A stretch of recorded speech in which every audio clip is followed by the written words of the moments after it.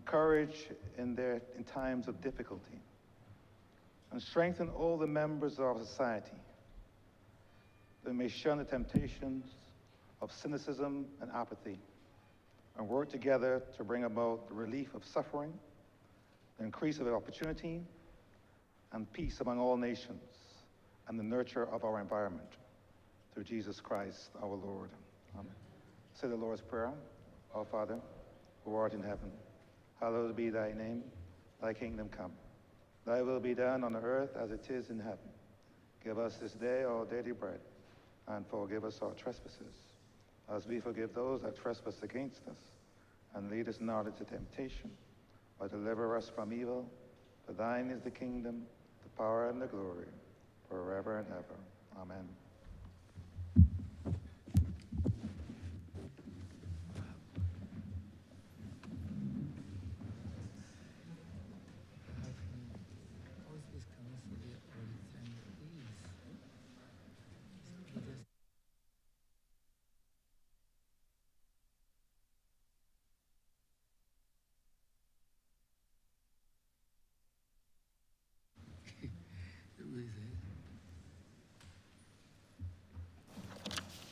This House is in session.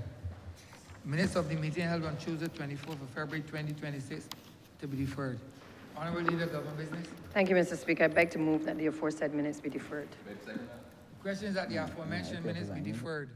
All those honourable members in favour, please say aye. Those against, please say no. We think the ayes have it. The aforementioned minutes are hereby deferred. Announcements by Your Honour, Speaker. Messages from His Excellency, the President. Petitions, papers, government notices, private members, business, notices of questions, reports from select committees, first readings of bills, statements by ministers, congratulatory and/or obituary speeches, personal explanations, motions for leave of absence, oral replies to questions, notices of motions for the adjournment of the House on matters of urgent public importance, orders of the day. Honourable Leader, Government Business. Mr. Speaker, I beg to move the suspension of standing orders 6, 16, 18, 20, 42 subsection 5, 43, and 44 for the remainder of the day's sitting. The question is that the aforementioned standing orders be suspended for the remainder of the day's sitting. All those honourable members in favour, please say aye. Those against, please say no. We think the ayes have it. The aforementioned standing orders are hereby suspended for the remainder of the day's sitting. Government business, sir. Government Business is the order of the day. Order number 1, the Appropriation Bill 2026. Honourable Member for Christchurch, East Central. Good morning. Thank you very much, Mr. Speaker. I have a relatively simple task this morning to give notice to the Parliament that the 2026 budgetary proposals and financial statements will be on Monday, March 16th at 4 p.m. in the afternoon. And with that, sir, I beg to move that this honourable chamber I do not ask that you leave the chair, and this House resolve itself into standing finance committee in order to consider the Appropriation Bill 2026.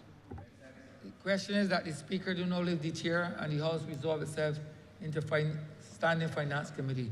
All those honourable members in favour, please say aye. Those against, please say no. We think the ayes have it.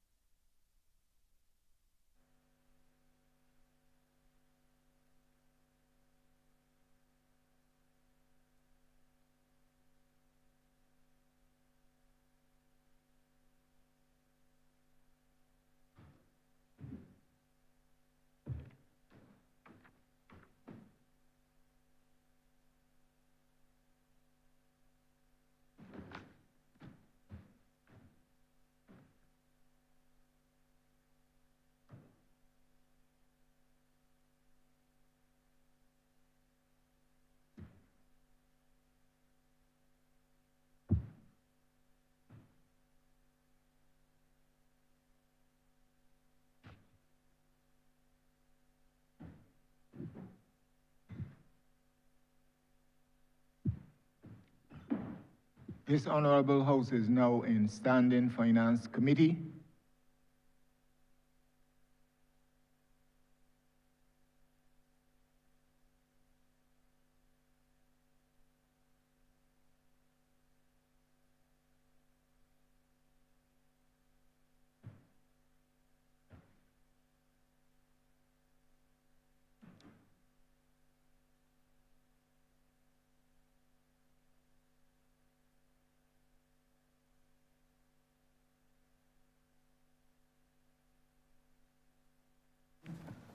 Mr. Chairman, Head 96, Ministry of Educational Transformation, in the amount of $289,649,114.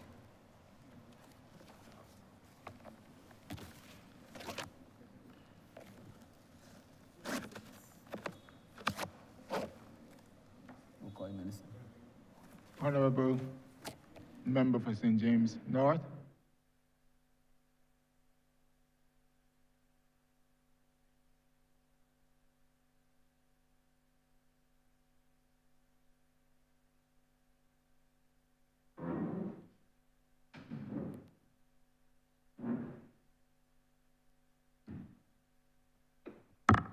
Thank you, Chair. I beg to seek the leave. Sorry.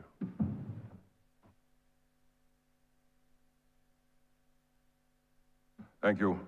I beg to seek your leave and permission to invite the team of the Ministry of Education Transformation to the well. Permission so granted.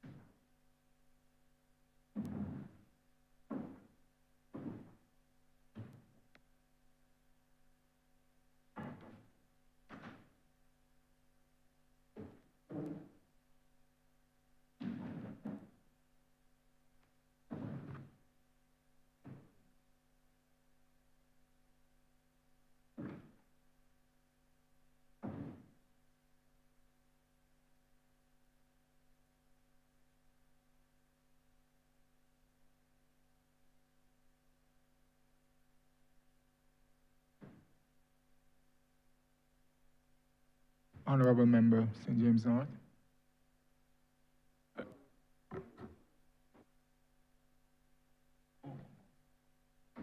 Oh, yeah.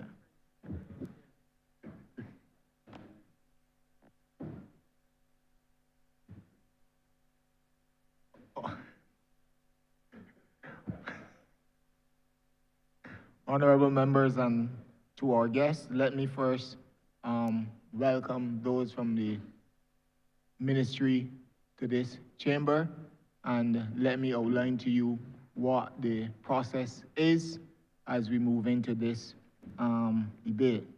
Now, the minister has 10 minutes to give his overview of the ministry.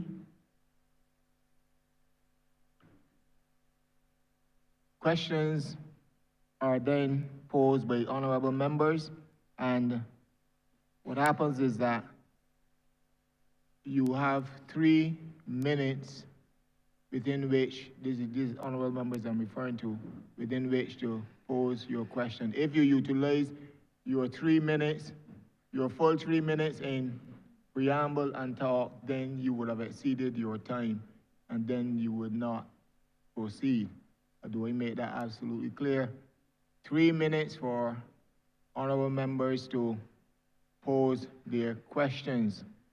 The minister, members of his team have 5 minutes to respond to the question. A member is then allowed 3 supplementary questions. Supplementary questions meaning these questions must relate to the initial question that you have asked. And then, if there are no further questions, you will then yield to the next honorable member. And I'm asking members that you would indicate, as you know, you should, by the raising of your name tags, so that I will know in the order which I should proceed from member to member. And let me advise as well, you do not, for instance, if you don't leave your name tag up during a break, and if you leave your seat and you're not here when your time is due, then you will go to the bottom of the class, and you will have to come again. So we will proceed at this time. Honorable Member for St. James North. Thank you, Mr. Speaker. Mr. Speaker, Mr. Chair. Mr. Chair, at the onset, let me first of all thank my team from the Ministry of Education Transformation who have joined me, and also let me reflect how happy I am with the fact that they're a competent and able team as we continue to lead the effort of transforming our education in Barbados. Now, Mr. Chair, a few months ago, I stood in this honorable chamber and set out a clear vision for education transformation in Barbados. One, of course, grounded in world-class standards, modern learning, and a system that serves every child. That vision has not changed. I repeat, that vision has not changed. And the urgency, if anything, has increased. Barbados is navigating a new reality. A faster global change, greater skills demands, widening learner needs, and the hard truth that climate resilience and digital systems, inclusion, and modern accountability can no longer be treated as optional. They must be built into the core of how we run education, how we teach, how we measure progress, how we support schools, and how we protect learning time. This is why our national transformation agenda is anchored in 5 strategic goals: raising student achievement, empowering educators, modernizing physical and digital learning environments, strengthening the ministry's internal operations, and updating legislative and governance frameworks to match 21st century realities. These are the goals which the ministry has clearly articulated and which this House has already been engaged on. These are not slogans, Mr. Chair, they are the blueprint for delivery. Also, let me be equally clear. Transformation is not a single announcement. It is not a single project or a single budget line. It is a disciplined and step-by-step process of building the system in a transparent way with specific and measurable outcomes so that families across the country can feel the change in real life, in reading, in school safety, in the way our teachers teach, and in the conditions of our schools. Today, I come to treat not only to the estimates, but also the direction of the future of education. I do this because the purposes of this ministry are simple: to give our children the best chance in the world at success, and to ensure that what happens in our classrooms equip them to compete, to contribute, and to survive and to thrive in that ever-changing world. Notwithstanding the transformation agenda, these estimates also provide for the essential day-to-day operational activities that keep our education system functioning smoothly. Schools must open on time. Teachers must be paid on time. Bills must be paid. Materials must be bought. And administrative services must function efficiently. These foundational elements ensure stability and continuity for students and parents and staff alike, and these are the core functions that we are committed to deliver. The estimates therefore make provision for expenses related to the core functioning of the ministry and schools, including, of course, personnel costs, school maintenance, utilities, classroom resources, student support services, examinations administration, and all that is required to run an efficient education system.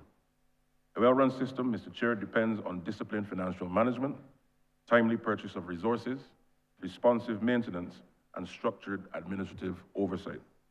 In short, whilst we build the future of education in Barbados, we are at the same time safeguarding its daily reliability.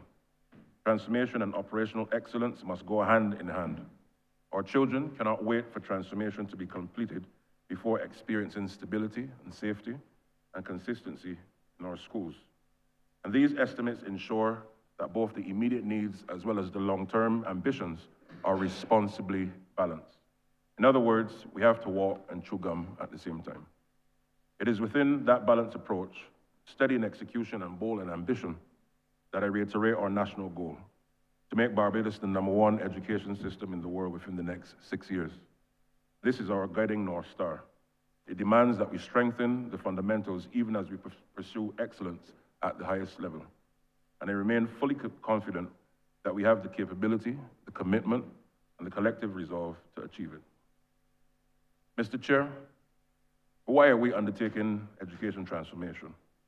Our purpose as a ministry is simple and clear: to give every child in Barbados the strongest possible start in life and the fullest opportunity to succeed. When we invest in our children, we are investing in the long-term prosperity, stability, and resilience of the country. And whilst examinations and the attainment of certificates are important, education is more about equipping our young people with the knowledge and the values and the skills and attitudes necessary towards excellence so that they can build a meaningful and prosperous life, contributing productively to our country. We are committed to nurturing students who are not only confident and academically capable, but disciplined in their conduct, respectful in their interactions, and responsible in their choices. Our schools must cultivate young people who understand the value of hard work, integrity, and perseverance. And at the same time, and importantly, we must ensure that they are socially and emotionally aware. They must know how to say please. They must know how to say thank you. I am sorry. They must also be able to manage their emotions, resolve conflict constructively, show empathy, work collaboratively with others.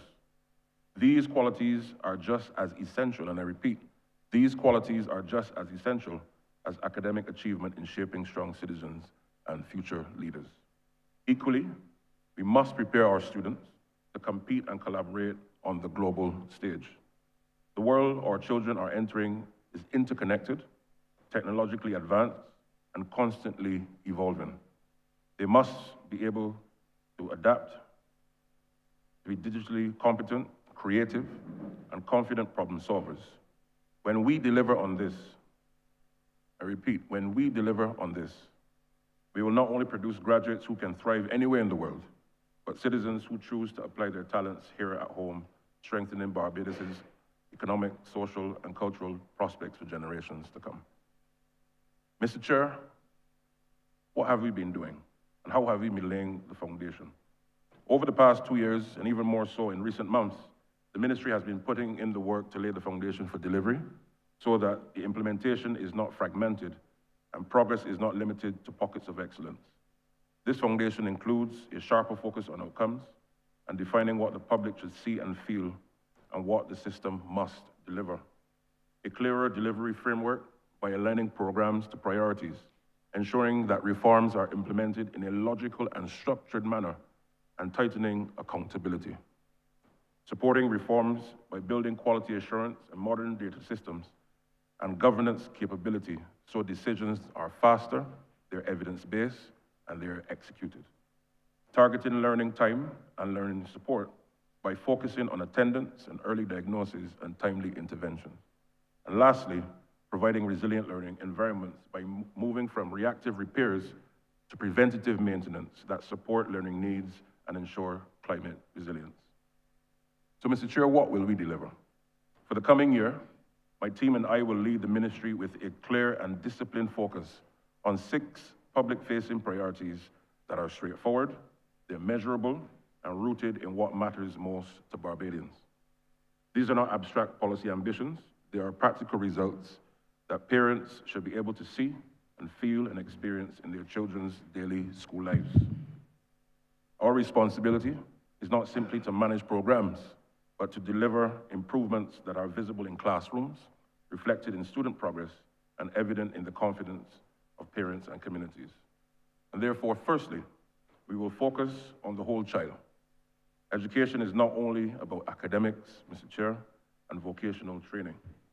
We will do this by creating a space within the curriculum for social and emotional learning, by nurturing and shaping the values and attitudes, giving them skills, because this will get them ready to do whatever they need to do in life, and to be trainable at all stages thereafter. Secondly, and importantly, we will return and strengthen the foundation of every child by ensuring that they can read, they can write, they can understand, and compute at expected levels. We must ensure that no one can trick them in life. Honourable Literacy- Minister, you have 2 minutes. No problem. Literacy and numeracy are non-negotiable building blocks for national development. And from December 2026, we have set the target for ensuring that everyone can do so. Thirdly, we will give students a fairer and more meaningful pathway to success by changing what we teach, how we teach, and how we measure performance. So this is how we teach, and therefore not just a talk and talk alone, but new modern ways to engage the child into learning. This also means not just the common entrance as we knew it, but continuous assessment and exams, both which are used in today's world, but continuous performance now has a wider acceptability globally. And you recall, Mr. Chair, that as of September this year, Class 3 students will have their performance measured and recorded, along with their Class 4 marks, to constitute 50% of their marks for exam, and they will take May 2028, so that the children entering secondary school in September 2028 will not be doing so on the basis of a one-shot common entrance exam, but a mixture of continuous assessment and common entrance. And the methodology for how they enter school will also change, with 50% coming from the catchment and 50% outside. Fourthly, we will fix and modernize our schools. We must continue to make them safe and attractive and resilient. Our learning environments must be welcoming, attractive, and digitally enabled so as to withstand bad weather. We must always bear in mind that our schools are shelters, and therefore we are building and refurbishing with this in mind. I'm happy to also report that we have refurbished 66 primary schools. During the course of the summer, we will also be refurbishing an additional 35 this year. What is noteworthy, Mr. Chair, is that the work done on our schools no longer happen only during the summer, but we are now doing so on weekends and bank holidays and throughout the year to ensure that we can modernize all of our schools at scale and at pace. Fifthly and importantly, we will ensure that our students have the best possible leadership and teachers and support staff that we can offer, so as to ensure that the continuous training and resources that they all need are available. This is a priority for the ministry. And the sixth and final point, we will hold everyone accountable. The ministry, school leadership, teachers, students, boards of management, our partners, of course, in PTAs and unions, and all partners alike. Transformation, Mr. Chair, is an all-of-country effort, and excellence must be shared responsibly, and therefore, once we get this done, we can deliver. So when does this begin? I'm pleased to report that it has already begun. And for the last 2 years, we've been building deliberately and strategically. And therefore, this exercise for us is really about sharing with the country how we're going to continue on building on transformation, whilst at the same time ensuring that we can deliver on rolling out education for our people for generations to come. Mr. Speaker, these estimates support a disciplined national build, starting with the foundation first, and then scaling so that every child in every community benefits from education transformation. And I therefore ask this honourable chamber to support as together we secure this nation's future. Thank you.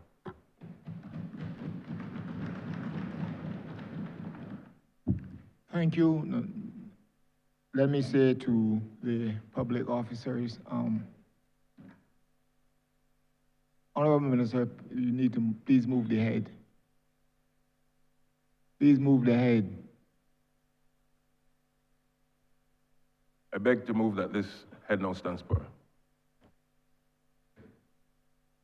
Thank you. To the those public officers here and who will be here for the first time, when you are, if a question is posed to you or it is deferred to you, you would ask that you give your name and the position you hold within the ministry at the outset when you start to speak. Thank you. Honorable Member for St. Michael Northwest. Hi, good morning to all. Good morning, Minister and your team. My question relates to serious maintenance on schools that are situated within my constituency, the constituency of St. Michael Northwest. Last year, I had, to face a situation in relation to rats at Deacon's Primary School. This is a situation that, honestly, I think could have been avoided through the ministry in the past. My concern relates to the maintenance of Deacon's Primary School, mainly. Also, the maintenance of St. Stephen's Primary School,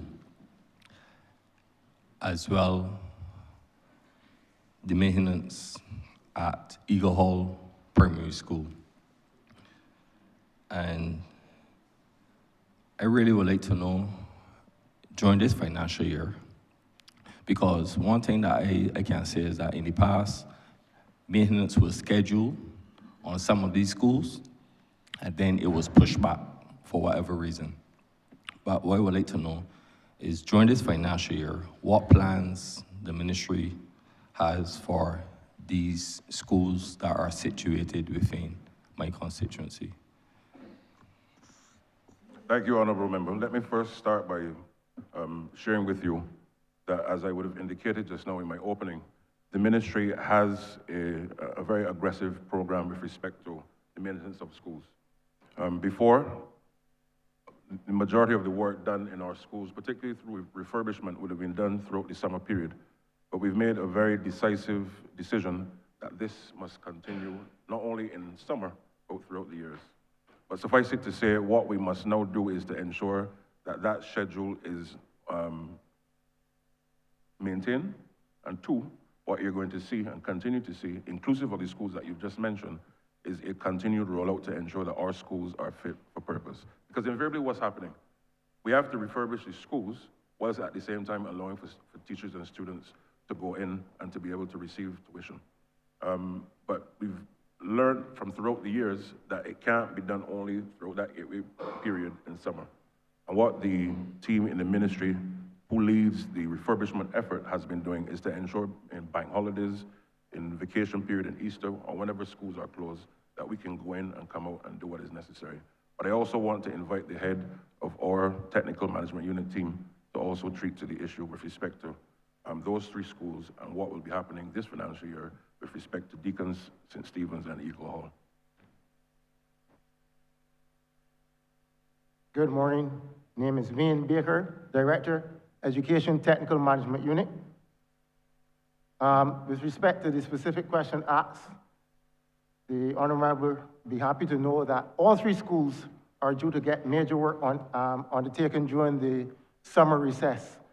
The Eagle Hall Primary School forms part of the Skills for the Future project, and the other two, St. Stephen's Primary and Deacon's Primary, will be having major work done during the summer period under the Education Technical Management Unit.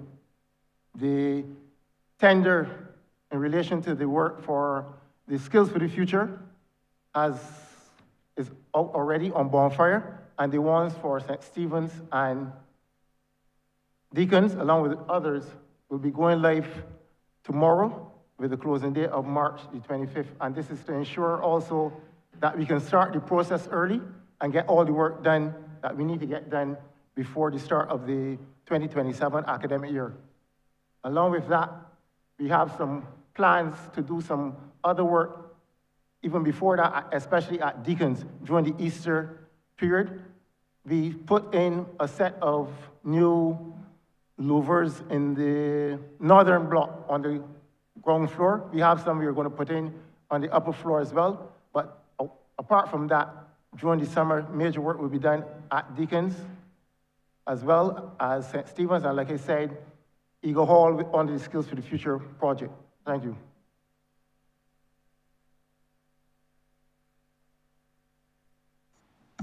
Okay, thank you.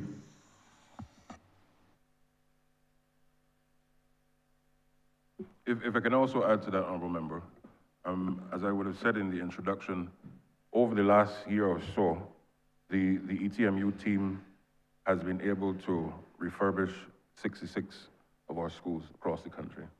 This, of course, is a remarkable achievement, but we're not going to rest on our laurels. And as I said, in summer, 35 schools are going to be done so as to ensure that we can continue to refurbish. But what is also happening, in addition to refurbishment, part of the transformation now requires us to now look at new modes of how schools are built. And I want to give an example of the Wilkie Cumberbatch School. What the country will now see is new modes of how classrooms are structured, because we're moving away from the chalk and talk type of model. And therefore, the model will now allow for people to have classrooms which are, one, more comfortable, two, not just resilient, but three, allowing for students and teachers to engage in a new way that is now fit for purpose for how we want to ensure that people can learn in the best possible way. So at the same time, yes, we're refurbishing, but we're also building out what the future of schools look like in the country. And this, therefore, allows for us to set in motion, because what's happening, our school plans are between 50 years old to 200 years old. So I always liken it to having to live in the house whilst at the same time trying to refurbish it. You still have to get up, you still have to make breakfast, you still have to have your shower. But at the same time, the workmen are still there doing what needs to be done. So I want to publicly commend the team for the commitment that they have, but we will continue in earnest, and we're not going to rest on our laurels, because every school in this country, including, of course, your constituency, must be able to now see and feel even further what we're looking to do with respect to transformation. Okay, thank you. Honourable Member for St. Peter. Thank you very much, Mr. Chair. Allow me to, but a very, very brief preamble, because I heard your comment, to commend the minister and his team for work done so far and for being here this morning. The question I have relates to an issue that has been brought to my attention repeatedly as I interact with members of the social partnership, and particularly when I chair the subcommittee of the social partnership. It has to do with the role, the function, the ability, and sometimes the awkwardness of the relationship between trade unions and their representatives and those who occupy the position of Secretary-Treasurer in our secondary schools. I can also say that I have noticed it from personal interaction as well. And my question to the minister and his team is, what is the role of the Secretary-Treasurer, and what type of supervision do they get from the ministry? And the reason why I'm asking this question is because schools are not only educational institutions. They're primarily educational institutions, but they're oftentimes they're places of business, because there are contracts awarded. That is also a concern. There are also institutions that have significant labor management responsibilities. And so it is necessary for us to understand exactly the role and what type of supervision there is in place. The challenge that is identified has been identified to me and to others, particularly at the social partnership level, has to do with the fact that there is often seen an intransigence, to use the term that somebody has used to me before. There are small p popes in the school system.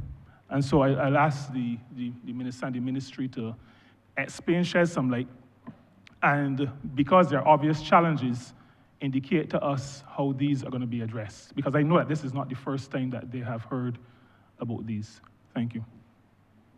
Thank you, Honourable Member. Let me start by saying part of what we're now required to do, and we've already started, but we will move in earnest, is to look at the governance model of our schools, and in particular, this respect secondary schools. Now, of course, secondary schools are run by boards, and on a day-to-day basis, there's the principal and there's the secretary-treasurer. But part of that transformation now requires us to look at the training of all who administer leadership in our schools, in addition to the secretary-treasurers. And what must now be clear is that as we go forward, the roles must not be seen in silos, and as you suggested, little kingdoms, but working hand in hand to ensure that we can deliver what is best for our children, ensuring that operations at the schools are seamless and efficient, and therefore allowing us to deliver what we want. But I will also invite our Permanent Secretary, P.S. Bell, to also treat to the question. Good morning, Kim Bell, Permanent Secretary, Ministry of Education Transformation. The Secretary-Treasurer's role really is there to support the Board of Management of the secondary school in terms of that management of the school, and working, not only representing the Board of Management, but also working along with the principal of the school, because the Secretary-Treasurer is the person that is there on a daily basis. So being the eyes and the ears of the chairman and the Board of Management of the school. As Minister said just now, we do recognize sometimes there may be that measure of uncertainty in terms of where the roles exactly lie, even though it is all settled within the Education Act and its regulations.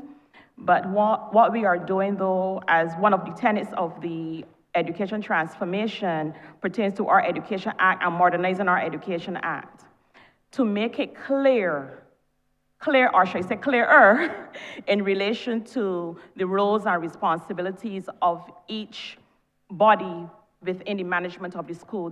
That is the principal vis-a-vis that of the secretary-treasurer, vis-a-vis that of the board of management and the chairman, because we do recognize that in some instances we have some silence in terms within the legislation that is not quite transparent in terms of the roles. So as we do our modernization of our Education Act, that is one aspect that will be dealt with to ensure that there's greater clarity in relation to the roles and responsibilities, and added to that, continuous training.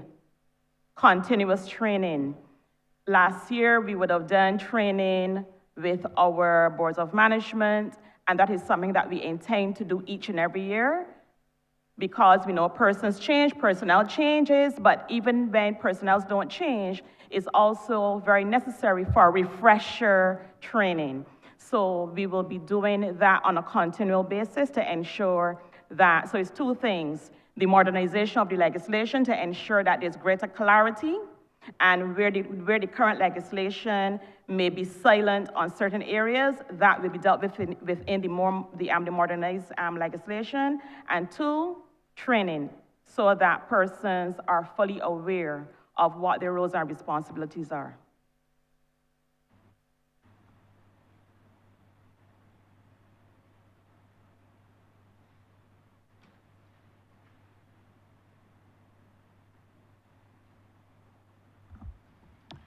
Thank you very much for the responses.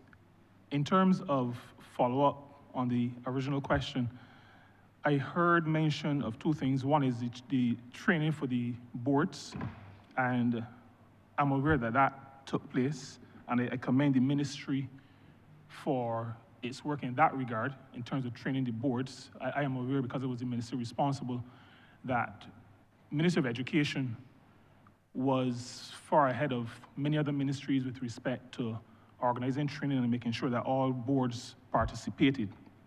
Now, I'm also aware that secretaries, treasurers were not involved in that training, as far as I'm aware. They were.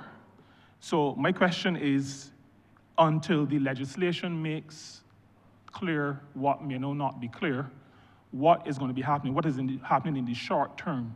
Because I do not get the sense that after that training, the secretaries, treasurers are clearer in terms of their own roles and where their responsibility stops, or where the authority stops? In addition to the training that you mentioned, the ministry would have done additional training in September with the boards again, as well as the secretary treasurers. So on each occasion, the secretary treasurers were involved in the training.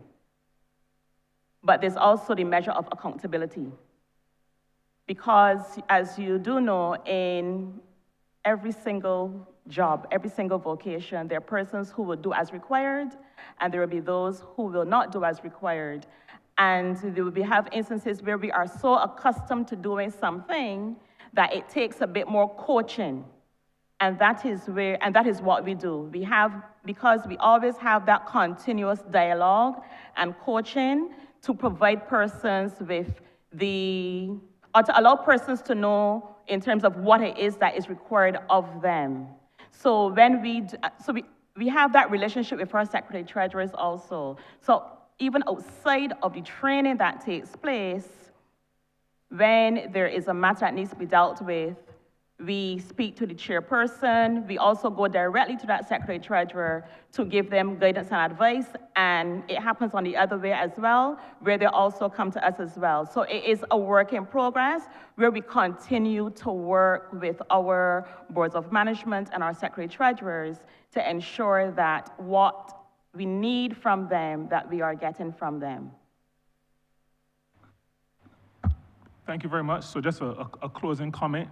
I am then able to say to the representatives of the trade unions who interact with your institutions that the training has taken place, will continue to take place, and that they can be assured of greater engagement and more human, decent engagement with the schools that they interact with.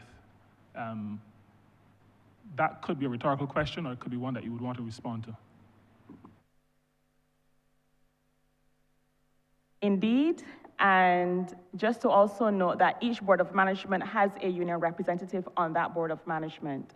So they're also there to help to give that added guidance. But yes, we will continue to work together. Honourable member for St. Michael South Central.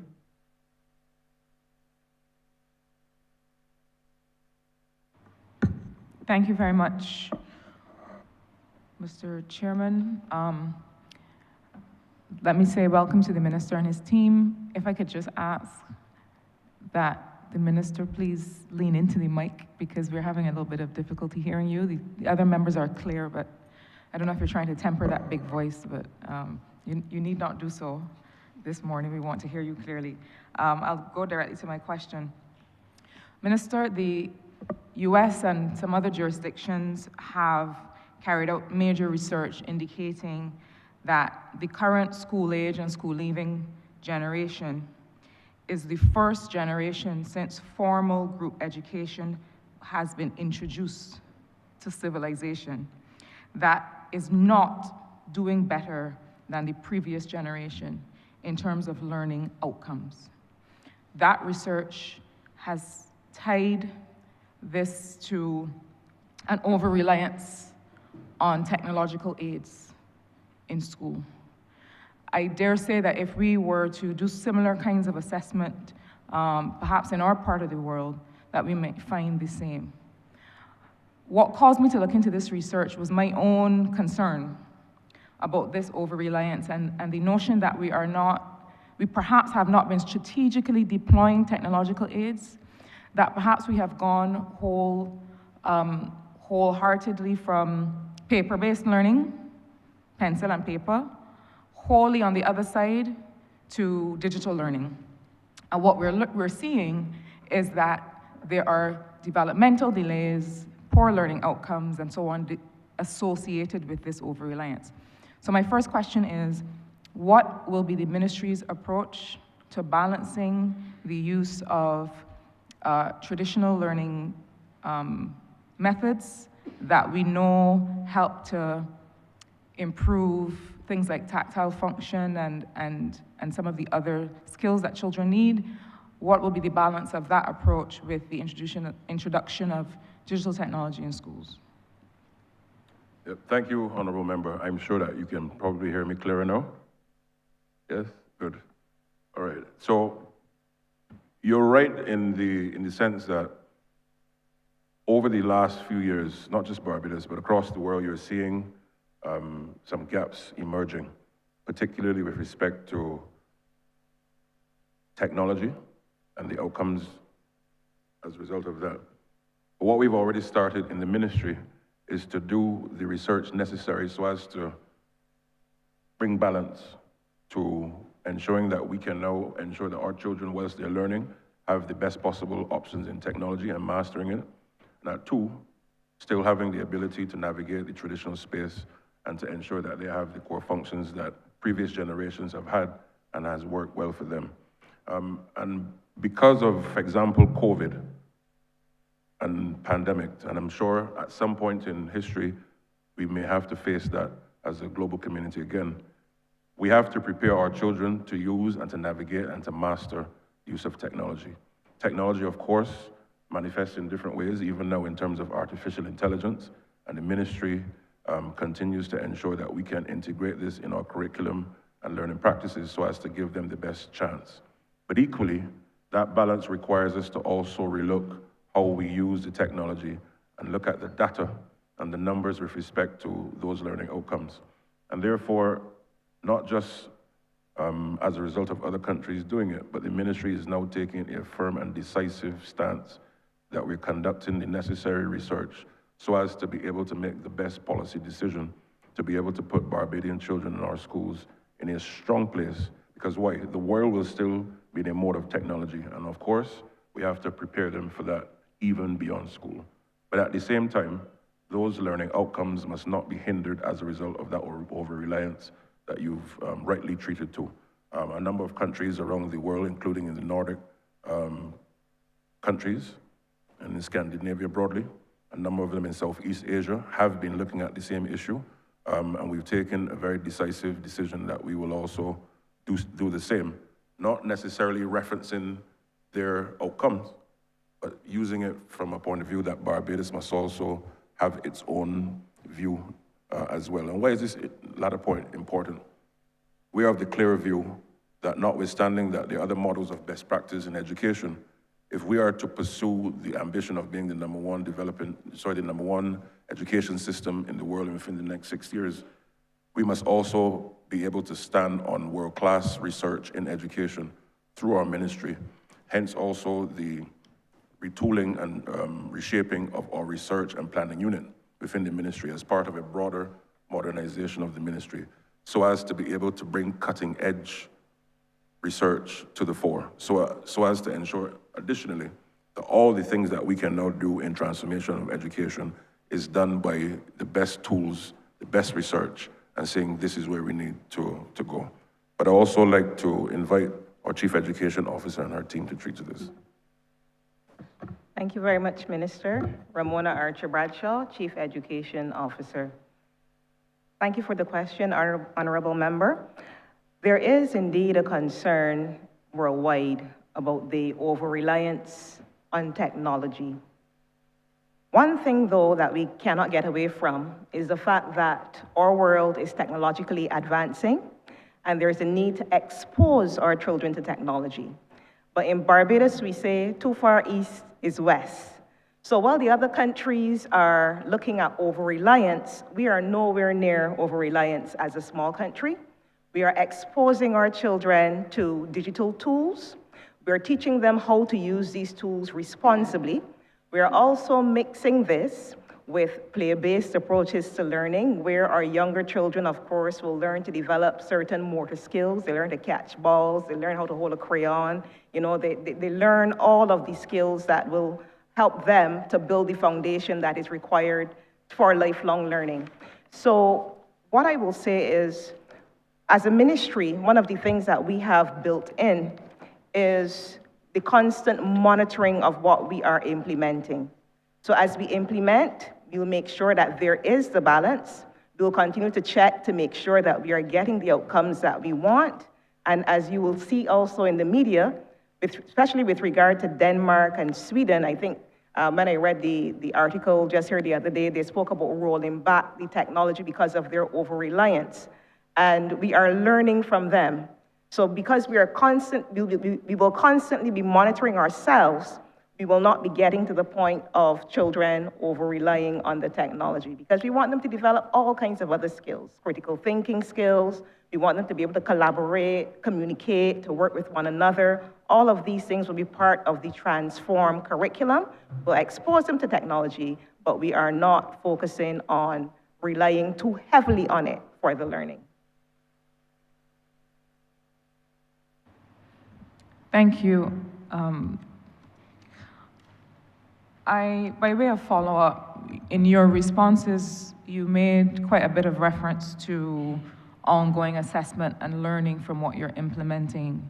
And so my first follow-up question relates to ongoing assessment of special learning needs in schools.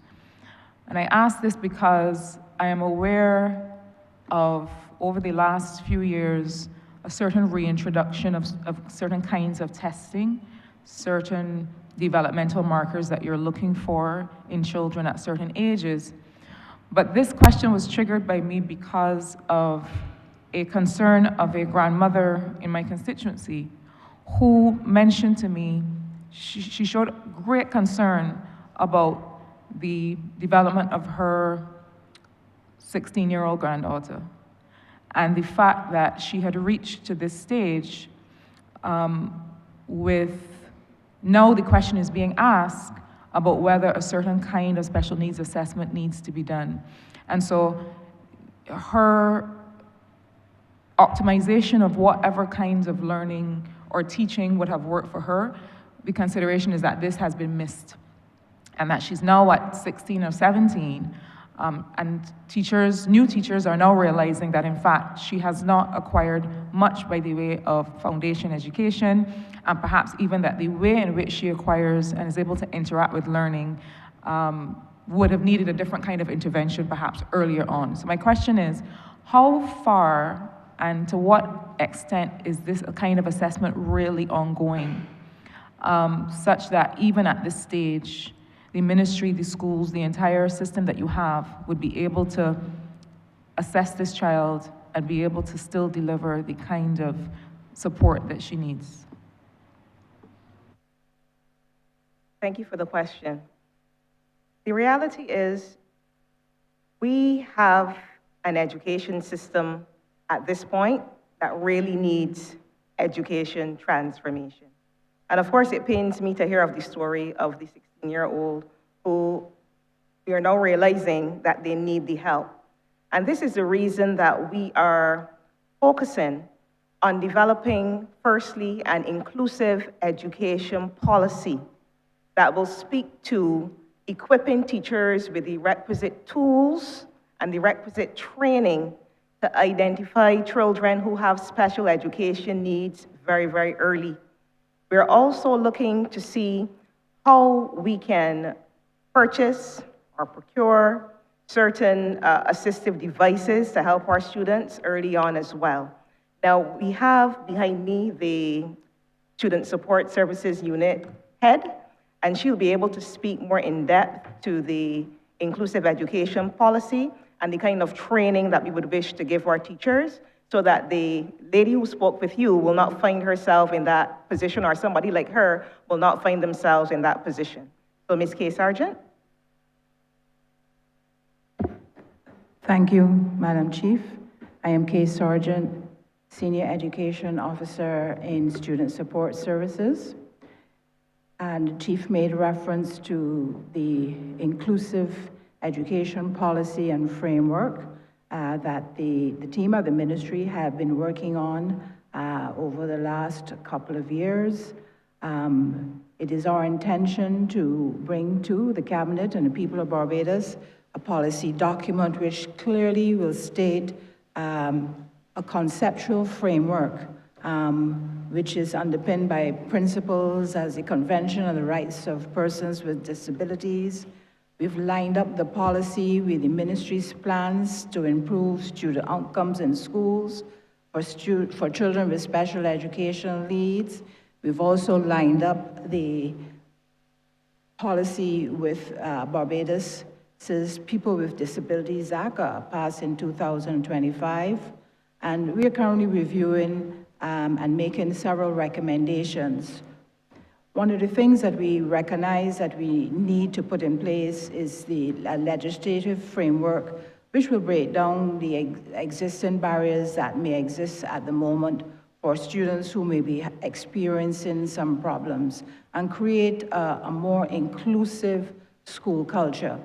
The draft policy recommends legislative changes to the Education Act, and we hope that this will ensure that students such as this young lady that you are speaking of will not be in a position in the future. This is a part of our transformational agenda.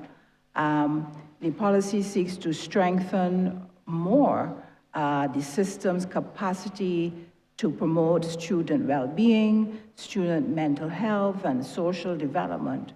And particularly in this case that you've cited, the policy aims to state what teachers need, what kind of training teachers will need in order to put in place intervention strategies from as early as the nursery school, what intervention strategies parents can put at home, and the support personnel of which student support services will do.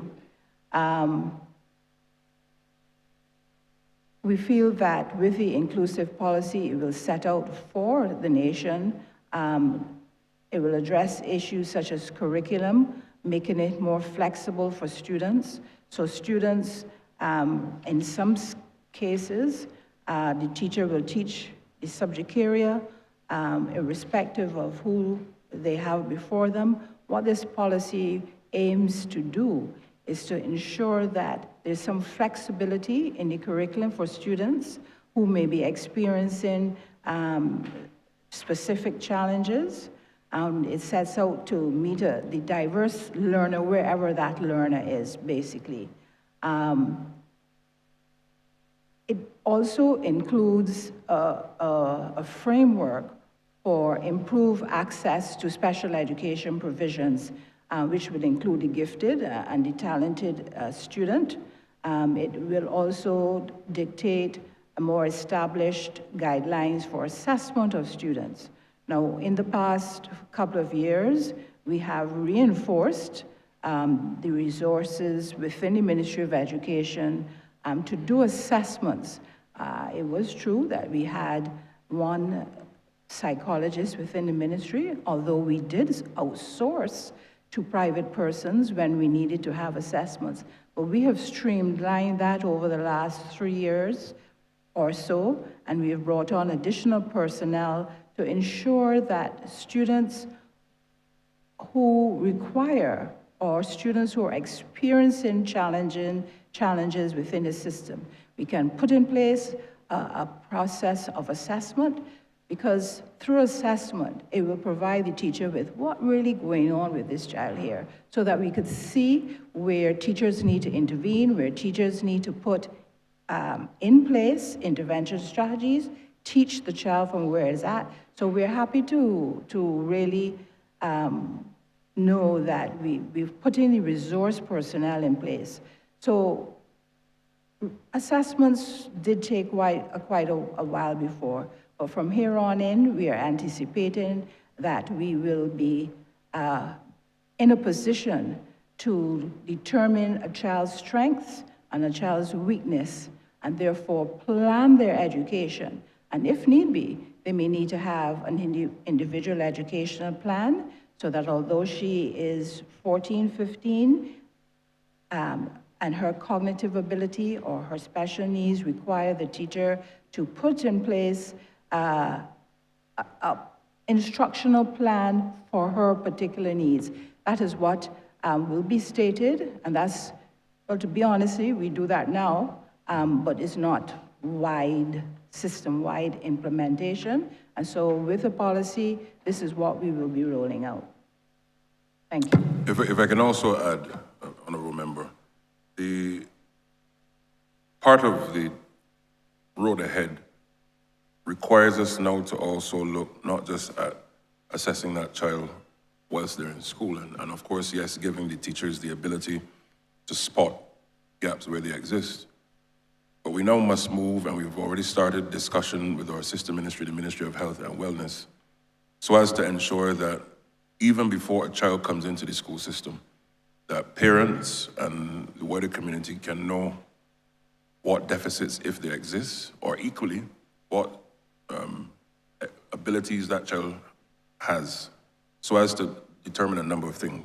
One, it helps with planning, so that that assessment allows for us to know, okay, your child may be 6 months, 1 year old, a year and a half, and it has A or B gaps. And by the time they get into early childhood education, and by the time they get into the school system, the ministry would already be in a position to know what type of teacher with what type of training is needed for that child and which part of the country. So that early assessment, even before they get into school, allows for future planning, coordination, and also the reallocation of our resources, particularly from a personnel point of view. And I make that distinction as well. There was a study which was shown recently that a number of countries, particularly in the Western Hemisphere, continue to face the challenge of a high level of autism. The different arguments as to why that is, but we must now be in a position that, for example, if a child presents autism at an early stage, or even if it was not diagnosed in its current format, we move in a direction that where we can create a framework to allow for us to spot it and to be able to give that child the best possible option for success. And I give a very real example that continues to be an example I speak of. When I was studying law in the UK, I had a colleague in class.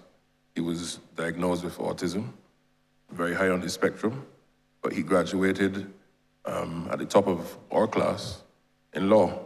Why? Because the systems were there in the UK, in his county, that from the earliest possible stage of education, he was able to not just be assessed, but the necessary support to be able to carry him through all levels of school and to be able to tap into the ability that he had. And this is, of course, where we're going. So it's not just the Ministry of Education Transformation working on that policy, but of course working with the Ministry of Health and Wellness and other stakeholders so as to ensure that even before a child comes near to the school system itself, that we can spot it and, of course, diagnose and spot. But it also helps the parents to be able to navigate that space, because oftentimes, of course, this is very difficult for them to navigate, particularly if they're not trained. So we must now look at a very broad and overarching strategy as to giving that child, as I said, the best possible chance of success. Thank you, Minister and team. I only have one follow-up question, but just a quick comment on the previous one. I am encouraged to hear of the plans on policy. However, I had hoped to hear something practical for that grandmother whose 17-year-old is now at the point, and whose family is now at the point where they are worried about that child's income earning capacity. This is a family from a working class community.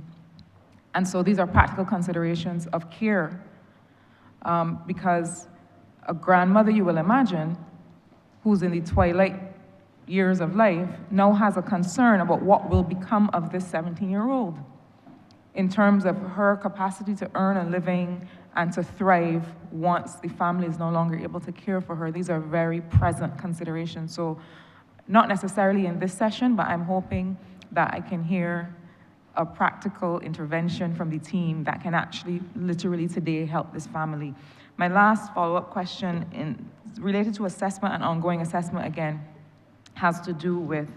Honourable Member, I thought I heard 3 follow-up questions. This is my second follow-up question. So, from my recollection, Honourable Member, you have No, I have them numbered, 1, 2, 3. This is my third, this is only my second follow-up. I am noting the interventions too, Honourable Member. However, you may proceed. I but appreciate this that, is Mr. Chairman. So this has to do with the assessment of students who have been suspended, their assessment and continued engagement with these students, and the level of special interventions that are available. This is a real concern in communities because invariably what happens is that these students become unattached. Some of them, I mean, I don't know who's tracking, but some of them, I dare say, if they're suspended for 2 weeks, they may return to school many weeks or even months later. And I'm speaking about cases of which I'm aware. Another honorable member here is nodding because he and I are about to embark on a program ourselves to be able to address this issue in our communities because these students become at risk for other kinds of behaviors, including ending up eventually, we find, before the criminal justice system. I'm interested to hear from you what is being done now, today, to make sure that these students remain engaged, and what are the plans of the ministry to address this issue?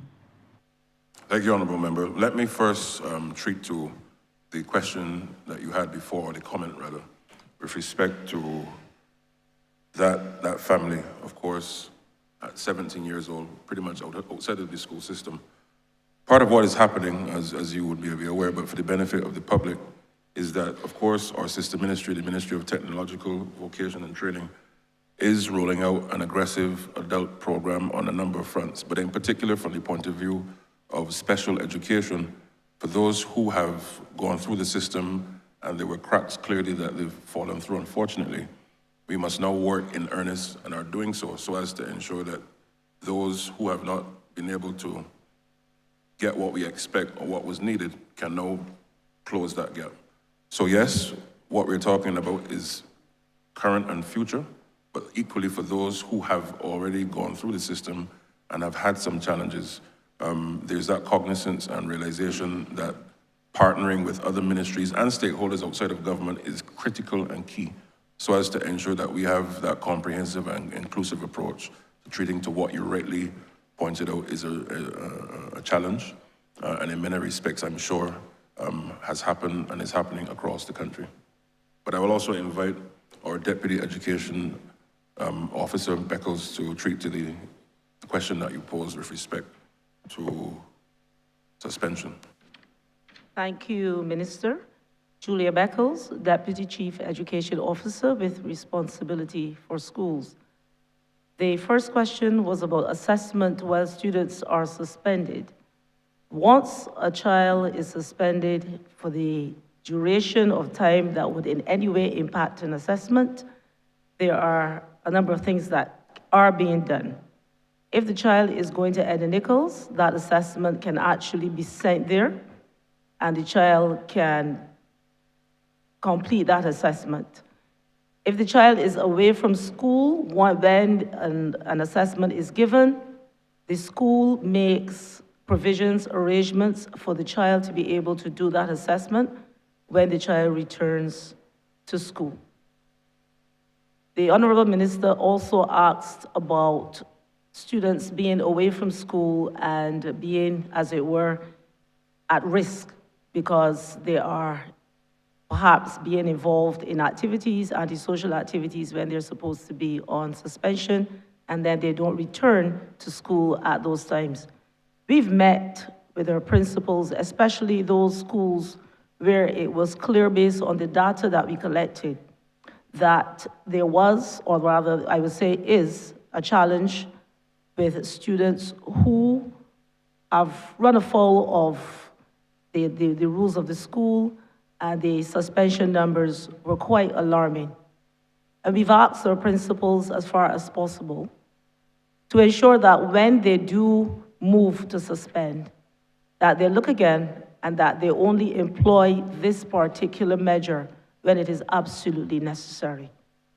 We've also asked that when students are being suspended, as it's supposed to be for more than 2 days, 3 days, 4 days, that those students go on to Edna Nichols, the Edna Nichols Center. Now, when students are supposed to return to school, there's usually a date given on the letter, the correspondence that would go home. And we've also asked our team in the Ministry of Education Transformation, our officers, to work much more closely with our principals to flag students who do not return on the days that they are supposed to return following a suspension. We know of some of those cases, and we have actually had our school attendance officers check to find out why the children have not reported for school. And I can say to you that we are definitely doing more in this regard. As it relates to suspensions generally, I can say to you that we met with the schools which had the greatest number on January 8th of this year. And we spoke about the challenges that the schools were having and discussed some other methods that could be utilized instead of suspension. We generally spoke about behavior at the schools and what could be done to improve behavior so that suspension, if at all used, will be used in the minority. So we are actively working on this, and so far, for the 9 weeks that we have been in the term, we have seen a great percentage, I would say over 60%, based on the data that we have collected, a reduction in the number of students being suspended out of school. Some principals have also offered to have students in what is being called in-house suspension, where the child has run afoul, the parent is contacted, if the parent is made aware that this has happened, but the child remains at school, is allowed to take part while on a reduced basis in activities in the school, but serves that suspension within school. I trust that this answers your question. Thank you.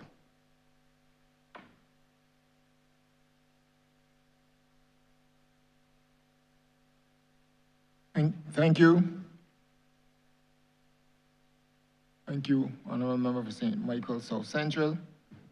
Honourable Member for St. James South.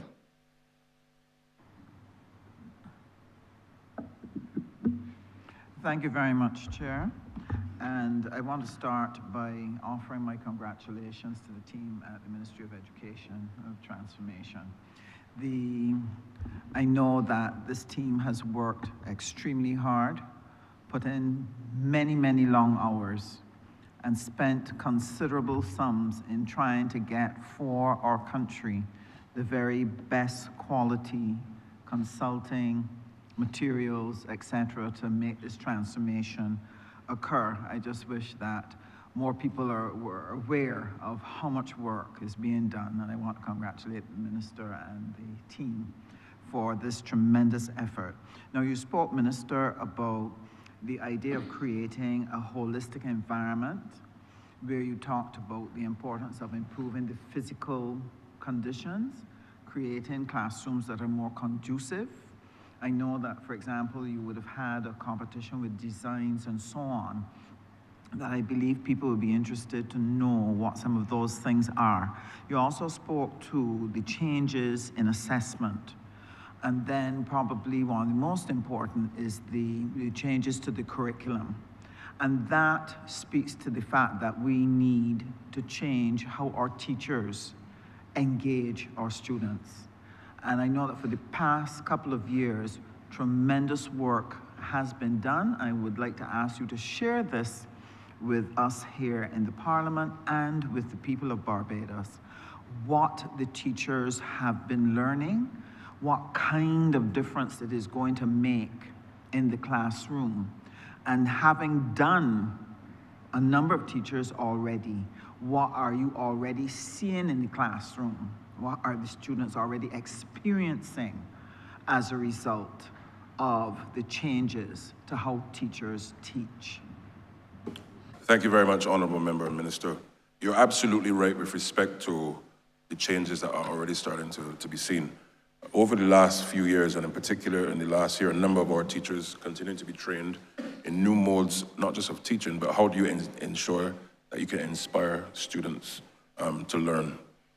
Part of the transformation also will see a lot of student-led type learning, where they now take full ownership of, not just from a point of view of the teacher says A and I write A, but questioning theory, questioning modes of learning, but in an environment that allows for them now to, even beyond school, have the confidence to be able to stand tall and to deliver on what they've learned. And one of the things that we've been able to do as a ministry, even before I came in this capacity, is that the ministry has been able to build some strategic partnerships, not just in Barbados and the Caribbean, but outside of the region. And in particular, Columbia University has worked with the ministry in ensuring that our teachers can receive some of the best training anywhere in the world, but in new modes of teaching. And how do we ensure, therefore, that that teaching continues to now resound to the benefit of the students in the classroom? A number of parents, not the students, but parents, have even written to the ministry and said, a number of teachers who've gone through the training that you've been able to do over the last years, we've been able to see different, not just better grades in our children, but in perspectives, questioning things, and the level of articulation is different. Because why? The teachers feel more inspired, they feel more connected to the curriculum, which continues to change at pace, and therefore, even from the point of view from your ministry, who train our teachers even before they come into the system, we have to ensure that they continue to receive best-in-class training, which they are getting in many respects. And two, the question also becomes, how do we ensure that all of our teachers who are in the system, through continued professional development,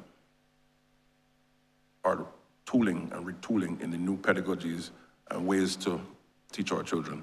So it is an exciting time. Yes, we're seeing the results, but I also want to invite the chief and her team to give you some more specifics with respect to some of those changes that have been happening throughout. Thank you, Minister, for your comments and for your question. The education transformation agenda, quite a heavy agenda, and as our minister just said, we are basically walking and chewing gum. We are looking at changing the curriculum, not only changing it, but changing it so that it's more meaningful for our students. We want to make sure that our children understand the basics, that they have the foundational skills when it comes to literacy, when it comes to numeracy. And you spoke about the long hours that we spend, yes. But I want to tell you, Minister, and the public who's listening, that this will not happen overnight. All of what we're doing will take about 5 years in order for us to see real, meaningful change. But the work started about 2 years ago. And it's like building a house. When you build a house, you have to start with the foundation. You look, you don't see any walls going up yet, and you wonder what's happening. But we've been spending 2 to 3 years just building that foundation. We've been training our educational leaders. We've been training our teachers. With regard to our educational leaders, we've been exposing them to what does it mean to be an instructional leader. Many of our principals are bogged down with administrative tasks, but we often encourage them to remember their why, understand the reason why they're in this position, and that is really to see the children learn. And over the past 2 to 3 years, we've seen an improvement in the way that our principals have been leading. Of course, we have to give some of them some additional support, and we've been doing that at the primary and at the secondary level through the University of the West Indies and other private entities. Our education officers are also going in and doing a lot of hand-holding. I'm happy to report that we have had an increase in the number of education officers who can go in and not only to monitor and correct, but to coach and to guide and to bring about the kind of school improvement that we want to see. Our teachers have been engaged in workshops dealing with project-based learning and play-based learning. And what does this really mean? It means that instead of a teacher standing in front of a group of children and telling them, what they need to know to pass an exam, The children are using questioning. You know, they're asking their teachers questions. They said, teacher, you know, well, yesterday I was riding my bicycle and I realized that this happened. This has to do with what you're teaching here. So it helps to link the learning to everyday life. And the research shows that when children link the learning to everyday life, true learning occurs. It is more meaningful to them and they can carry it. And you know what? Learning also becomes fun for them. And we want learning to be fun, that they don't only see that at 16 years old, yes, I'm finished with that, I'm glad to be out of school, hooray, but they say, you know what, I want to continue to learn. I spoke about reading and writing, because you asked about some gains, and I did say that it will take some time to see gains, but I'm pleased to report that last year, when we looked at the BSSE marks, for mathematics and English, there was an improvement. We moved from 65.2% from the year before, this is in English, to 72.5%. Last year, we moved from 54.6% in math to 60.2% in mathematics.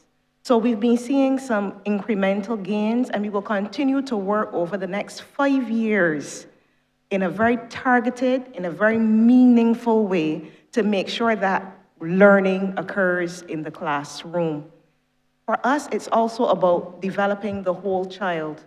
The minister spoke about the fact that we will not only be focusing on the academics, but we'll be looking at the social and the emotional learning side. We want children to see the ethics in things. You know, to say please and to say thank you, to say sorry. We want global citizens, yes, but we want to make sure that they have what we call good old Bajan values, so that they're recognized anywhere in the world. When anybody sees them, they will say, okay, this person here is a Bajan. That is our brand. And really, this education transformation is happening through the Ministry of Education, but really it is a national transformation that we are hoping to bring about. Because when the children are at school and they're experiencing all of the things that the minister spoke about, you know, when they go home, they say, Mommy, Daddy, this is what I did today. Then the parents are interested, then you can get the kind of change that you want to see in each community and eventually throughout the nation. So yes, we've been doing quite a lot. I mean, I could spend the whole day talking about education transformation. We've been doing quite a lot, but it redounds to the mantra that we have, where we are not just teaching a subject or just teaching subjects, we are teaching students for life. Every child, Barbados. I just wanted to ask you to give, and thank you so much for that, because education transformation is exciting. And I just wanted to ask you to share what are some of the specific things that the teachers are now learning in the project-based and play-based, and how does that work out in the classroom in a way that the child learns values and that type of thing. I think there's some innovative ways that y'all are teaching that, using those approaches. So if you could help us and educate us. Thank you very much. In terms of the project-based learning, some of our teachers across the system are already utilizing it. But what it basically entails, it speaks to a shift from the talk and chalk that happens in the classroom, where our teachers are just preparing our children to pass an exam. It allows for our children to, as I had said before, to ask questions, to link their learning to everyday life. They will see how the science connects to the business, how the business connects to the English, how the English connects to the math. You know, for example, you may have students asking the question, how do I get rid of the seaweed from off the beach? That's a simple question, but that calls for a lot of research. They have to determine, how did the sargassum seaweed get there in the first place? Okay, now it's here, how do we remove it? What materials can I, or what merchandise can I make from the same sargassum seaweed? So all of this calls for research, it calls for collaboration. They might have to write letters to the Ministry of Environment, so you can test the letter writing skills there. So really, it allows the children to demonstrate what they know and what they're able to do in real life settings. And the teachers, there are teachers across the system who are using it more so after having been exposed to the project-based learning workshops. And this indeed will contribute to creating the kind of citizen that we want. Because we are not one-sided individuals that, we think in terms of biology, or we think in terms of chemistry, or we think in terms of math. Everything that we do is very interconnected. And in teaching in the interconnected way, it helps our children, therefore, to navigate life in a more interconnected, problem-solving, purpose-driven way. Thank you very much. And my last follow-up question, in terms of, we talked about the holistic environment, the infrastructure assessment, and curriculum. I know safety was a major issue with the schools, and that a significant amount of work has been done in relation to looking at the policies and the things that you're going to put in place. So if you could share with us what are some of those things that you are looking at so that the population has the confidence that we are working on something that is critical to families and so on. Thank you. Thank you. Now, yes, we've been working on a safety and security policy because we recognize that no learning can take place in an environment unless the students feel safe, staff feel safe, parents, when they visit the compound, they feel safe. So I am pleased to report that there was approval given to that particular policy, and we will be looking to make that material in very short order. I will call on the Deputy Chief with responsibility for schools, who has responsibility for ensuring that it moves out as it should. Thank you, Madam Chief. While we wait on the policy, we have put in place some protocols in all of our schools, and some of these protocols begin right at the gates as it relates to security. We've asked that all security guards, in fact, we have placed we have placed security guards in all of our primary schools, and we have asked that at the gate, there be the registration of personnel and visitors, so that we have a log of the persons who are entering and leaving the compound. We've also asked that principals indicate to parents and guardians their protocols as it relates to visiting the school for appointments and visiting the school when they have challenges and they wish to speak to the management or they wish to speak to any teacher in the school. We've asked that they communicate that in writing to all stakeholders. So while we wait, there are at least those two matters that we have worked on. We've also worked on some of the technological security. There are some schools where we were having some challenges with break-ins, and they, as part of their school improvement plans, have asked the Ministry of Education to support them, and we have done that readily because we understand that we need to have safe environments for all who work and study there. As it relates to situations that occur, for example, environmental hazards, sometimes we have challenges with fires, and we have smoke emanating from fires and schools being engulfed in smoke. While we are aware that the core function of schools is teaching and learning, we are also very mindful of the fact that our teachers, our support staff, and our children must operate in a safe environment. And the Ministry of Education Transformation has moved with haste whenever we have been contacted as it relates to the school environment being impacted in any way, to ensure that we evacuate our students and our staff from those environments, and that we deal very frontally and very, very summarily with whatever is causing the challenge.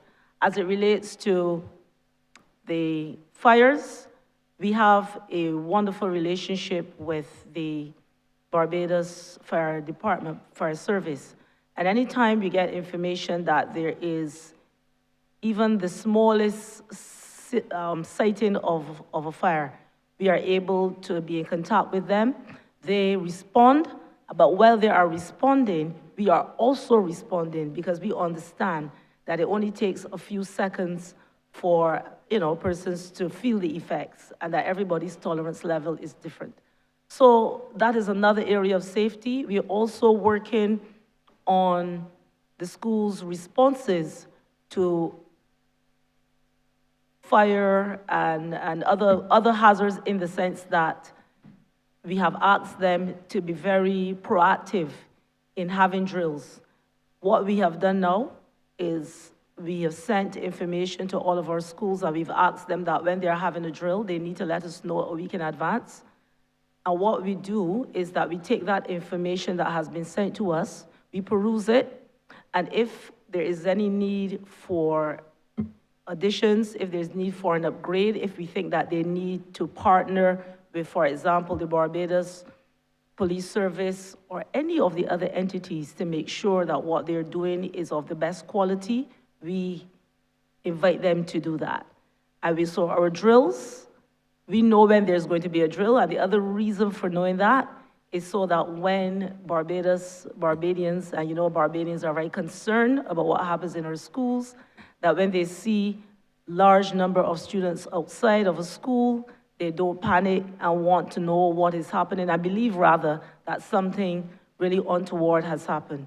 We've also asked our principals to indicate to parents and guardians when it is likely that there will be a drill. So those are some of the other areas of safety that we are working on while we wait on the plan. We are not waiting, we are actually working. Thank you. Thank you very much, and I'm very pleased to hear that we're making progress in all these very key areas. Thank you, Minister. Yeah, thank you, Honourable Member. If I also can jump in there. A number of things have been happening on this front of safety in our schools. One, of course, all schools now have a health and safety committee. Yes, the ministry retains the oversight and regulatory framework for that, but it is important that schools have a sense of ownership in that day-to-day operation of health and safety. But as we look broader at health and safety itself, it also goes down to the things and the protocols now that the chief and her team have been working on with respect to the use, for example, at the secondary level and also primary, the use of chemicals, the storage of chemicals, so as to ensure that should you come into contact with them, it minimizes risk or ensures that it is not affecting anyone. First aid training for all of our staff so that should there be an emergency that requires that skill, it is there until a first responder can get to the school. Additionally, what we're also looking at too is what we call safe zones, working now with our sister ministry, the Ministry of Transport. Why is that? When you drive into a space of a school, regardless of where you are in the country, pedestrians and drivers alike, motorists, must be able to discern ahead of time that we're coming into a space where school children are and teachers are. And therefore, the intent is that whether it be paint on the road saying school or school zone, or a sign visible to motorists and persons coming in, similar to how you drive in front of the hospital, you know it's a quiet zone, and therefore your conduct must be shifted accordingly. The direction that the ministry is taking, working with the Ministry of Transport, is to ensure that all schools have that same framework. So with respect to noise, with respect to the adequate speed of vehicles, and also things like schools on a highway. Even in my own constituency, Gordon Greenwich Primary comes as a very classic example. It is right on the highway, the fence. But Lord forbid, should something happen, we now have to make sure that we can create a space where even the perimeter is protected, given the high velocity of vehicles going forward. So that's the kind of safety. And then lastly, it's not just about the safety of persons coming into the school and the threat bearing somebody coming into school and doing something untoward. Given that we're now moving and have moved in the digital environment, digital safety is also key. and giving the teachers and students and the parents as well that training and support so as to ensure that our children are protected in a way that does not cause any harm to their safety as they engage in their tuition whilst online. So it's a very, very comprehensive exercise that we've embarked upon, but the work continues, so thank you.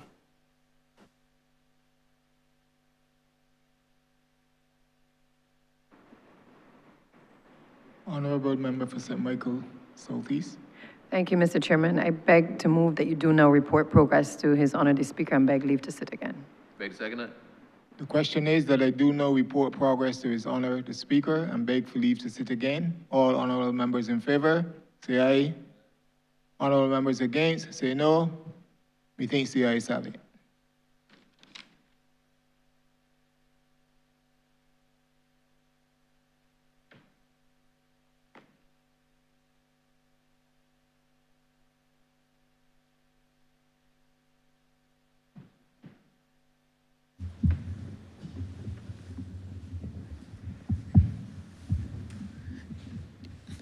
The chairman of committees has reported progress and sought leave to sit again. Thank you, Mr. Speaker. I beg to move the suspension of the House until 15 minutes past 12, please. Beg to second it. The question is that this honorable chairman will be suspended until 12:15 p.m. All those honorable members in favor, please say aye. Those against, please say no. We think the ayes have it. This honorable chairman stands suspended until 12:15 p.m.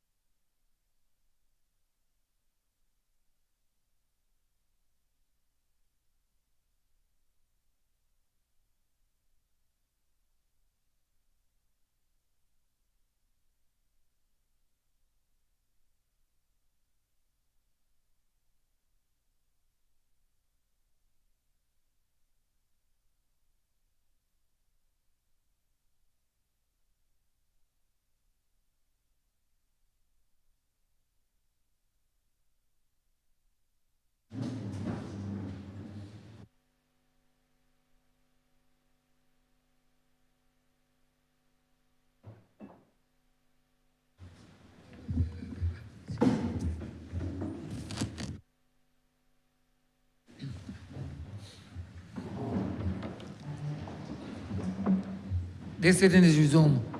Prior to the suspension, this honorable chamber was debating the Appropriation Bill 2026, so that we shall return.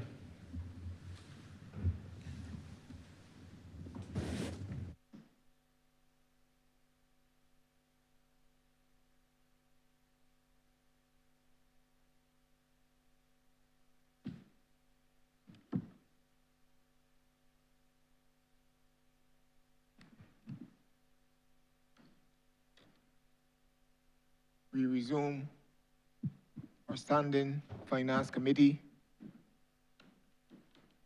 session. Honorable Member for St. Michael Central. Good morning, and thank you, Mr. Chair. Education for me isn't just a line item in a budget. It is the single greatest investment that we can make in the young people of Barbados.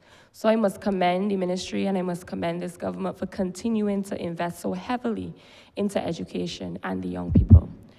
But we can't speak of education and ignore the teachers. We have to speak of the teachers as well. And there are many complaints coming, particularly from my constituency as well, where there are teachers who are not getting paid on time and they're not being appointed after having worked sometimes 7 years or more. And it leaves them in a peculiar situation because then they can't approach the financial institutions to get the loans and other things they would need to help improve their quality of life.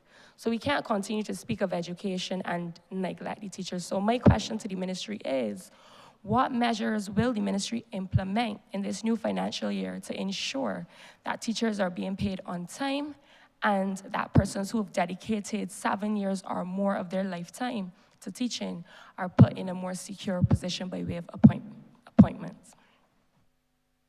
Thank you, thank you, Honourable Member. With respect to the question of the payment of teachers and paying them on time, one of the things that is now happening in the ministry in earnest, before, broadly, and this is historically, there was a disconnect, not just in our ministry, but in other ministries as well, between the HR side of the ministry and the account/financial side. And that disconnect has caused significant angst and frustration, rightfully so, amongst our teachers. And what the ministry has done and is doing is to ensure that the system of ensuring that connect between the HR side and the finance side is now closed, and the gap, so as to ensure that people can now have their salaries on time. There's been marked improvement, particularly over the last year on this issue, but we cannot stop until it is settled once and for all.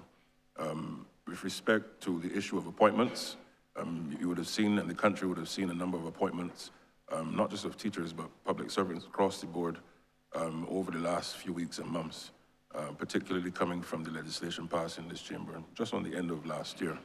But I also want to invite our Permanent Secretary to treat to this issue so as to walk the country through where we're at with, one, the payment of the teachers, but also as the broader consideration of transforming the ministry and how do we make the ministry more efficient and real time. And then two, on the issue of appointments. Thank you very much, Minister. You would have hit the nail on the head in both instances, so thank you for that. In relation to payments on time, we would have ensured, because you have heard Prime Minister spoken on many occasions about deconstruct and reconstruct, and we would have looked at our processes within the ministry to ensure that we can streamline and improve about how we go about doing our business to make sure that persons are paid on time. We are firm believers as if you work, you should be paid. And not be paid months later or years later, but you should be paid on time. So we have worked assiduously, our HR section and our accounting section, they have developed a system where there's a smooth, improving that process to ensure that when persons are worked, that they are paid not only salary, but also allowances, because we know that that too was an issue. And I say was an issue because it is becoming more so not much of an issue anymore. The system is not perfect, so I will not sit here and say all of the matters have been resolved or that we have a perfect system as yet, but it is near there. So the complaints, the calls have significantly been reduced, and persons are receiving salaries on time. In relation to appointments, I must also thank the Prime Minister and the Minister of the Public Service for the Appointments Act that was passed in January of this year, which allowed for appointments of those persons who had three or more years service at January 1, 2026. And that has resulted in over 400 teachers being appointed so far, as in having received their appointment letters so far, because the letters are still coming. And they will continue to come because our educational system, we have over 3,000 teachers, over 3,000 teachers. And the Ministry of the Public Service, they have to prepare those letters for the entire public service for all those persons who would have, right, we have 3,647 teachers to be exact. And that is just one category of persons for the entire public service. So far, we have received letters for over 400 persons, and I know more will come as the Ministry of the Public Service is able to send out all those letters because it's right across the public service. We have probably over 15,000 public officers. Not saying that all of those persons will be appointed, but that just gives you, in terms of the large number of persons that we have within the public service, and therefore the number of persons that would receive appointments, some fraction of that. But knowing also that the Ministry of Education, we take up a large chunk because we are pretty much along with Ministry of Health, in terms of the large number of employees that we have. So the appointments are coming for those persons who have 3 years or more service at January 1. Over 400 persons would have received their appointment letters, and more are coming each day. So the appointments are occurring. Added to that, though, the ministry, the appointment process in terms of recruitment and selection for the teaching service has been devolved to the Ministry of Education Transformation. So in addition to that, what we are also doing, and that has aided in, given that it has been devolved to us, it allows the system to be more efficient. So we no longer have to wait on another ministry to do our appointments, our recruitment and selection for us. We have the ability now to do it ourselves, going towards but it still goes to the commission, but all of that groundwork happens within the ministry, which therefore allows for improved efficiencies and speed in relation to recruitment and selection for those vacant positions. That has been devolved to us, so we will continue to fill those positions that are very much critical to the functioning of a modern education ministry. I also want to add, Honourable Member, as a follow-up to your initial question. When I first came in the ministry last year, I was met with a number of teachers around the country in different consultations. And one of the things that came up constantly so in the different zones was that teachers also want to be able to, if they want to go to the bank, they need a job letter. They want to be able to apply for vacation leave or sick leave in real time. And yes, we're not there just yet, but we've made a very clear and deliberate intention that teachers must be able to, if they want a job letter to go to any institution, to be able to do so similar to what happens in other parts of the world online, and to be able to receive that in seconds. Now, I say we're not there yet, but the ministry through our IT team is working earnestly so as to ensure that a teacher at 1 a.m. in the morning or 4 in the afternoon or wherever can go online and to get all of that information that you would have in a job letter, to be able to download it and to have the ministry's seal so as to ensure the authenticity of that document and not have to write to the ministry and wait till somebody signs it. Again, that's part of the transformation, but using technology so as to deliver that efficiency and speed. And then second of all, you should be able to track how many days you have left in the year for sick leave or vacation, whilst being able to do that from your tablet or your phone. And it frees up the time in the ministry to do other things, but you are assured that that document is authentic because the process behind the scenes would have gone through the finance side and the HR side to verify all that information in the document. And that has been happening in earnest. The PS and her team have worked over the last few months to now bring in the skill sets to be able for us to deliver that. So the country can rest assured that later in the year, that our teachers will be able to do these things real time in a matter of seconds, so as to not just have to wait and come down to the ministry or send a messenger as you've had to do before. Thank you. I have a follow-up to that. I'm being told, and of course I'm subject to correction, that the appointments are really only looking at the full-time temporary teaching staff. So my question is, what about the part-time temporary teaching staff? Because I'm being told that even though they're part-time, they're still coming to school every single day. So is the ministry making provisions for the part-time temporary teaching staff to also be appointed, having come to school every single day for the past 7, 10, 20 years? Okay, so part-time teachers, so to be appointed to a position, it must be a post that is within the order, an established position. Part-time position, the post of part-time teacher is not within an order, which therefore prevents appointment, in full-time appointment, or permanent appointment similar to what you would find for a established position, a full-time position. But that is something that the Ministry of Education would have to discuss with the Ministry of the Public Service to see, and because it has also legal ramifications as well, so it's something that would have wide-ranging discussion to see how that can be, or if it can be facilitated. Thank you. My second question will be towards your sub-program 280, which is Skills for the Future. So my question is, how will the Skills for the Future program be operationalized at the secondary level to ensure that students from constituencies like mine, St. Michael Central, can transition directly into gainful employment, entrepreneurship, or technical certification upon completion? Because oftentimes students go to school and they leave with certificates, but then they have no job opportunity, and as such, they end up in crime.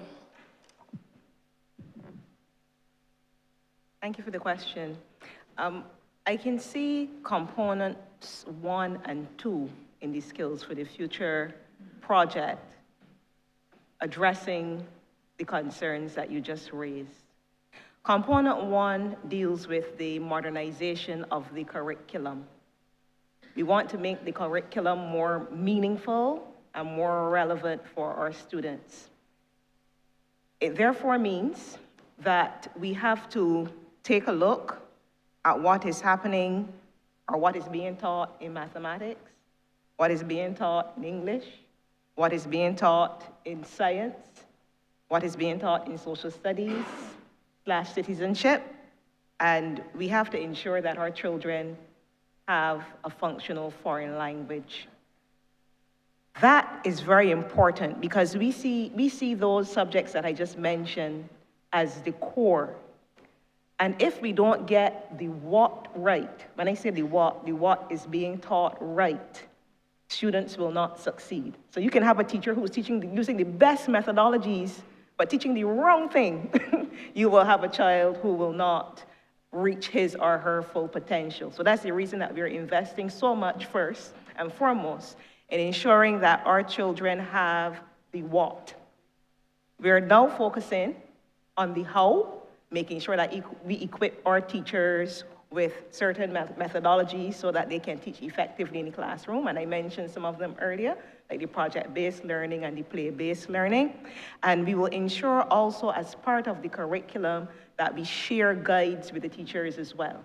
Because even though we can give the teachers the syllabus and we give them, we expose them to a few workshops, it's always useful to have curriculum guides that teachers can refer to and say, well, okay, let me see what to teach after this thing, what to teach after that thing. So those are the those first 5 subjects represent the core areas. We're also focusing on additional areas such as coding and robotics, TVET. We're looking at the orange economy because you will realize that across the world, people are making a lot of money from performing arts, visual arts. If you even look at our very own Rihanna, we're looking at financial technology, making sure that our children can understand that. So it's all about creating this whole person when they leave the basic education system. And this will equip our young people with the attitudes, the skills, the values that they will need in order to be excellent. So that answers the first part. The second component that I mentioned is the inclusive education. The mantra that we use all the time whenever we speak about education transformation is every child Barbados. Not only those with ability that can go ahead and pass exams, but we want to make sure that every child has the opportunity to succeed.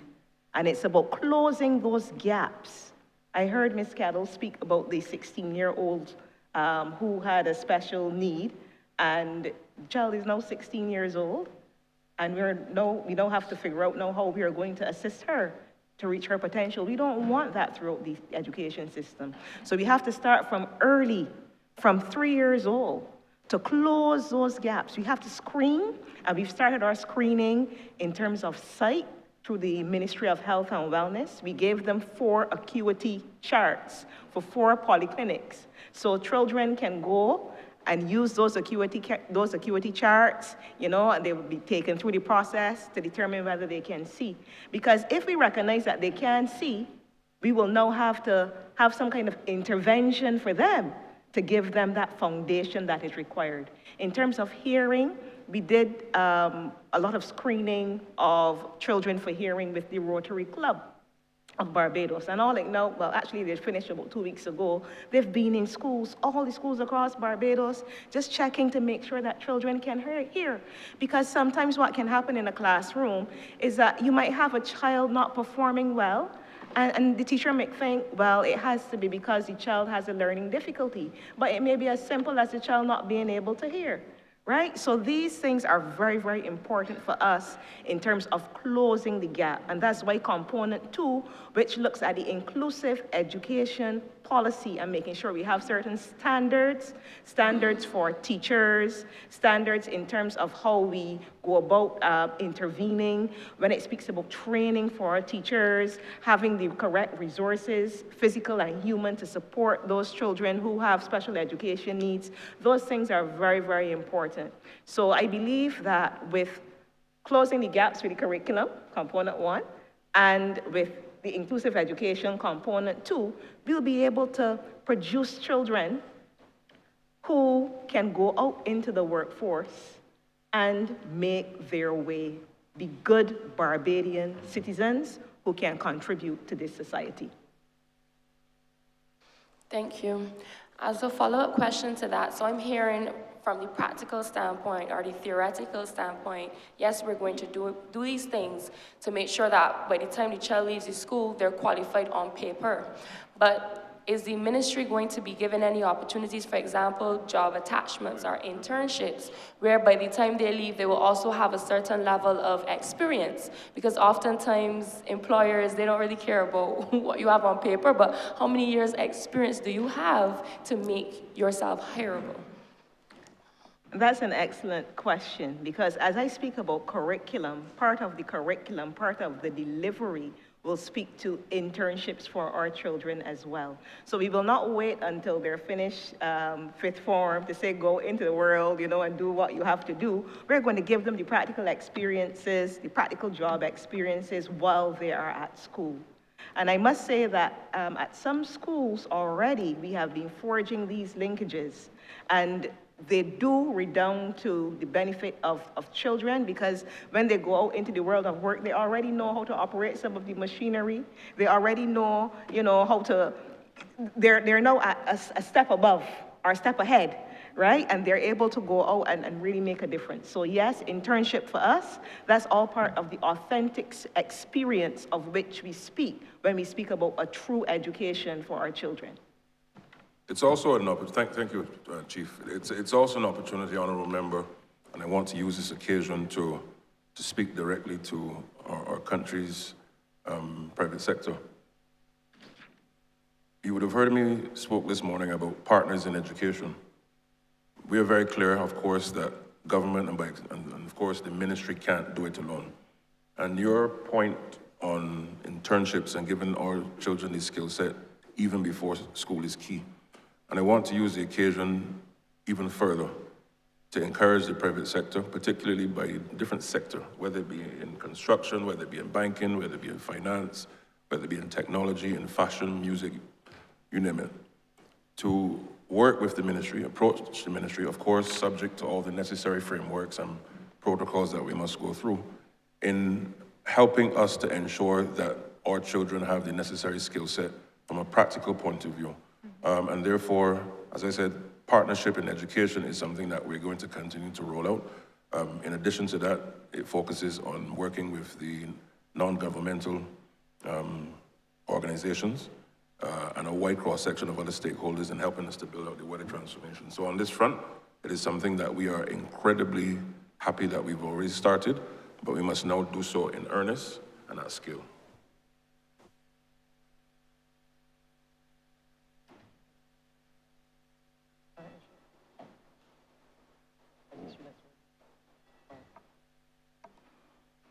Thank you. I'm waiting to hear if I'm allowed another question. Was that, Mr. Chair? It can only be the follow-up question. If you have, it cannot be a new question. We'll come back. Guided. So that would be it then. Thank you. Honourable Member for St. Andrew.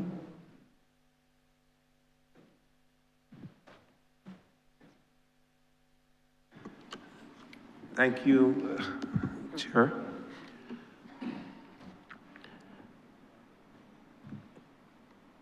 Education transformation cannot exist in isolation to national identity. And even as we transform, we cannot do so at the expense of our national consciousness or national memories. Some years ago, the ministry would have spearheaded a project where we looked at reintroducing our students, especially those in the primary school, class 3s and class 4s, to the history of Barbados, the post-colonial history, the colonial history, and the journey that this country would have taken from that period to now, with the view of bringing greater awareness to our young people, instilling greater sense of pride in our young people, and a greater sense of self. What I want to know now with your move towards transformational educational transformation, how does that integrate the history of Barbados? How does that align with your new curriculum going forward? If that's the first part of the question. The question has the second part. And as it relates to our common entrance exam, have we looked in any way, shape, or form, and also even as that goes through the process of transformation as well, how does our history, how will our history be integrated into that as well? Thank you, Honourable Member. For the two thematic questions you've posed, one simple word: curriculum, curriculum, curriculum. The first one, and we've already started, and we'll continue in earnest, is to ensure that the reform of the curriculum, what we teach the children, takes into full cognizance the fact that Barbados has a rich history, also a history that had its challenges, but inclusive of that, resilience. Being cognizant of the fact, yes, that for 400 years we've had to go through some challenges, but we've been able to overcome. Being cognizant of the fact that a number of things that we did not study in our time, certainly as honorable members when we were at school. And what do I mean, for example? I knew more when I was at foundation school about British history and British literature than I knew the fact that, you know, in the Caribbean and certainly in Barbados, there were titans of literature that helped to frame national consciousness. And therefore, I'm not saying that we wouldn't necessarily study a Shakespeare as an example, but part of the reform of the curriculum is to also give pride of place and value to Barbadian and Caribbean literary champions, for example. In addition to that, only a few years ago, many people in Barbados were aware that Barbados was a country that was able to produce 3 presidents in Liberia. But that historically has not been something taught in our system. But in addition to that, even closer to home in terms of time, when you look at our $2 bill, John Redmond Bevelle, who would have invented or grafted 2 citrus fruits, what we now know as the grapefruit, that is not something that intrinsically is taught in our system. But it's also about not just the history, but the future. Barbados has a comparative advantage in terms of our location and logistics, and as a potential logistics hub, which of course the government is moving in earnest to. And therefore, part of that curriculum transformation and reform is also to give our students, as early as possible and right throughout school, getting them to think not just critically, but to be able to leverage on what makes Barbados unique, what gives Barbados an advantage in certain things. And therefore, whether you want to be a business person or own a company or whatever, it should be in your mental consciousness once you've passed through school to be able to leverage those things. You would hear the Prime Minister talk constantly about the fact that we have not just Barbados as an opportunity for persons to do business and invest, but our students must now also be exposed to the fact that we have a CARICOM single market and economy. How do you leverage the fastest growing economy in the world, which is Guyana, and its agricultural prowess?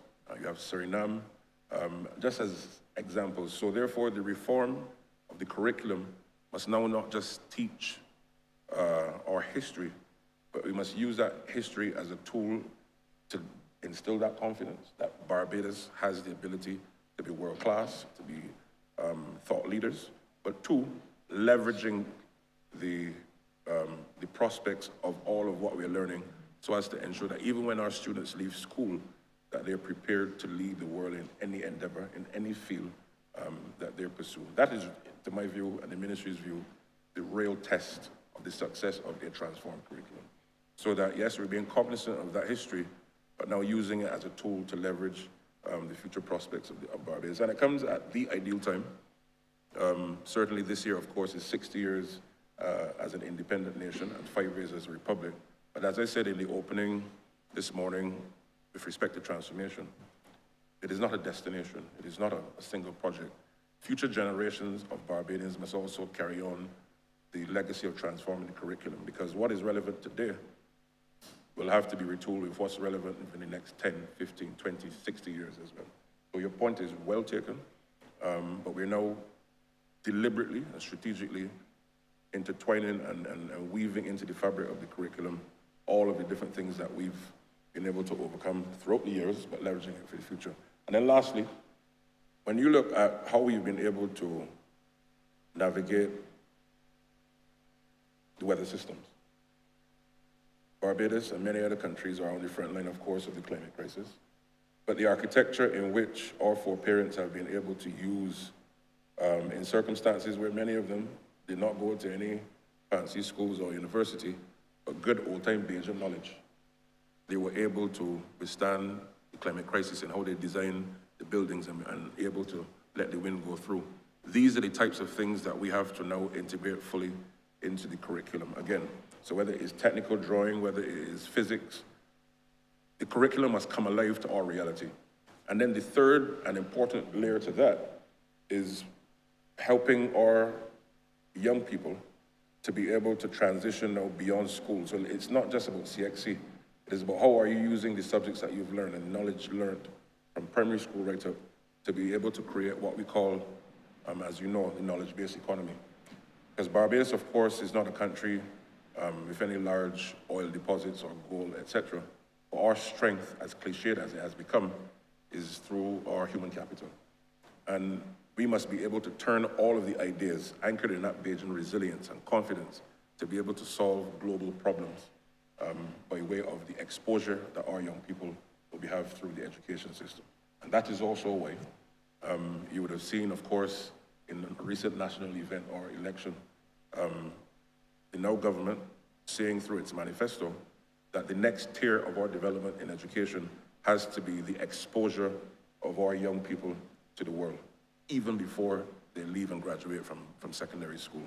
Because by the time they get into the global community, they must already have the tools at their fingertips, undergirded by what we're giving them in critical thinking and values and confidence to be able to spot opportunities in the world and to be able to navigate a world that is changing at pace. We only need to look around now at what is happening in the world. And therefore, if we think the world is challenging today, imagine what it will be in a few years, a few decades. But what is certain about the uncertainty of the future is that there will be challenges that will come, but we have to now prepare them and give them the tools, as you rightly said, looking at the history and being able to leverage and pivot forward as we go forward.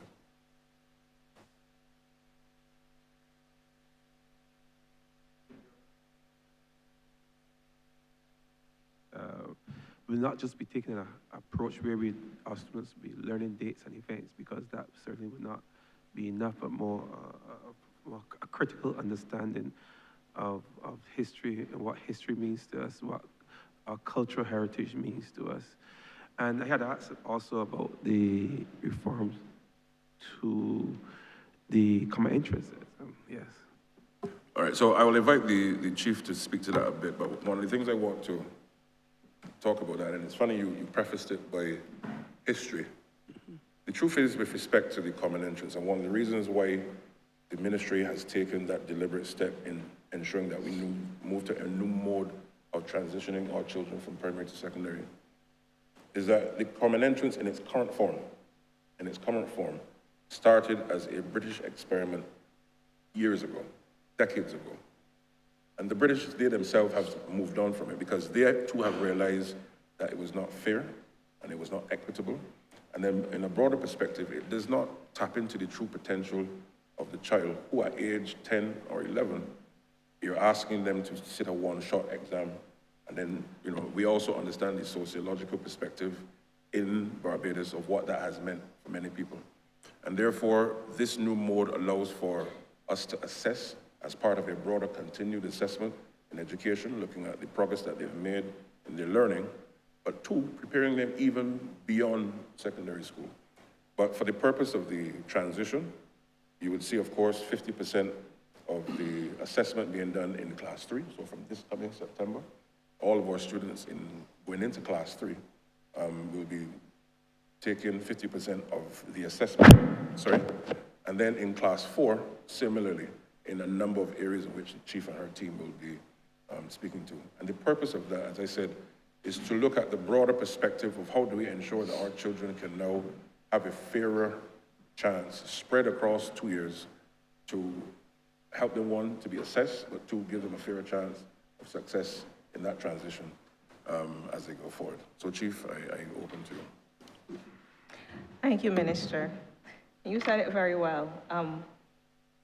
In terms of national identity, if we are ready to produce global citizens with Bajan values, and that's where we want to start, it means that the curriculum itself must be designed that it teaches our children how to be a Bajan and what it means to be a Bajan. And that's the reason why from reception, we'll be teaching children about citizenship. It is one of the core areas They're going to understand about the landship, susu, worry, putting themselves. And the minister used a very important word earlier. He said resilience. All of these things came out of us being resilient at the point in time. If you consider putting themselves, when the master threw away the pig ears and the pig foot and the old potatoes and so on, the slaves took the pig ear and pig foot and made something beautiful that we enjoy, most of us enjoy every Saturday. You see? So our children need to understand that there is good in being a Bajan, and that's the reason that we'll be introducing it from very early, from reception all the way until they go through, until the ending of secondary school. With regard to the assessment, the continuous assessment, it therefore follows that citizenship will be measured in terms of the continuous assessment, because there's a saying that what gets measured gets done. For years, we have focused on math and English at the expense of teaching children science and social studies and citizenship. Even sometimes you go in the classroom and you're going to schools, you will see teachers teaching the math and the English when science should be taught. Why? Because what gets measured gets done. They want their children to do well in the common entrance. Common entrance measures math and English, so that's what they're going to focus on. So we are trying to bring about that shift, that paradigm shift when it comes to assessment. And not only making it one shot, where you're preparing the children for an exam, but allowing the children an opportunity to learn and express themselves in different ways, thereby gaining a greater appreciation for who they are as Barbadian people. So that is how we will incorporate it into the assessment, as Minister said. If I can also add, Honourable Member, part of the, and I'm so glad you raised the point, the first question or point on history and legacy and its connectedness to the system. Part of what the ministry, of course, is also trying to achieve, of course, working with other ministries, is to correct what I call the infiltration of the mind of our young child, our young citizen. There's no secret that influences, whether it be in the global north, or wherever, through music and fashion, continues to bear on the minds of our young people, particularly at their most impressionable age. And therefore, our curriculum, of course, it will not cure all, but it is the one place in which all of our children will go. It has to be one that gives them that confidence and understanding, and for the parents also to help shape it. That being a Barbadian not only means that you're resilient and creative, but it is a way of life. It is more than just being born here or residing here. And being a Bajan means that you are not swayed or influenced in the wrong direction.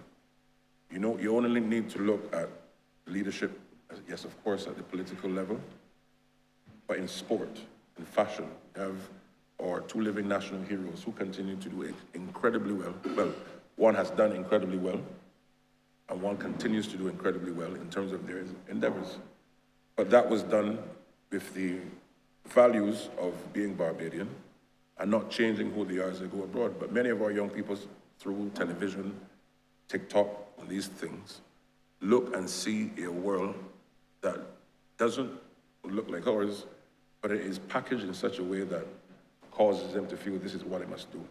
And we must now take our society, I don't want to say take it back, but hold firm, living through pride in the industry, woven through a curriculum, not just through assessments, but in activities that they do.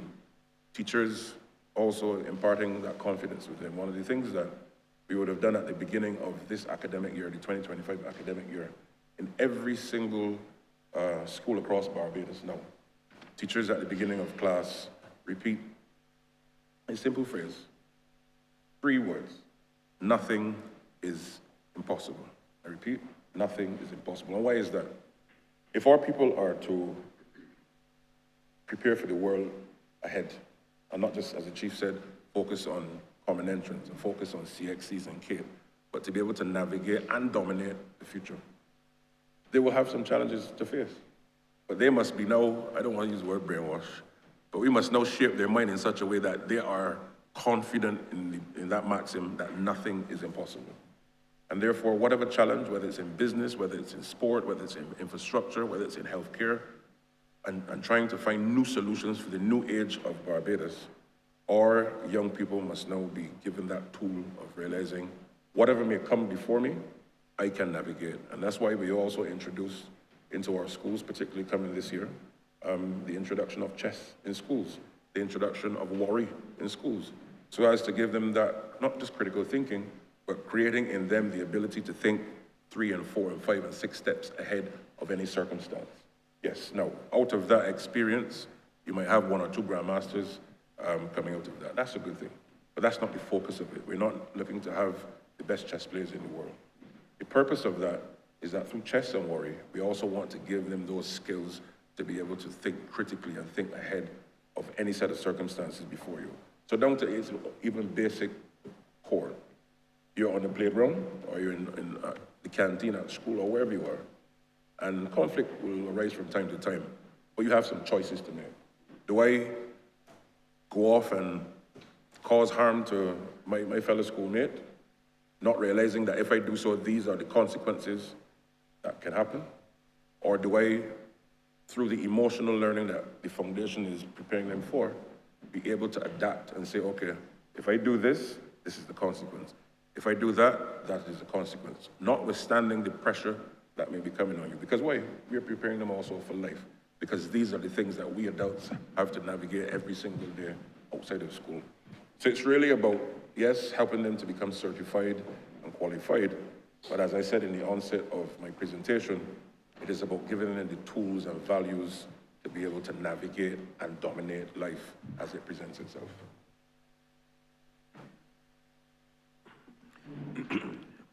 Minister, I noticed in your response, you spoke of being well-rounded Bajans, and you used the word Bajan. You used the word Barbadian one single time.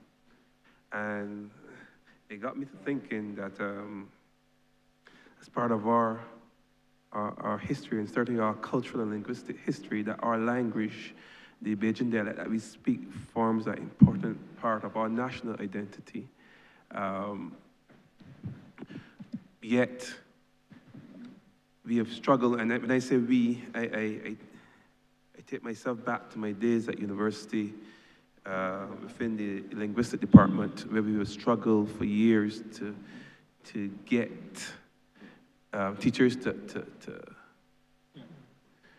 not necessarily to teach Bajan dialect, but to teach students the difference and the importance of Bajan dialect, the where and when, and the fact that even though it uses some of the same words that are found in English, in the English language, that Bajan dialect is not necessarily English, and persons should have the ability to code switch, to speak both registers. I know that the university has produced a dictionary of Bajan words, and certainly when I was a lecturer at university, I taught a course in the compilation of Bajan expressions. I think these two should also form a part of the students' experience, certainly at the primary and secondary school level, where they will have an appreciation for not only the Americanisms that we've come to appreciate over time, but also the Bajanisms that we've used and have served our parents well over the years in terms of transmitting knowledge and information, imparting knowledge and information. So if there could be a carve-out within the curriculum that looks at not only teaching the history as it relates to our experience on the plantation and so forth, but also the language that we would have used to survive and communicate with each other over the years, I think that would be a great addition. Yeah, thank you, Honourable Member. Before you move on, Honourable Minister, this is a follow-up question or a new question, sir? It's not even a question, it was basically a suggestion, really. I will treat it as a new question, Honourable Member. Yes, do that. So therefore, you would have to yield after so that we can move on to someone else and then come back with any other questions. Unless the question is a follow-up question. Well, Proceed, Honourable Minister. All right, thank you, Mr. Chair. Thank you, Honourable Member, for the point raised. Now, what has to happen and what is already happening is that the ministry is relooking the relationship of language, whether it's English, Asian, French, Spanish, Chinese, Arabic, you name it. And why is that important? Language at its basic function is about communication. How do we effectively prepare our students to communicate to the target audience that they are at? So there will be time when our students must be engaging in formal English. Of course, that is the language of instruction of the country, so they must be able to master that. And that is one of the reasons why we've rolled out and will continue to roll out an aggressive literacy program to give our children the tools to be literate and to be able to speak and communicate and comprehend. But more to the question of Beijing, the Honourable Member is absolutely right. We grew up in a time, of course, when it was almost taboo if you spoke Beijing. Now, there's a role for the two, and we have to give our children the skills to be able to navigate and to know when to use which language, which dialect. So if you're speaking to an English audience, you want to convey certain thoughts, English.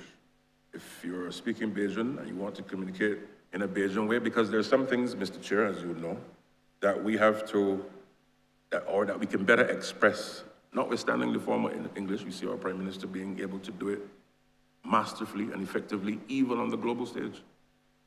So it is about preparing our students and to helping those who deliver teaching and language instruction to understand the importance of that and to have it woven and accepted into the system, and not to see Bajan as, oh dear, why this body is speaking Bajan, or why is this body speaking English, but having the tools to be able to navigate between the two. But thirdly, I want to use the opportunity to talk about the fact that we are also aggressively ensuring that our country can be multilingual.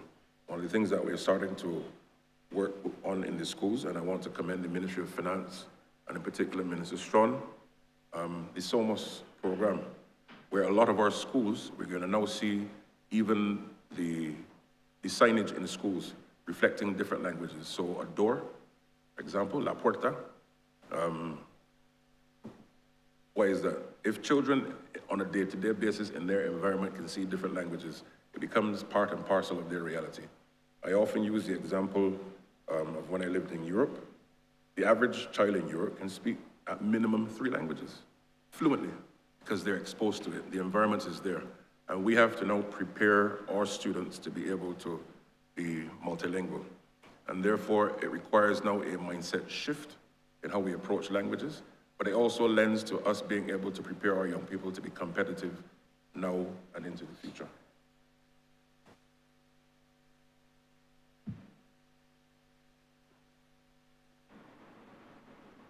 Thank you, Minister. Just to close by saying, I have another question. I guess I will yield and come back a later date. It's a parochial question. If I can place it in, I would appreciate that. Honourable Member, proceed. Not a new question. Proceed with your comment. All right. I was going to make the point quickly that if we cannot convince our young people to appreciate our language, it'll be very difficult to convince them to appreciate our history. So it's important that we really put some effort into ensuring that our Bajan dialect is seen as equal in some sense in terms of importance to our standard English variety. And thank you very much for your response, Minister and Chair and Chief.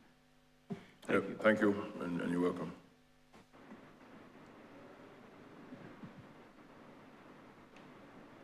Honourable Member for the City of Bridgetown. Is it Alden Totem?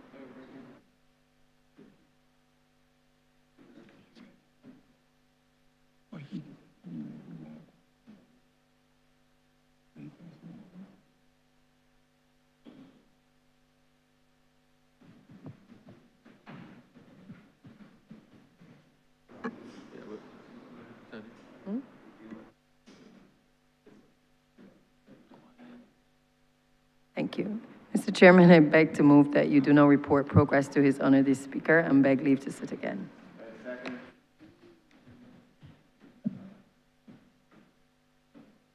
The question is that I do not report progress to His Honor the Speaker and beg for leave to sit again. All honorable members in favor, say aye. Honorable members against, say no. Methinks the ayes have it.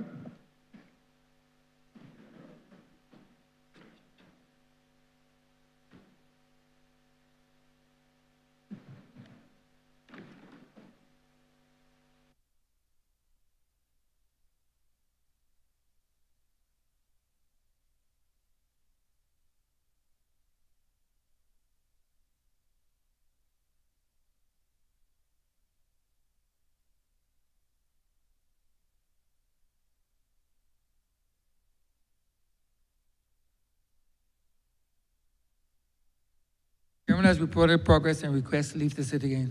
Honorable Leader, Government Business. Thank you, Mr. Speaker. I beg to move the suspension of the House until 2:30 p.m. The question is that this honorable chamber be suspended until 2:30 p.m. All those honorable members in favor, please say aye. Those against, please say no. We think the ayes have it. This honorable chamber stands suspended until 2:30 p.m.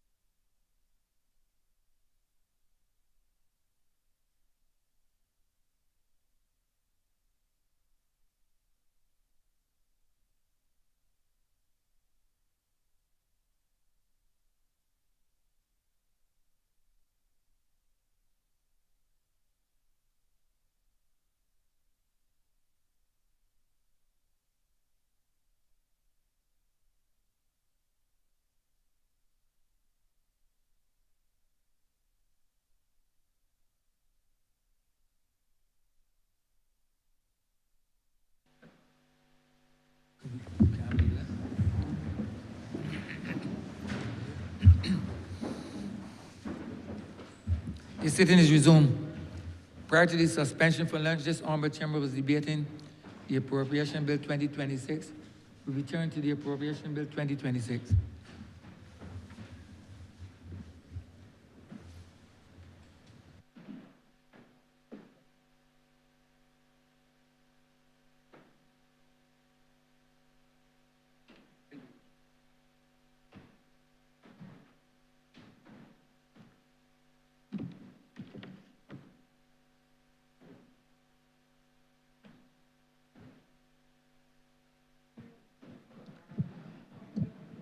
This Honorable House now returns to Standings Finance Committee.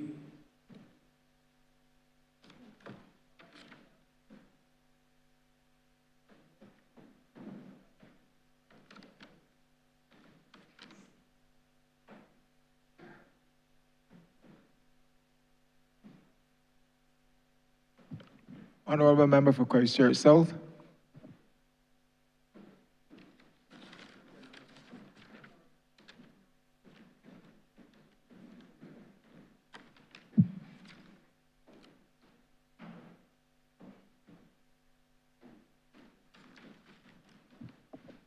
Honorable Member for St. Peter. Thank you very much, Mr. Chair. There's a sub-program Children at Risk, and maybe some of the officers may expect me to ask this question. It is known that the ministry does not have all the resources at its disposal to handle the myriad challenges that children face or children are presenting with in terms of mental or psychological challenges that they face. I ask this question, or I'm asking for an update as the minister responsible for religious affairs to find out from the ministry what is the progress on the outreach that some leaders in the faith-based community or faith community made to the ministry, I would now say many years ago, with respect to assisting the ministry with helping our young people who badly need the assistance. They have volunteered some of their services. I know some initial meetings were held, and I'd like to get an update as to where we are with leaders in the faith community providing their assistance, those who are suitably qualified and vetted, providing their assistance to the ministry responsible, particularly for our primary and secondary schools. Thank you, Honourable Member. Before I invite the senior psychologist in the ministry, Ms. Juanita Brathwaite-Wharton, to treat to your question, one of the things that continues to be of priority to the ministry is to ensure that we can bring the best skill set, both from within and outside of the ministry, to treat to these issues. A lot of our young people are facing some significant challenges that need that assistance, not just from a technical point of view, but also being mindful of the fact that there's a spiritual component that we can bring to bear to a lot of the challenges that we have. But I also want to go a step further. One of the things that has started with the ministry, the Honourable Member for St. Michael's South, in his previous capacity, he would have held a number of consultations with our ministry on how do we ensure that we look at a number of our young people who face these challenges and now bringing them into bear through the right interventions. So I want to give the floor to our senior psychologist to treat specifically to the intervention that you've asked for.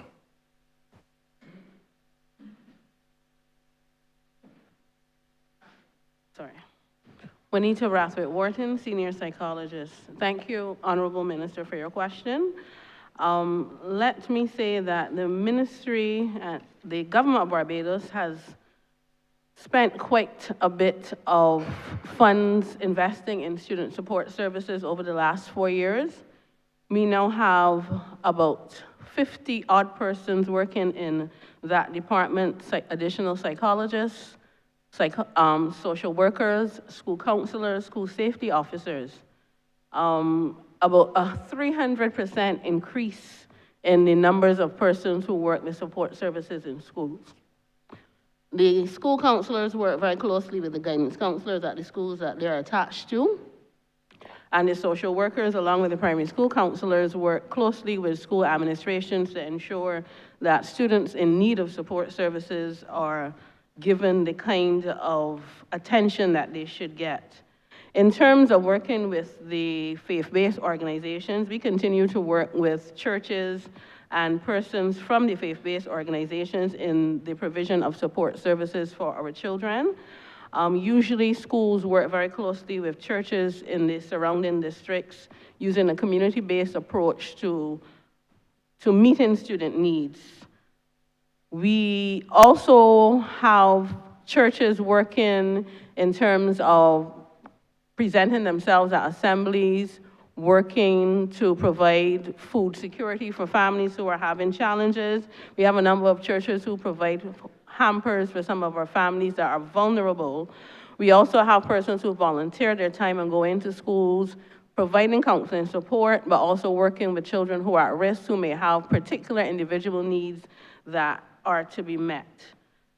We also, during the whole school approach, we also continue during morning assemblies, not only to have prayers so that we can set the tone for the day and establish the kinds of values that we want to instill in our students, but many schools utilize an approach where they have different persons coming in, whether it is to talk to the whole school, to your levels, at the classroom level, so that they can get that kind of intervention from those from faith-based organizations who are so poised to assist in what we're doing. So we have been working exceedingly hard to provide the kind of socio-emotional and psychological support that our children need.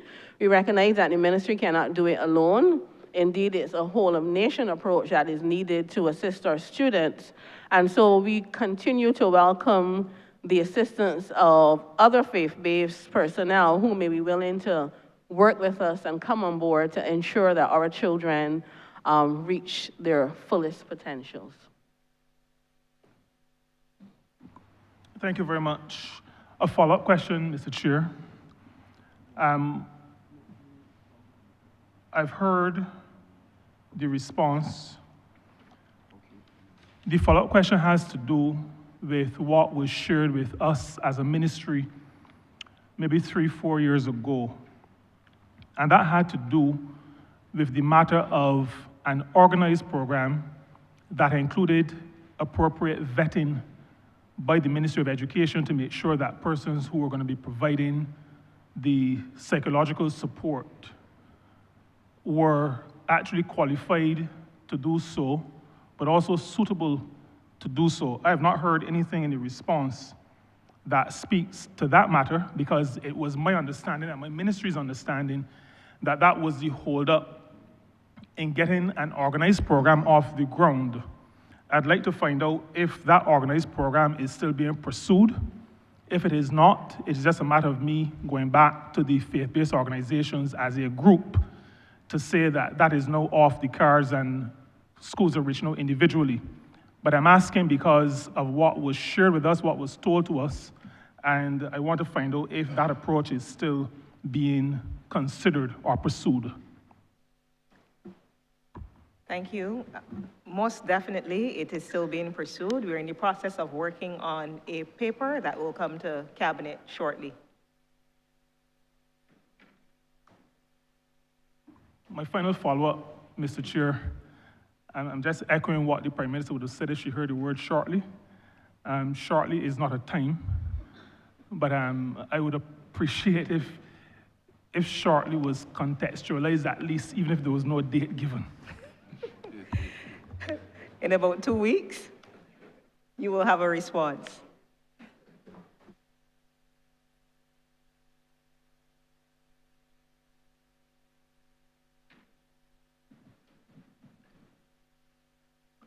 Honourable member for St. Michael South. Thank you very much, Chair. A very special good afternoon to the Minister and his team. And you're doing a very wonderful job so far. My question relates to the sub-program 640 to about 661. And the repeated allocations I see under 751 for repairs to the school plan, along with drainage, roofing, hurricane shutters, solar installation, a lot of good work. So as the minister now responsible for infrastructure, my question relates to the standards for secondary schools, particularly, but also primary schools, so that these works form part of a structured upgrade and not the continuous issues that we have in the public service, not only in education, with these remedial interventions. And so my question specifically is in relation to what are the standards? Who sets those standards? How do we guarantee that we have a new mind frame in relation to how we look at these facilities? And you spoke, Minister, as well to climate resilience. And my question specifically also relates to the climate resilience issue, because it is not only about being prepared for hurricanes. These days are hotter, some are wetter. We have dust in the atmosphere. So to what extent are we preparing our schools really for these climate issues that we face as part of this climate crisis? And I have one follow-up question. Yeah, thank you, Honourable Member, Minister, Senior Minister. What the ministry has been doing, even before I would have started in this portfolio, was to look at the overall view as to what is the ideal school. And out of that came a number of things. One, competitions in terms of designs and what those designs would look like, which then, of course, have informed and continues to inform what our technical team, and by extension contractors when they're doing refurbishments, would do in terms of retrofitting the school. But outside of that, to your broader question on the standards, I'm happy you asked that, because what the ministry is now doing is to now make sure that if you are doing a school in the north or the south, primary or secondary, that there is a settled minimum standard based on industry practice, whether that be in infrastructure, construction, architecture, to be able to ensure that as we roll out the schools, that it meets that requirement. Second of all, with the issue of the fact, as you rightly suggested, we're in a hot country. And whilst, of course, it would be very ambitious for us to have fully air-conditioned schools, that's not practical, at least not in this time of our development. But what we're doing, and I want to use Oceana, which by extension I think is in your constituency, right on the border, yeah, is a very perfect example of that innovation meeting practical realities for Barbados in terms of pedagogy, but also in terms of climate and the weather.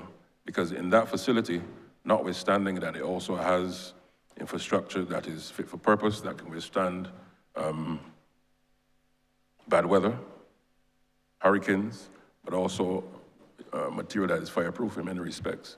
It also is allowing for a cool atmosphere for students and teachers and those who come into it to be able to engage. And that is the sort of modeling that must now continue. But as you've rightly asked, it can only happen if we have that settled standard as to what the ideal school in Barbados is like. And that's something that the ministry, through our technical team, is rolling out. But I also want to invite the permanent secretary and the head of ETMU to also treat to the question. Good afternoon. Yes, good afternoon, sorry. So yes, and Mr. Baker will be able to speak more fully on the standards that they comply with, because they do have to, the contractors, etc., do have to comply with the building standards, yes. But in addition to that, when we would have done when we look at the designs for the schools that we did about 2 years ago, we would have all made sure that we factored in those things to make sure that the classrooms are cool, to make sure in terms of the lighting, so in terms of the design of the schools, took all of these things into consideration. The lighting, making sure that there's adequate spaces and windows for lighting, and the air quality, etc. So all of those things were taken into consideration with the designs. But Mr. Baker, he'll be able to speak more fully on those standards that we do have to adhere to and that we do continue to adhere to as we develop our schools and refurbish our schools to make them not only more modern, but also resilient, because that is our key word, making sure that all of our buildings are resilient. Mr. Baker? Thank you. One of the main things that we've been doing, and this will be evident during the summer program, when we are looking to repair the roofs of the schools, we are now moving away from the normal permaclad sheet to those colored sheets, especially the white ones, that helps to reduce the heat that comes into the spaces. So that's one standard. Once we are replacing the roofs, we have to utilize those sheets that reduce heat. In addition, the number of windows per room, to make sure that we allow for natural ventilation. As the minister said, we are not in a position, we don't have the luxury to provide AC to all of the rooms. So we're looking at the number of windows and the sizes of the windows that, in terms of ventilation, and then it also helps with natural lighting along with the artificial lighting. Outside of that, going forward, and especially at the primary schools, we have developed designs for a standard design for the garbage enclosures for the schools. Because one of the things we found is that the way that the garbage is disposed now or stored at the school lends to the possibility of rodents and stuff like that getting access. So we've now designed fully enclosed garbage enclosures to ensure that that part does not occur. We are also now rolling out very shortly new bins to be provided to the schools, those similar to what are at the households, where rodents and other animals cannot get in there to interfere with the garbage and to have it strewn across the areas. So that's part of the things that we're doing. We've developed a standard also for the minimum standard for the nutrition room, or what we call the school meals room. We are in the process of also developing other standards for other parts of the school, but those are the ones that we started on, and we endeavor that by the middle of this year, we'll have all those standards developed. We are also looking to work with the secondary schools, notwithstanding that they have boards, but to provide them with those standards as well that we want to have at the secondary schools as well.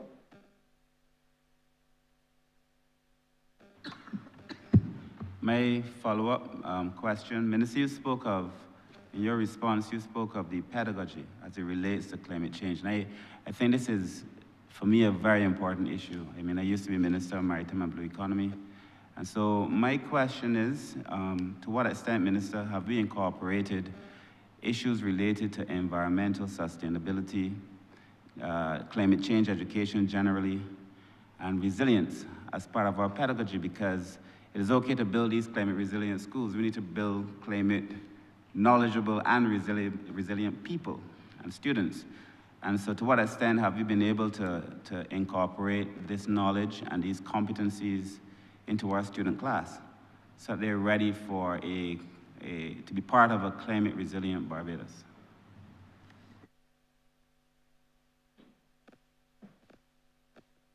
Yeah, thank you, Minister. So you're right. It's more than just the infrastructure. And of course, I want to use the opportunity to share with the country not just the Oceana Innovation Hub, focusing on the sustainability with respect to ocean, but also that the ministry and by extension government is also working on the Barbados Climate School in Charleston, so as to ensure not just that the infrastructure is there in your constituency, but as you rightly said, the curriculum.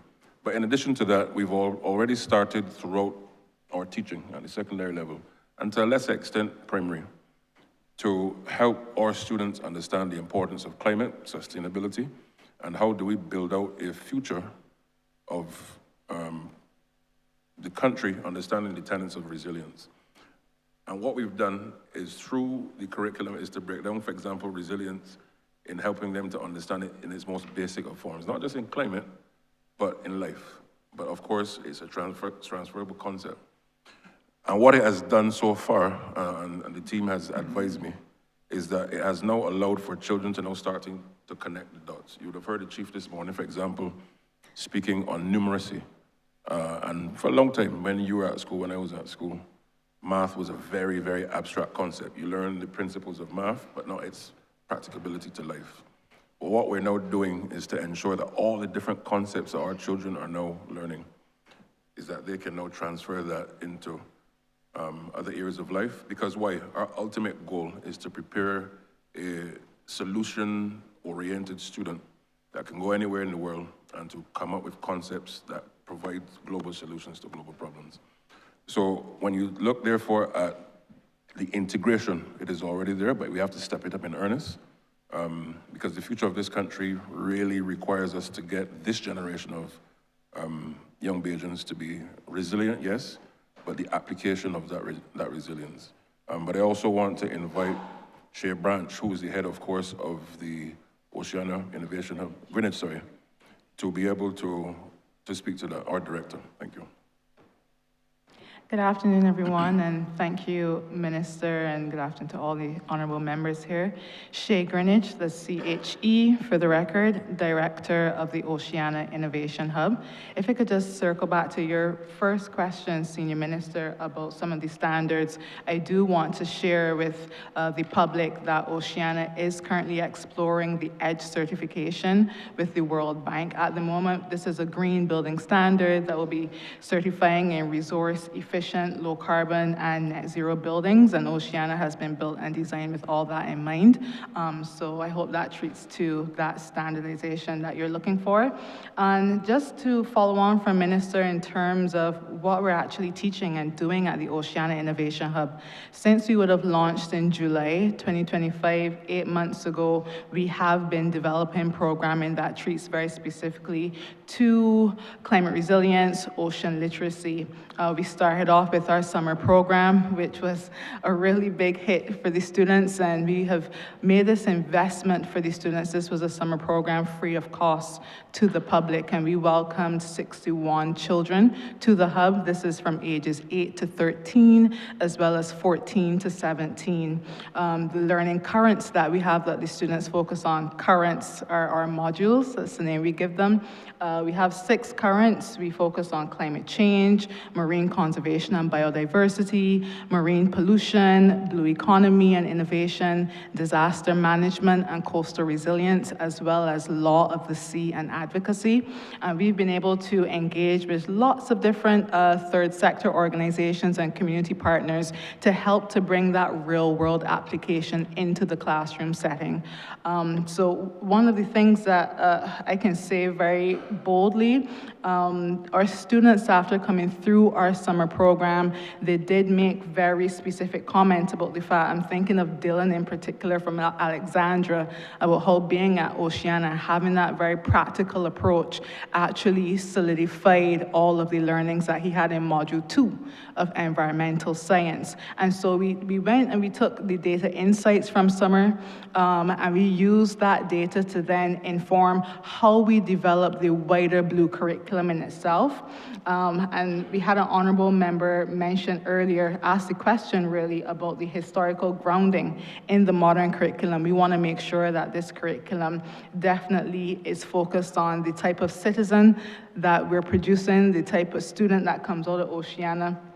And so we had a lot of our project-based learning in action, whereby fisher folk, for example, came into the Oceania classroom, taught our students how to make a fishing line.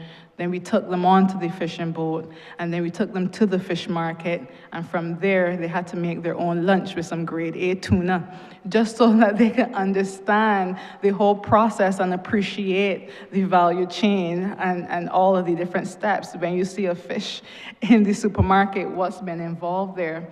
And just touching again on that historical approach, we had the fishermen come into Oceania and actually teach our students how to make fish pots, knowing that this is a dying art. And a lot of people don't even know what a fish pot looks like, but we had our students make a fish pot with the fisher folk directly to have that intergenerational conversation and interaction as well. And so not just to make it for knowing the cultural heritage of a fish pot, but also, for example, so that they can understand what are the actual harms of a fish pot to the marine ecosystem. Minister, permit me one follow-up question. I mean, clearly this is brilliant work. And so my question is in relation to the wider teaching class, the teachers. To what extent have we, because this is the school right outside my constituency and hopefully the one in Charleston, but to what extent have we been able, Minister, to prepare our teachers to be able to teach this? I think at the primary school level, at the secondary level, I mean, we've asked about teacher training and development generally, but specifically this climate change issue, a former member didn't like the word resilience, but this climate change issue is probably going to be one of the most serious issues, the climate crisis really issue facing Barbados. And so to what extent have we been able to incorporate this gently and generally in our English and in our math and in our PE? To the point where it becomes part of how we see Barbados, because my view is that it simply cannot be a course of study, but it has to be a way of life. And I'm just wondering generally, beyond the brilliant work that's being done by Ms. Greenwich here, generally how have we prepared our teachers and our schools and our general workers and everybody to be part of this movement in the ministry? Yep. Thank you, Senior Minister. The simple answer is this. There's been a very deliberate engagement, particularly with the teachers on this front. But of course, we have to go wider, as you rightly mentioned, including all of our staff, invariably a whole of education approach, if we're to get this part right. But what has been successful so far is that integration of teachers, and the chief just reminded me that there's constant review of how do we ensure that this is incorporated in their training as early as Earliston. Because even before they come into teaching proper, they must now grasp these concepts. But what we've done further, and you've alluded to it, you would recall in the 80s, 90s, when the country rallied around tourism is our business, let's play our part. And if we're to get it right, as you said, the country must now learn it at its most basic tenet from early. So in all the assessments coming up from early childhood education, primary school, secondary school, all of the different exposure of learning must now reflect resilience and sustainability. How do you grow an economy whilst at the same time not doing so to detriment of future generations? And I believe that the time is now that we should go across the country, and even in your ministry now, where even in transport, there's nothing stopping us with buses having those little ads running when people are in the bus sitting down, seeing things that will help them to reorient this new mantra, because the future depends on it, as you said, and it can't just be education alone. So my ministry, your ministry, private sector, NGOs, churches, focusing on the future of Barbados through the lens of resilience. Yeah. Thanks, Chair, that's it. Thanks for the response, Minister.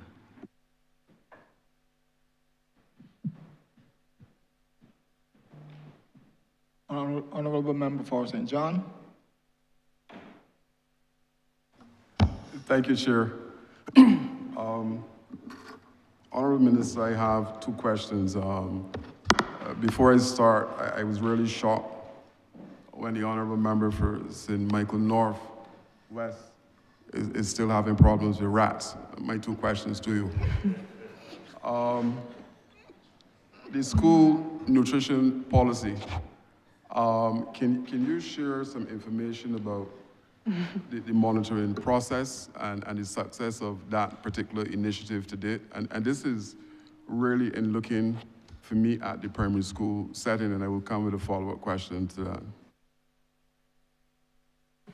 Yep, thank you, Minister. So with respect to the policy, of course, it's already in motion. But the monitoring, what we've done in the ministry is to now have, for example, a dedicated officer, education officer, who focuses on this area. One, in terms of the rollout of the policy, but two, how our schools, and down to its most basic component, for example, our canteen operators at the secondary level, concessionaires in and around schools.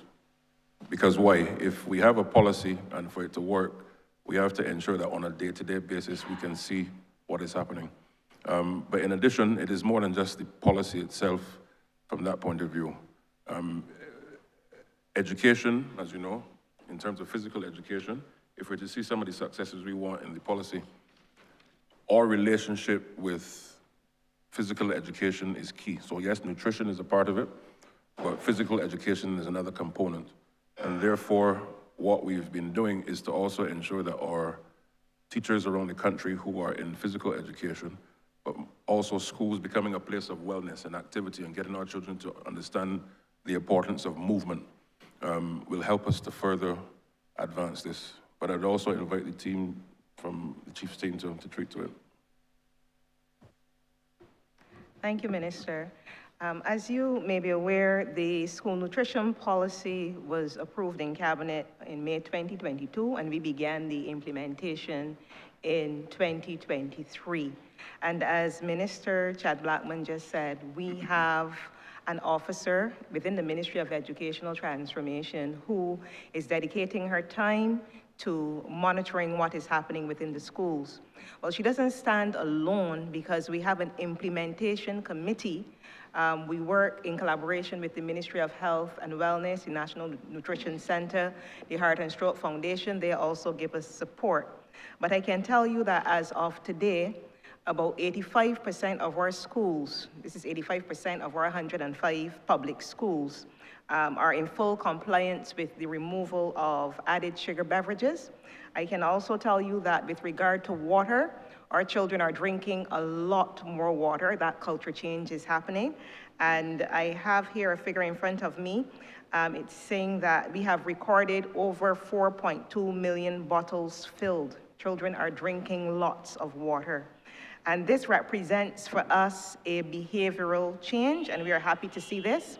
Additionally, since the implementation of the policy, we have been conducting vendor training as well as canteen concessionaire training, vendor training, yes, as well as canteen concessionaire training.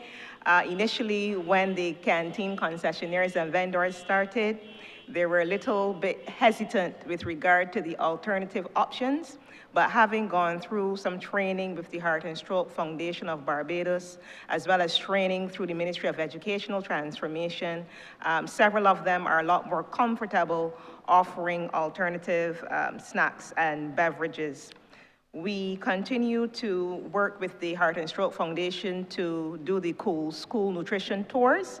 And as our minister said just now, for us, it isn't only about ensuring that children eat healthily, we want them to be active as well. And as a result, over the past few years, we have had healthy youth through physical education, which is a day dedicated to teachers and students and other members of staff moving. So they will, they will do their skipping, they will do jumping jacks, they will go and do aerobics on the field, but it's about making sure that our students are active and that they're healthy.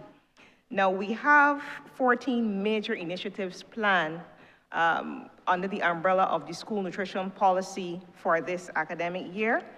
The first one that I will speak about is the BSAC partnership that we have, and we want to be able to give a prize to the most active young people in BSAC, right? Those who subscribe to a healthy lifestyle, so we're very excited about that. We've also had several sessions for this year where teachers are engaged in activities as well, like aerobics, dance exercise, etc. And for us, it is important that teachers get on board because several of our children look up to teachers. So when they see teachers doing certain activities, they want to do them as well. So we have coming up Women's Day School Engagement Walk. We have planned a Barbados School Nutrition Policy social media platform launch. We're going to do some more vendor training in addition to reviewing the alternative snack list. Now, the snack list used to be reviewed twice a year, but this time we're going to review it and have it published by the ending of April so that the vendors are able to prepare for the coming academic year. So all of these things are what we are doing as part of implementation of the Barbados School Nutrition Policy. And of course, we want the parents of the children to assist us in ensuring that that statistic of 1 in every 3 children is obese is reduced, because we don't want any obese children here in Barbados. We have a small island. Our children can swim, they can play football, they can exercise, they can eat healthily as well. And I would like the parents and members of the public to assist us in that regard as well. Sorry, just a follow-up question. You mentioned vendor training. Is this those who are operating outside of the school compound or those on the inside? The vendor training is for those persons who are operating outside and inside. Okay. My other question, Chair, is related to the PE teachers in the primary school setting. I am being impacted in sports because when my coaches go to the schools, I still have some issues with head teachers and teachers not releasing students to be involved in the process. So my question is, what is being done to ensure that we have qualified PE teachers in the schools and not teachers who are interested in sports being involved in the process? Because if I'm to broaden the pyramid by having the schools involved in sports, then I think we need qualified PE teachers involved in the process. My ministry would have recently done some research, and of all the primary schools on the island, West Terrace actually have the most students involved in sports. And I believe the academics are matching or equal to what they're having in the field of sports as it relates to success. So in short, what are the plans as it relates to having qualified PE teachers within the primary school setting? Chair, I yield back. All right, with regard to PE teachers, I can say that over the past 3 years, we've been having training workshops with teachers of physical education by our officer who is assigned to physical education. That is to make sure that they are skilled enough to deliver physical education.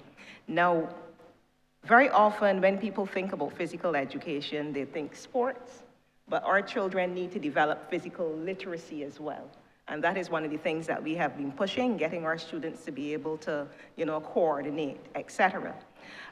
Related to the question about getting more teachers in the area of PE and upskilling those PE teachers even more, we have explored linkages with the Barbados Olympic Association with regard to training, and we have been in talks relative to how we can upskill these PE teachers further. I know that we'll be having a lot more discussions with them to see how that will happen. But I must say that with regard to physical education, we are doing our utmost best at the moment to explore every avenue to make sure that our teachers are skilled enough to deliver. There's one more thing I want to say here with regard to physical education, but the thought just left me. All right, so with regard to the head teachers, the minister just reminded me, thanks. With regard to the head teachers not complying, I remember that was an issue about 3 years ago, but we were able to resolve that problem by having meetings with the National Sports Council. They will come to us and we will have discussions about the schools in which they will be going, and we will, as a ministry, pave the way. So I will say that it will be good to have meetings, again, to see exactly where the bottlenecks are, because wherever the bottlenecks are, we as a ministry, we will seek to remove them because our students are depending on these programs to be fit and to be healthy. So we're willing to work with the National Sports Council to make these programs become a reality. Sorry, final comment. You mentioned the BOA. I used to know the Minister of Youth, and there's a strong program coming out of BCC where there's a sports program there. So maybe you should look to the youngsters who are coming out of that program at BCC to get them involved, who will be coming fit for purpose, as opposed to trying to, let me say, retrofit teachers by going through BOA. Are you back? Well, thank you for that suggestion. Let me also add, Honourable Member, to what the Chief would have mentioned. Earlier today in my presentation, I would have spoken to what we're rolling out in the ministry, known as Partners in Education. And of course, yes, we're sister ministries, all part of one government. But the reason why this is so key, because the different components of education and then different components of education transformation, including physical education and sport, that now requires us to have a different relationship in the 21st century Barbados, looking ahead, because why? Yes, we want to have healthy students who go on to be healthy adults. But two, how do we ensure that our sport programs, whether it's in cricket, in badminton, swimming, whatever, that they have the necessary pride of place within not just the curriculum, but within the culture of schools. And once we get that shift in mindset with respect to culture of the importance of sport, for example, it therefore can't be left to one school or one principal giving part of place, whereas another may not be inclined to do so.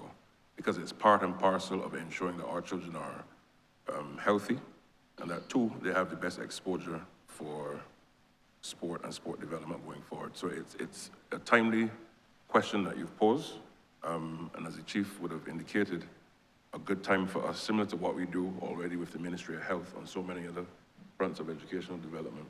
I think the time has come for us to do a similar vein with the Ministry of Sport and so many others in pursuit of all the different objectives under the umbrella of transformation and education.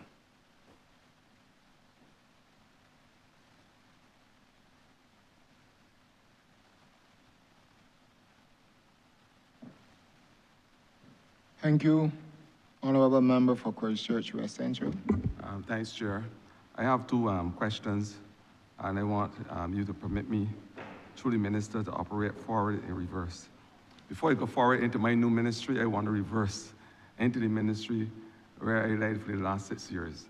And I want you to appreciate the fact that, although you are modest, I want you to be able to tell Barbadians about a project which me and yourself and your officers and my officers work closely, assiduously together to ensure that the humors of our children, body, soul, and mind, work collaboratively to build out a student and a young person who could achieve their goals in a wholesome way. I want you to expose to the rest of the country, since it's not supposed to be a secret between your ministry and my ministry, the school beautification project, which we would have spent many months working hard to ensure that the concept of beautification become the new norm in Barbados. My former ministry. I'm reminded by my colleagues. Thank you. Thank you very much, Honourable Member. You're absolutely right. You're absolutely right with respect to the school beautification program. For the benefit, of course, of not just Parliament, but the country, both ministries, Ministry of Environment, Ministry of Education Transformation, continue to ensure that our schools are beautified. And what does that look like in practical terms? Both ministries have set out what the ideal school should look like, particularly in terms of landscaping. You've heard the Prime Minister and other members of government continue to speak on the fact that school is more than academics, school is more than brick and mortar, and that our students and teachers, when they go there, and those who come into contact with the school, must be able to also enjoy it as a place of peace and tranquility. And let's face it, we all eat with our eyes. And when you walk into a place that looks welcoming, it therefore sets the right tone for learning, for tuition, for teachers to enjoy teaching, for persons to do business at the school. But equally, there's a third limb of happiness and pride of place, the communities in which the schools are in. And what we've seen through that initiative also is to ensure that persons in the community also take ownership in helping to beautify our country's schools. And therefore, you would have seen in, I think it was either October or November, that this year, the ministry is now rolling out a competition that will have a number of categories, but ultimately, the best kept school in Barbados through the lens of landscaping. And this is so important for many levels, but the main one is about ensuring that we can create, as you said, the mind, body, and soul, so that all those coming to school, teachers, students alike, can feel that sense of pride in the ownership. But in addition to those who are, quote unquote, paid in government to do these things, once a community and community groups can have ownership, and churches and faith-based organizations in beautifying a school in their community, you then also have another benefit. There's less likelihood of vandalism, because people have a stake in something. And once you have a stake in something, you take care of it. And as you said, it is something that we need to, and we certainly will let the country know more about it, because we have to get it right. But one of the things that we've been doing is on the outside, particularly in terms of our fences around the schools, is that we're placing bougainvillea on the outside, and then pittosporum or any other type of plant in its class, so as to ensure that the children, as they play, don't have to get into plants that would obviously prick them, but protecting on the outside. So from a physical point of view, the country will see over the coming months, particularly in our 60th year, schools that look like places that you would want to go and learn and enjoy. But it is more than just planting of trees. Beautifying the school also has to go hand in hand before refurbishment as well. Because when you go into the plant, even on the inside, not just on the outside, the beautification also requires plants on the corridors and different things and the aesthetics of the school. So that the entire plant, imagine a resort, but some place that you're going to learn. That is really what we're trying to achieve here, so that everyone coming into the school can be comfortable. And of course, those small landscapers within the communities will be able to help build out, whether it's altruism or whether they come into contracts with government, because it's all part of our give back mentality. And the second question, I say that I will go forward into the new mandate. And I know that you would have exposed earlier, your team, the policy as it relates to persons who are challenged, children who are challenged, who have certain dyscrasias, of course. I'm speaking primarily about those who are in the disabled community, persons with disabilities, and you would have insisted that the curriculum must now be fit for purpose for all individuals. And you would also have said earlier, the question by the MP for St. Michael's South, that it is all in your effort to ensure that there is decent work access for all based on training. I want to laud you for that, but equally I want to ask, because I would have met it as my first order of business, and thanks to my predecessor, the Minister for St. Michael himself, who would have laid the platform and initiated all these great things. But I want to say that, and ask if there is a look at the plant itself to make sure that they are accessible for persons who are having difficult challenges. I know the chief would have spoken about the visual acuity and the tests that you all were doing to ensure that persons are able to see the board and what's not. But is there any plan to make these facilities accessible and easily accessible for persons with disabilities? Thank you. Thank you, Minister. I'll ask, of course, our technical management team to treat to that in terms of the infrastructure building. But what is necessary is to further ensure, because I know there's legislation which speaks to the buildings, certainly in the country, with respect to the disabled. But what we have to now ensure that as we refurbish, as we build and new builds, is that all of our plants continue to have that refurbishment of inclusivity. So whether it's a ramp, but even beyond the ramp, how do we ensure that persons who may, for example, have challenges with visibility, that all of the equipment and desk and everything necessary are fit for purpose for them, the adequate bathroom and bathroom spaces and height sizes of sinks. So a very granular, focused way of ensuring that the entire school plant is now fit for purpose through the lens of inclusivity. So that is something that the ministry is working to deliver. But I just invite Mr. Baker very briefly to treat to that, to share how we are now rolling that out through refurbishments and upgrading of our plants. Very briefly. Thank you, Minister. Under the Skills for the Future project, those schools, the 10 schools that are to be upgraded during the coming summer, those are the first 10 schools that will get the new standards in terms of disabled access throughout the school compound. Following that, those schools, going on from that, any others undertaken by, on the ETMU will follow those same guidelines as well. But 10 schools, for sure, by the end of this year, will be at that required standard. And we will be moving forward from there. Yes, just me implore you, and I know that the guidance will come from your minister, but there is an axiom that is preached by all members in the disabled community that nothing for us without us. And I would implore you to, and encourage you to have the conversation with the council so that they will have an input as to what they will want within the confines of the school. Thank you. No, you're absolutely right, but rest assured that we've had continued dialogue, and we will continue to have, because one of the things that we are very aware of is that as we pursue policy and government policy and roll out of that policy, it can't just be that you've consulted before and that's it. It's continued dialogue, and that's why, as I said, partnership in education is so critical to the objective of what we're trying to achieve here. Because even as you deliver, there will be times when things might need to be modified. It is like any new project.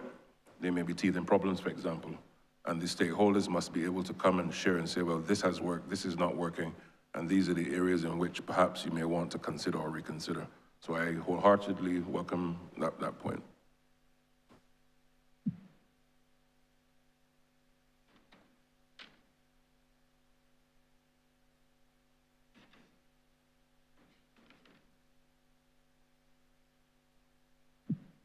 Thank you, Honourable Member for Christchurch East. Thank you, Mr. Chairman. Minister, one of the concerns that people have is what I would call the underutilization of the school plants. The schools shut up generally right after school, which is 3:30, unless there's something like brownies or cubs or something else going on. And there are so many community-based activities that are looking for a home or some accommodation to allow them to do it. I don't know what plans you have to make the schools accessible for use after hours that would ease some of the pressure and encourage evening activities like dancing or after-school classes or other community, like table tennis, some other things to utilize the school, because it makes no sense to shut up the plant. The plant is not suffering any significant wear and tear being used other than for educational purposes, and it would take some pressure off those areas that may have schools but don't necessarily have resource centers. So that's part one. All right, thank you, Attorney General. Before I invite the Chief, I wholeheartedly agree with you. Our schools must be places in which the communities can benefit in terms of use. You've highlighted a number of them, but I think what has to happen is also to, let me backtrack. I understand part of what has stopped it in many respects. And what do I mean? Throughout the years, of course, schools have been used by communities and continue to do so. But like in any other thing else, there are pockets of persons who come into the schools, notwithstanding the investment we're making on refurbishments, and vandalize the schools. And too far east is west, and we can't stop people from using these schools because of a few bad apples. So I think one of the things that the ministry will be doing is to walking the country through why is it important for them to have access to these schools, but equally to whom much is given, much is expected, so that there's that consciousness, similar to what the Honourable Member for St. Michael South would have indicated through the consciousness of resilience. There now has to be a consciousness of responsibility. But in addition to that, we must now just settle on how do we ensure that across the board and in communities, particularly in communities where there may not be another facility, an alternative facility for persons to go and do the things that you've outlined, must now be able to have access to those schools, bearing in mind these are the criteria that you must follow. When you come into the school, you clean up after, et cetera, et cetera. So that's the type of thing that I fully support, and that we must now move in earnest. If we're also to try to have spaces that would allow for young people, and of course other generations as well, other age groups, sorry, but particularly for young people who otherwise may find themselves doing other things that we may not want as a society. They must have safe spaces to be able to build out what we want the country to treat to. But I'd invite the Chief to also respond. Thank you, Minister. Thank you for the question, Attorney General. I must say that you're absolutely correct in terms of speaking about the underutilization of our school plans. You know, usually you have school between 9 and 3, you might have some extracurricular activities, and then the school is closed for the rest of the evening. And that is the reason that we are embarking on having service clubs within the schools. This is why we're talking about the beautification project, where you can have the community involved in planting the plants and the boys on the block coming and, you know, doing some work on the school and so on, because we want the school to be seen as part of the community. Because in keeping with the question that was asked by the Honourable Dr. Ramel Springer, and you know, and from St. Andrew, right? He was talking about making things Bajan, and Bajan is all about community, so we want to really bring that back. What I will say here as well is that there needs to be an even greater partnership with other ministries, because in order for the schools to be used, we need to have programs. And the Ministry of Education will not carry all of the programs. So there needs to be partnership with other ministries, for example, the Ministry of Sports, the ministry that deals with youth, the Ministry of Technological and Vocational Training, so that we can make these school plans available for community programs, bringing the community back into the school. Yeah, so I fully support it, and I know Minister is fully supportive of it as well, and we welcome discussion with other ministries to see how we can make this a reality. Following on from that, one of the impediments to using school is this constant requirement for additional insurance. If you want to use a school for a branch meeting, for example, I'm calling that one because it's the easy one, you have to ensure you cover the insurance to use the school. If the school is not being used in a manner inconsistent with the type of building that it is, surely under your normal occupiers liability insurance, contemplated activities must be covered. Every time we attach the $150 or whatever it is to use the school afterwards for a small club, right? Let's say somebody wants to do dancing, ballroom dancing in a school hall, right? Why should they have to pay? Quite frankly, ballroom dancing is probably less destructive to school hall than children running about at lunchtime, right? So we need to look at that. This was raised last year, it was raised the year before, and we keep having this undertaking to look at it, but I am sure that your insurance, if it does not now contemplate additional uses for the school, can easily be adjusted to reflect that with minimal, if any, increase in the premiums. But that proves a sticking point, what I call an unnecessary sticking point for a lot of persons or groups that want to use the school. $150 might not seem like a lot to you sitting there, but if you are a small group trying to get started and you paid $150 every week for a month, that's $600, right? So I think that a decision needs to be firmly taken in relation to that, and it needs to be explored. Let us not come back this time next year and have that one is one of the low-hanging fruit. That one is just too easy to resolve. Thank you, Honourable Member AG. I'm heartened that the suggestion comes from the government's chief legal advisor. So the ministry certainly will, when we go back, speak to it, and certainly we'll be coming to you for some comments and guidance as to how can we treat to this.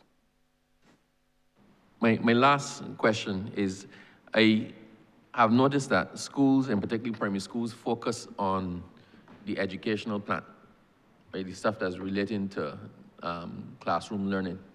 But in a lot of instances, the playing fields attached to primary schools tend to have not been well upkept. Like if you go to, sorry to use this example, Commonmere, the Commonmere playing field, top class.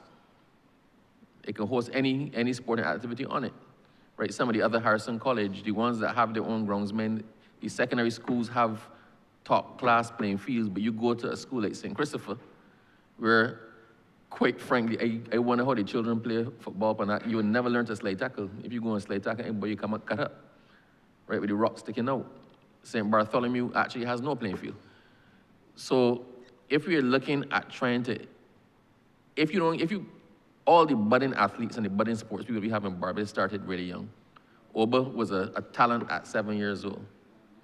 If we do not put conducive environments to capture and encourage them at 7 years old to 11 years old, which is the primary school age, if we don't put the facilities there, then those children, if even they develop an aptitude, are starting off behind the ball. So I want to know, what are y'all looking at? What is the ministry looking at in terms of developing the sporting infrastructure at primary schools? Primary schools, the sports programs seem to be an adjunct to the main educational focus, as opposed to seeing sports as a formal and critical part of education and the curriculum itself. So I use the two schools in my constituency because I'm painfully, actually, yeah, there was a football match at Bay Primary School, and the people almost protested. I know, because one of my football teams was playing there, and there was a rock. I brought it to the attention of the Minister for St. Michael's South. There was a rock, a large rock in the middle of the playing field, sticking out through the surface. So I think we need to seriously, this is one of those things that would take an easy investment up front and be capable of easy maintenance afterwards. And I think it's something that is critical if we're trying to encourage, or we're talking about the obese kids and whatnot. It's not just a national school nutritional program. It got to be facilitating sporting and extracurricular development. Sorry, to put as a question, what plans do you have? Thank you, AG. So with respect to what we're doing, I want to take a step back, because you made the comparison, rightfully so, between secondary schools and primary and the standards. As you know, secondary schools are run on a day-to-day basis by the boards, which allows them to do a lot of things at pace and at scale. Whereas at the primary level, the primary schools are, yes, run by the principal, but the ministry still has that large day-to-day oversight, as it were. And one of the things that will be coming to cabinet shortly is the new proposed governance structure for our primary schools. So, of course, instead of one school having, a primary school having a board, as it were, we're looking at a cluster, maybe, let's say 3 schools to a board. What that does is to be able to now let that board go into the school and to do all the different things that the secondary level is doing, including facilities. But in addition to that, the partnership which already exists with the Sports Council in terms of the playing fields, the maintenance, and the regrading. A lot of our fields need regrading. So whether you're talking cricket for cricket activities or football, what now needs to happen in earnest is really that rollout, because it happens, but it's not happening at scale, and it's not happening in a timely fashion that allows for some of the challenges that both you and the Honourable Member for St. Michael's South were alluding to just now. So that's something that we're doing in earnest, but I also want to very briefly invite both our Deputy Education Officer, Reverend Scott, and once again, our Head of ETMU to treat to the issue of the curriculum side of sport and its importance in the curriculum. And of course, how do we ensure that our facilities generally, including the playing fields, are given pride of place? Thank you, Mr. Minister.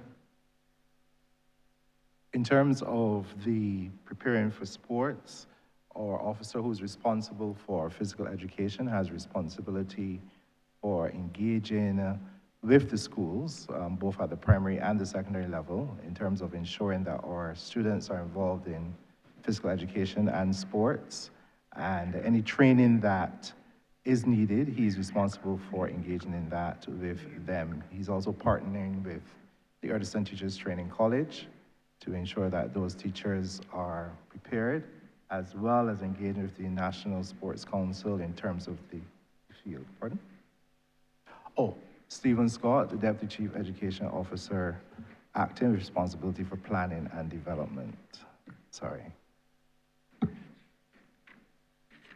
So those are the general areas. Of course, he also works with the NAPSAC and BSAC committees as they prepare for the athletics as well as other sports, because BSAC has now taken on other sports under its tenure as well. He oversees that, and therefore, in terms of the fields, again, reaching out to the National Sports Council to engage with the fields, both at the primary and the secondary level.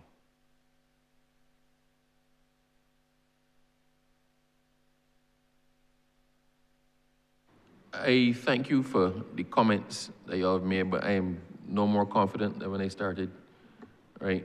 Just to say we need to attach a level of seriousness to it, and we need to do it quickly, because as I said, we keep talking about childhood obesity, we keep trying to get children involved in constructive pursuits, but yet at the critical age where children need to play and run about, the facilities attached to schools where they would naturally transition after school while waiting for the mother or father to pick them up, or while waiting for things to ease off, those facilities just don't exist, and just don't exist in a sufficient quality to encourage that development that we need. So I think that is something that if it is not a front burner issue, it should be, because it solves a lot of problems and is just too easy to fix.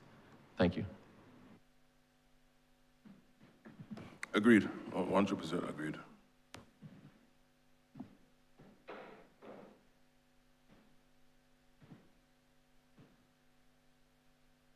Honourable member for Christchurch South. Thank you, Mr. Chair. Minister, my question relates to the current portfolio that I now hold, which is agriculture and food security. The ministry, again, thanks to the former minister, has built out a number of greenhouses in several schools. And Mr. Chair, if you don't mind if I'm able to call out those schools, because I think it is important. The Lodge School, Princess Margaret Secondary School, Derek Smith School and Vocational Center, St. James Primary School, Gordon Walters Primary School, the Allen School, St. Matthew's Primary School, Darrell Jordan Secondary School, Frederick Smith Secondary School, Spring Memorial Secondary School, the Ellerslie School, and then there are at least 3 remaining. So we'd have Grantley Adams Memorial, Trojan Parish Secondary School, and the 7th Adventist Secondary School. So that's a significant investment there. Responding to the national call for young people to be involved more in agriculture. But what the officials within the ministry are saying to me, even as we've built up the school and had some initial conversations, now that we are at that stage for a rollout, that they're not finding the level of interest in teachers to work with the program. And it seems that there are therefore a dearth of teachers across the system, either who have training that then can help to facilitate the program, or perhaps interests. And I wanted to just kind of find out what is happening at that level. I mean, is that a real scenario in which we do not have the level of teachers that are trained in agriculture that then can then facilitate a program like this, which is, I think we would all agree, extremely important?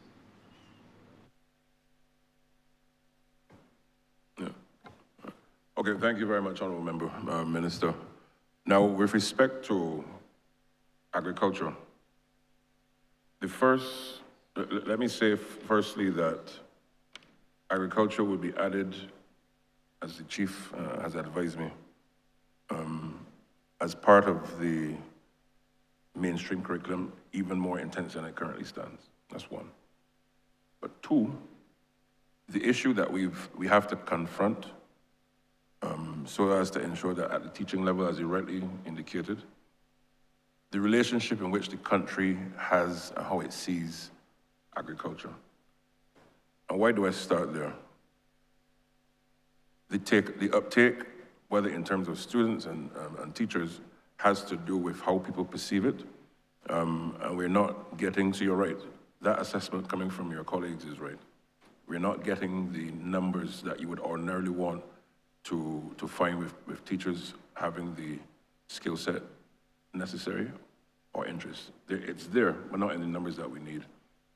But when you look, certainly in your travels, Minister, and when you look around the world, Barbados must ensure that food security, nutrition, and ensuring that we can provide food for our people, particularly within the context, as we've heard earlier, time and time today again, of resilience.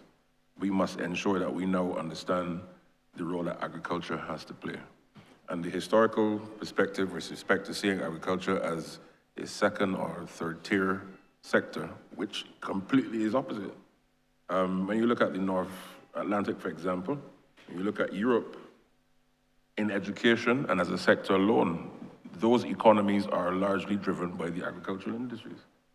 And if we are to prepare our schools and school children and population for the future, we must now ensure that we give agriculture its pride of place. Thus, therefore, we have to do some innovative things to excite the imagination of students, to excite the imagination of teachers, so that even at the level of Erdiston, the level of continued professional development, because we have a lot of teachers in the system who may not have been exposed to agriculture, but through continued professional development, I believe strongly that there should be courses that can also invite them to learn how to be exposed to the industry, exposed to the sector, thus helping our students now to move beyond what it currently stands. But further, a good component, and here's again an opportunity for partnership, or further partnership, because I also want to commend the Honourable Member for St. Philip South for what would have started under his tenure, is that the two ministries must now work hand in hand in addition to the greenhouses and the new techniques in agriculture and how do you move from open field agriculture into technological agriculture, is to include in that curriculum what are the opportunities for investment of our students in agriculture, both as students and even beyond school, so that they know that there's a clear roadmap of once you're involved in agriculture, here is an opportunity for you to tap into. So whether that be a Suriname, whether that be a Guyana, or wherever the opportunities come. And there's a component of the curriculum transformation that we're going to include focusing on leveraging Barbados. We have the strongest currency within the single market and economy. Our logistics, or our location as a logistics hub helps us with many things. So when you tie all of that together, anchored by the fact that we have to now be resilient and food secure, our students must now be given what are the real options in agriculture. But of course, we're in education, and I believe therefore that your ministry, we must now work together to ensure that this can happen. Of course, you have the Hope Agricultural Institute, which will train our teachers, and therefore tying together all the moving components to have a clear direction in terms of education and agricultural development. Minister, thank you for your response. I think two things arise out of that for me. If I go to the Honourable Member for St. Peter, you know, when you tell me it will be integrated at some point in time in the future, if I can just have just an indication of what that looks like in the timeline, right? Is that we're in the middle right now of the transformation of the curriculum. So one of the things I want to give you the assurance of as minister, but also the country, that once we get through this process of estimates, the intention is therefore that by September this year, this upcoming academic year, that all of these things therefore will be incorporated so that students will be able to benefit from them coming from September. All right, so rest assured. Thank you. Mr. Chair, through you again. The broader question then is, and I know that we have the education transformation agenda, and I hear you saying a number of things that are going to come on stream, but I'm still searching for how are we going to make sure that the education system is continually,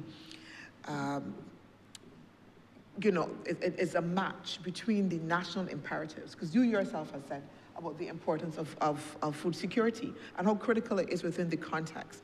So how are we going to make sure that we have an education system that continually responds to that imperative? We hear about it at university, that university is not putting out students who are able to take the jobs or be ready for the jobs for the market. Are we doing that also as well at the primary and secondary level? that we don't have an educational system that will be able then to tackle those issues, right? And then that question is a large one, Minister, because it also speaks to how are you forward planning and how is the ministry assessing the new trends in terms of where the economy is going and where the society is going, and then to be able to have a somewhat kind of flexible modality for change. Thank you, Minister. So first of all, we have the change management unit within the ministry, which manages the change of transformation that we're pursuing. Of course, looking at the broad areas, but in particular, what it also does is that all of the components and the divisions within the ministry, that unit monitors the changes that we've been talking about, so as to ensure that we can have these things rolled out and monitored and evaluated. So a number of things we've outlined to the country. Of course, goal 1 would have been to enhance student performance. Goal 2, strengthening teacher instruction and leadership. And of course, under these headings, there are a number of different deliverables. 3, looking at the improvement of physical infrastructure. 4thly, improving ministry institutional capacity. And 5th, and finally, the regulatory framework, which of course includes a new Education Act. But I want to go further. You touched on something, Minister, Honourable Member, very, very clear.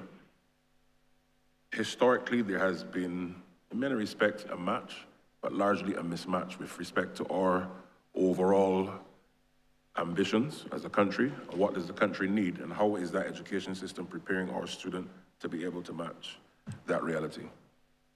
And I want to draw on the example of the United Arab Emirates.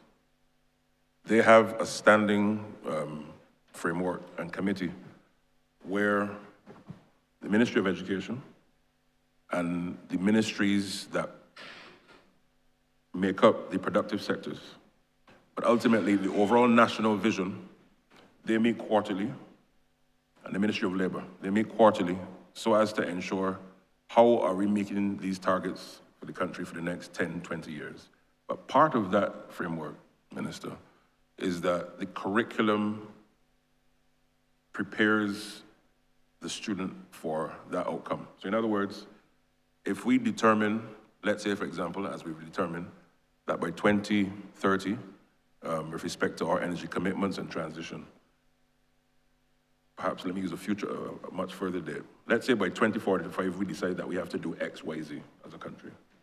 It therefore means that today, the planners in education, backed by the necessary research, must now have from early childhood education straight up to exit at secondary level to be able to now have the skill sets and the tools and the values to be able to future-proof that economy and development that we're talking about. And it therefore means that the ministry must work hand in hand with other ministries like yours, like health, like sport, to ensure that we can look at the national objective in terms of where we're going. And it therefore means that more conversations, but in a very structured and deliberate way, must now happen between ministries. And again, that's why we've made it very clear that the future of the ministry has to be partners in education.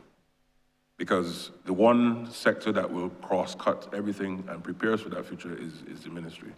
And therefore, it reiterates the point that education transformation is not a destination, because what is relevant today and the skills that we're preparing our students to have now and for the next 10 years, I am almost certain will look completely different 10 years from now. But equally, the ministry, in whatever configuration it has, must now be able to adapt to that new reality and to be able to meet those targets. So when you look at Mission Barbados, of course, and the 5 and the different missions that we have, the education system, through the curriculum, through the training of our teachers, must be able to be so responsive that it is always looking ahead, whilst at the same time delivering education on a day-to-day basis. So I'm really heartened that you would have asked that question, because it therefore forces us as a ministry,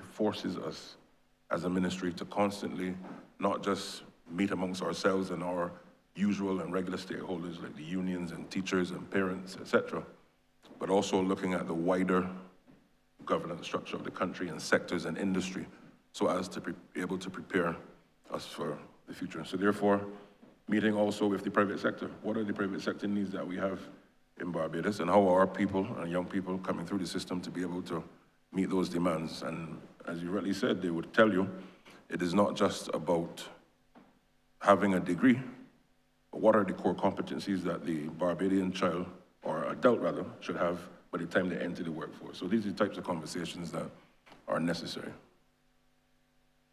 And yes, and I'm being reminded about point number 6 that I made this morning, accountability, accountability, accountability.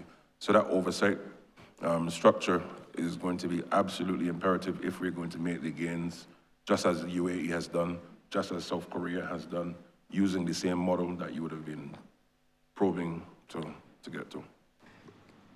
Mr. Speaker, just one final follow-up question, please, if you would allow.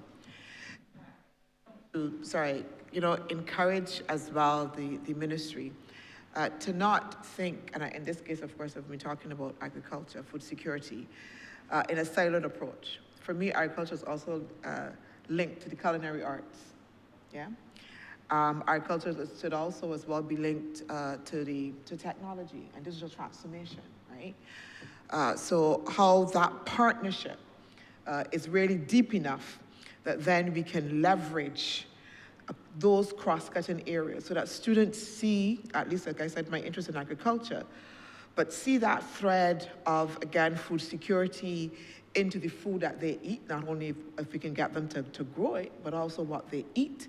And then also as well, like I said, that technology aspects of the kind of new ways that we are propelling agriculture so that we come out of that mode that we do agricultural studies as a curriculum subject, and it is particularly separate from everything else. But I think for this imperative, that we need to be able to just make sure that those threads are woven right through. I mean, we can talk about maths, right? And the examples there in agriculture, I'm certainly learning about all the maths and the science associated with it. So how do we just make sure that we weave it through the entire kind of curriculum and learning experience as well? Thank you.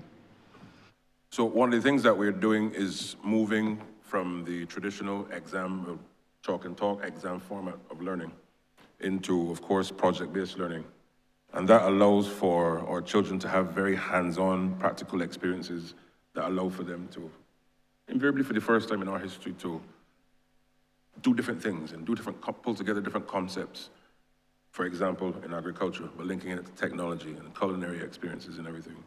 And one of the things that also has to happen is, it amazes me when we all travel around the world for different things and you go to a supermarket and you go into that supermarket and you see premium price for organically grown vegetables. And what the rest of the world calls organic is invariably how we simply grow vegetables in Barbados. But we've never been taught as a people to, again, pride of place in what we have, what we've been able to do, and to realize that should I export what we already have and simply, plus a few other things, sanitary and phytosanitary conditions, but to put those things out there and to get our people to understand that there's value in how Bajans do things in agriculture. And to say to the world, this is what we have. So once we get that shift in mindset about the sector itself, all of these other areas in terms of technological components, culinary, I believe will help to unleash the new movement of our development through the lens of the sector, and certainly your ministry has a major role to play.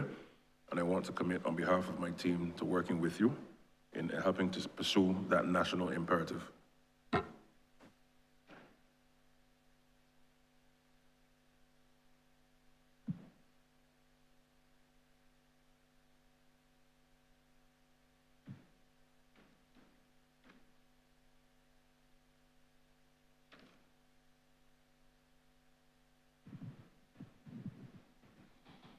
Honourable member for St. Michael East.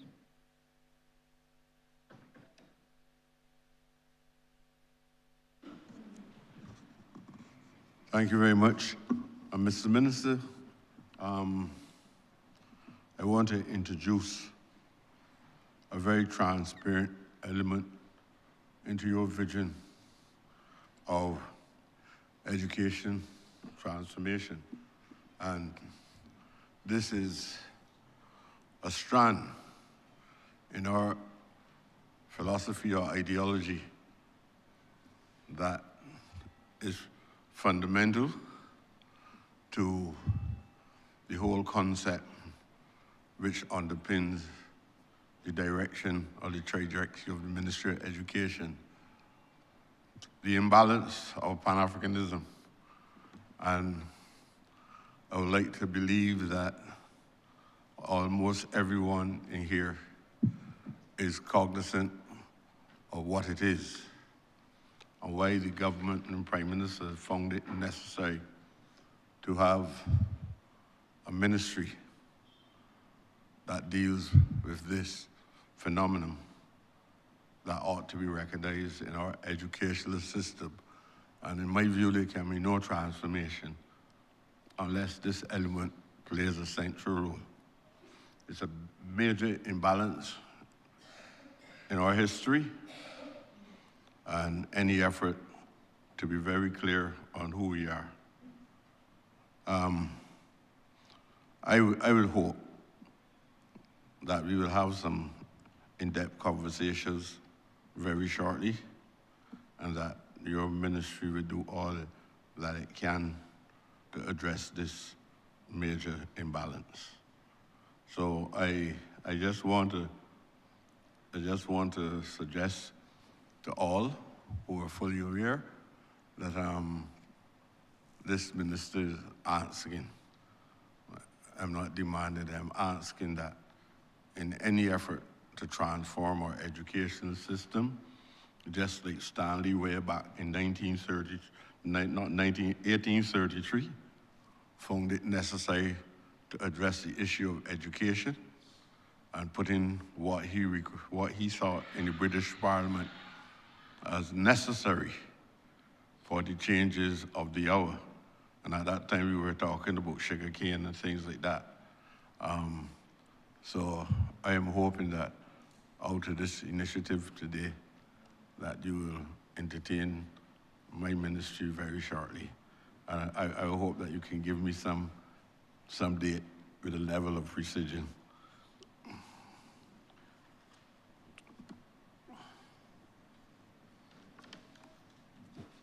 Thank you very much, Honourable Member, Minister. Let me say at the onset, and you'd be very happy to note a number of things. And I was taking copious notes as you spoke. One, there's a technical working group which focuses on the transformation and reform of the curriculum itself. And you'd be happy to note that one of the members of that working group is none other than, of course, Ambassador Commission, so as to help to shape that. But in addition, from a ministry to ministry point of view, you're absolutely correct. Notwithstanding my own views on it, and we share a like mind. But we have to ensure that, one, 401 years, of course, after the British would have come to Barbados, and we all know, of course, what would have happened thereafter. But this year, as I said, 60 years of independence, given that also 400-year history, 5 years as a republic, how do we now ensure that we can give our students that confidence knowing who they are, unrepentant about it, but at the same time, carrying it with dignity and pride to be able to do many things. Why do I say this? If we are to create a new wave of wealth creation in our country, not just in the traditional modes of having a job and preparing our students to have jobs, but to also be solutions-oriented and to export our ideas across the region, across the world. Up to this point, we've done it in pockets.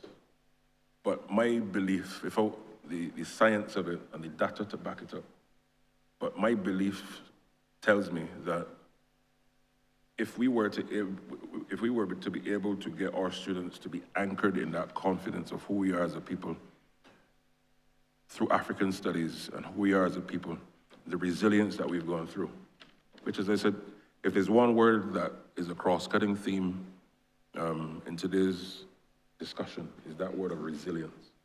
And to help them to understand that notwithstanding the challenges that we've had to go through, we have been able to do A, B, C, D, and done them well. And therefore, again, partnership in education. I welcome the opportunity to work with you and your ministry. And let us commit to setting a date, not just soon, but sometime next week or wherever possible on your calendar, so that we can now, particularly given the exercise that we're having now, put this in a way that will bring benefit and pride to our country, bearing in mind that we have to help our people to understand who they are. As I said earlier, when the Honourable Member for St. Andrew would have asked a few questions, when I was going to school, I knew more about kings in Europe and other parts of the world than the fact that Barbados would have been able to produce 3 presidents in Liberia. That was not told to me, it was not taught. So are we saying that we shouldn't know about the rest of the world? No. But equally, we must first learn and own and know who we are and have that pride of place woven through the curriculum, how it's taught in our assessments, down to even, for example, sometimes the visuals in the classrooms.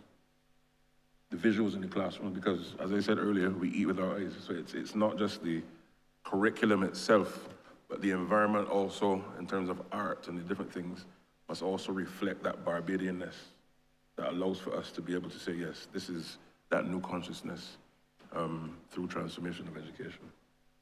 So I welcome it. Thanks very much. The effort to make this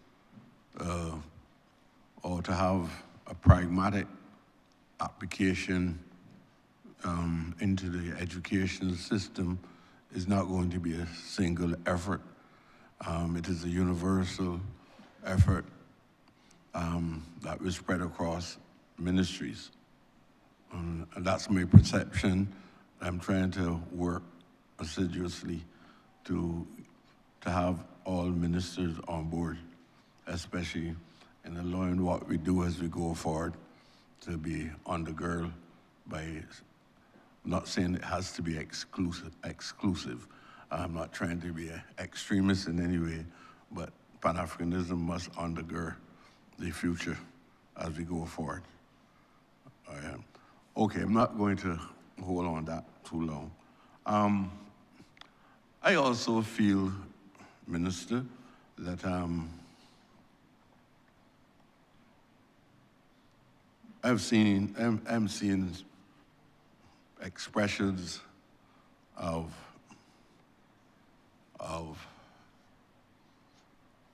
delinquency across a number of specific types of communities across Barbados. And what that mirrors to me is that some of the challenges we are facing are manifestations of social deprivation, mainly poverty, across the country, that is also causing us to produce that level of delinquency. But central to all of this is our educational system as it impacts on these specific communities. I'm not saying in general, but as it impacts on these communities. What I'm seeing coming out of a number of communities across Barbados, especially in the urban communities and probably across the southern communities on the coastal areas, is we're producing a lot of gunplay,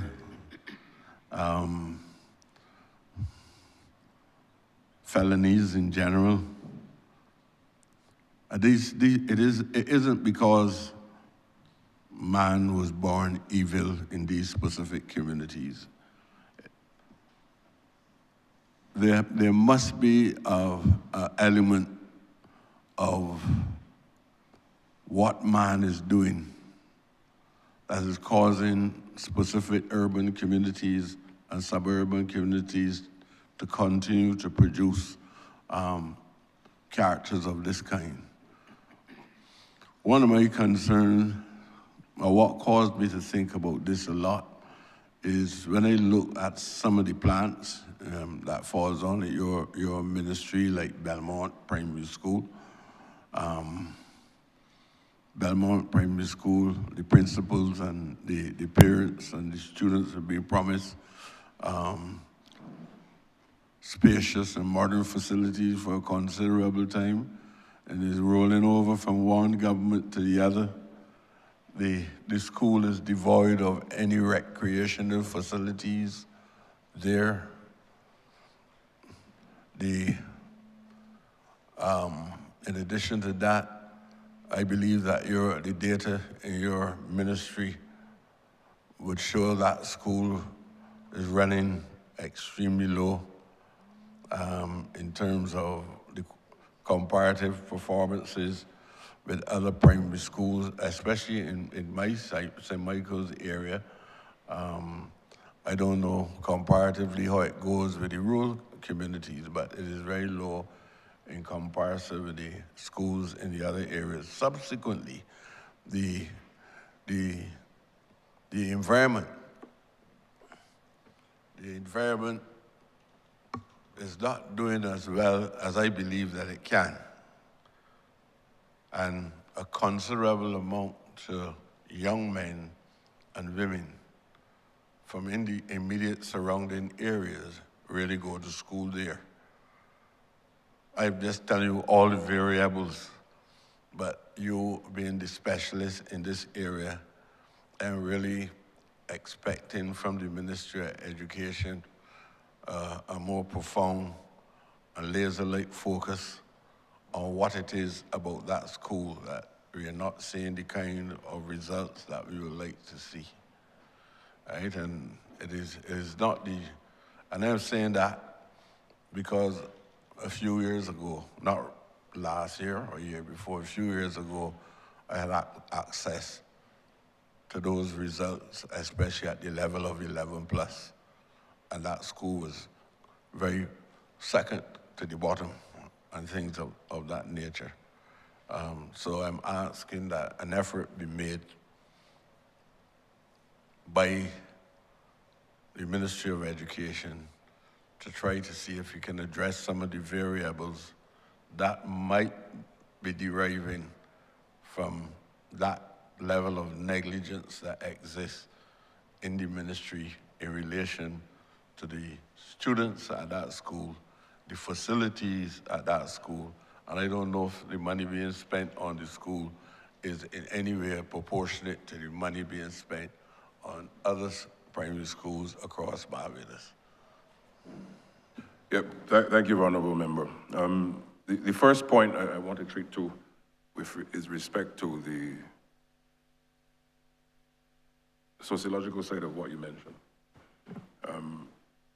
The number of our schools, of course, where you see a higher incidence of negative behavior, and there are a lot of underlying issues causing these things across the country. And as part of the restructured ministry, one of the things that we're now about to roll out in earnest is to include in the ministry a sociologist which will focus on, as we plan our education, the curriculum, the infrastructure, the types of things we even talk about within the green spaces, which also affect the psyche of how students learn. So that you're not just pursuing the learning, but the sociologists will help us in the planning of education rollout to be able to touch in and tap into a lot of the underlying issues of the history, of the different demographics, of course, urban and rural, and all of the landscape from a social point of view that will inform and influence how education is rolled out, but more importantly, how it affects these different types of communities. And that's the first thing. I'm going to invite our senior psychologist, Ms. Bradford Warden, to speak to some of the interventions that we're already undergoing to treat some of the issues that you've mentioned. And then with respect to, for example, not just Belmont Primary, but broadly, some of our schools that need, of course, improved performance and what we're doing, I will invite our Deputy Education Officer to treat to it. Ms. Beckles. So first, our senior psychologist, and then our deputy. Thank you, Honorable Minister. Juanita Brathwaite-Wharton, senior psychologist. We have, as I said earlier, expanded the support services available to our schools. So every school has access to a school social worker who does extensive work in terms of the socio-emotional needs of our students. Our social workers visit schools on a weekly basis where students are referred who are having challenges, and they work in conjunction with the school and the home to put structures in place to help alleviate some of the challenges our students have. They advocate for families and children to get assistance from various community agencies, whether it be the welfare department, whether it be in terms of mental health supports through our partners in the Ministry of Health, the Child and Adolescent Mental Health Support Clinic. They work closely with the Child Care Board, with those students who need assistance with child protective services. And they also advocate, having done their needs assessments, for students who may need psychological assessment to determine what the challenges are that cause them not to perform at the level that is expected given their age cohort. The social workers, previously for many years, we had 2 social workers working in the entire system. And in 2021, we were given the post of 7 additional social workers, all working with the primary schools. And so that has enhanced the capacity to connect resources between the home and the school to meet the needs of the students who are at risk. They work very closely with the primary school counselors, and in the last year, we were able to double the support of that particular program. The program is facilitated through the kind assistance of the Sandy Lane Charitable Trust, and they would have provided us with counselors from 2010, but last year we were able to, through our professional services, we were able to double the number of primary school counselors, so that every school now also has a primary school counselor in addition to the social worker.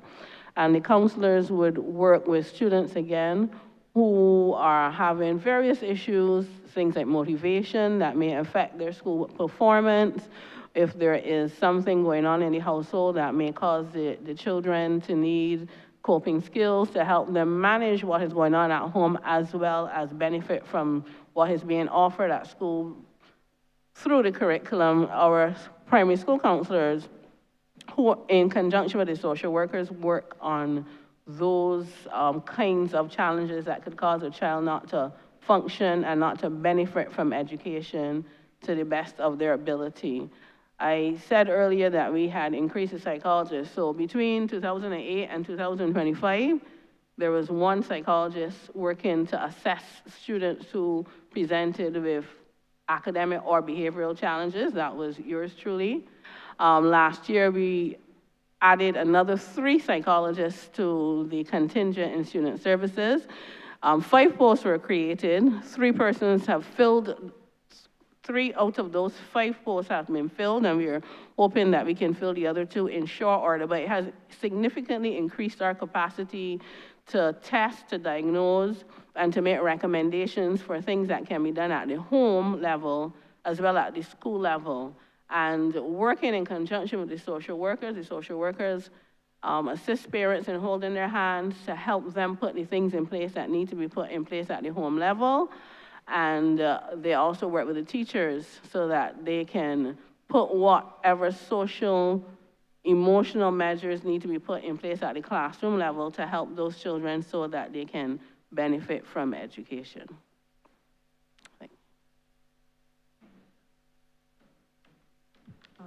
Julia Beckles, Deputy Chief Education Officer. Thank you. Thank you for your question. I'm advised that the Belmont School, just because it was mentioned, has actually performed above our national mean in both English and maths. That does not mean, part of the pun, that improvements aren't welcome. So it is not in a dire situation, but of course, there's always room for improvement. I'm happy to report to you and the whole of Barbados that your assessment of Belmont was ours when we toured the school sometime last year. We did speak to our ETMU, our Education Technical Management Unit, and I can say that while not everything has been done, that Belmont did receive some attention, some much needed attention. Your concern about what is happening, what you're seeing across Barbados, is one that is shared by the Ministry of Education Transformation. And that has caused us to roll out our values program.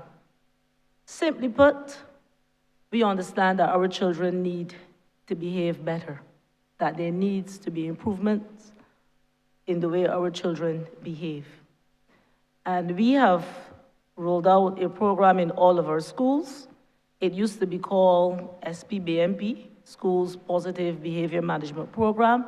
We are now calling it VIBES because we wanted to underscore the whole idea of inculcating values into the lives of our children.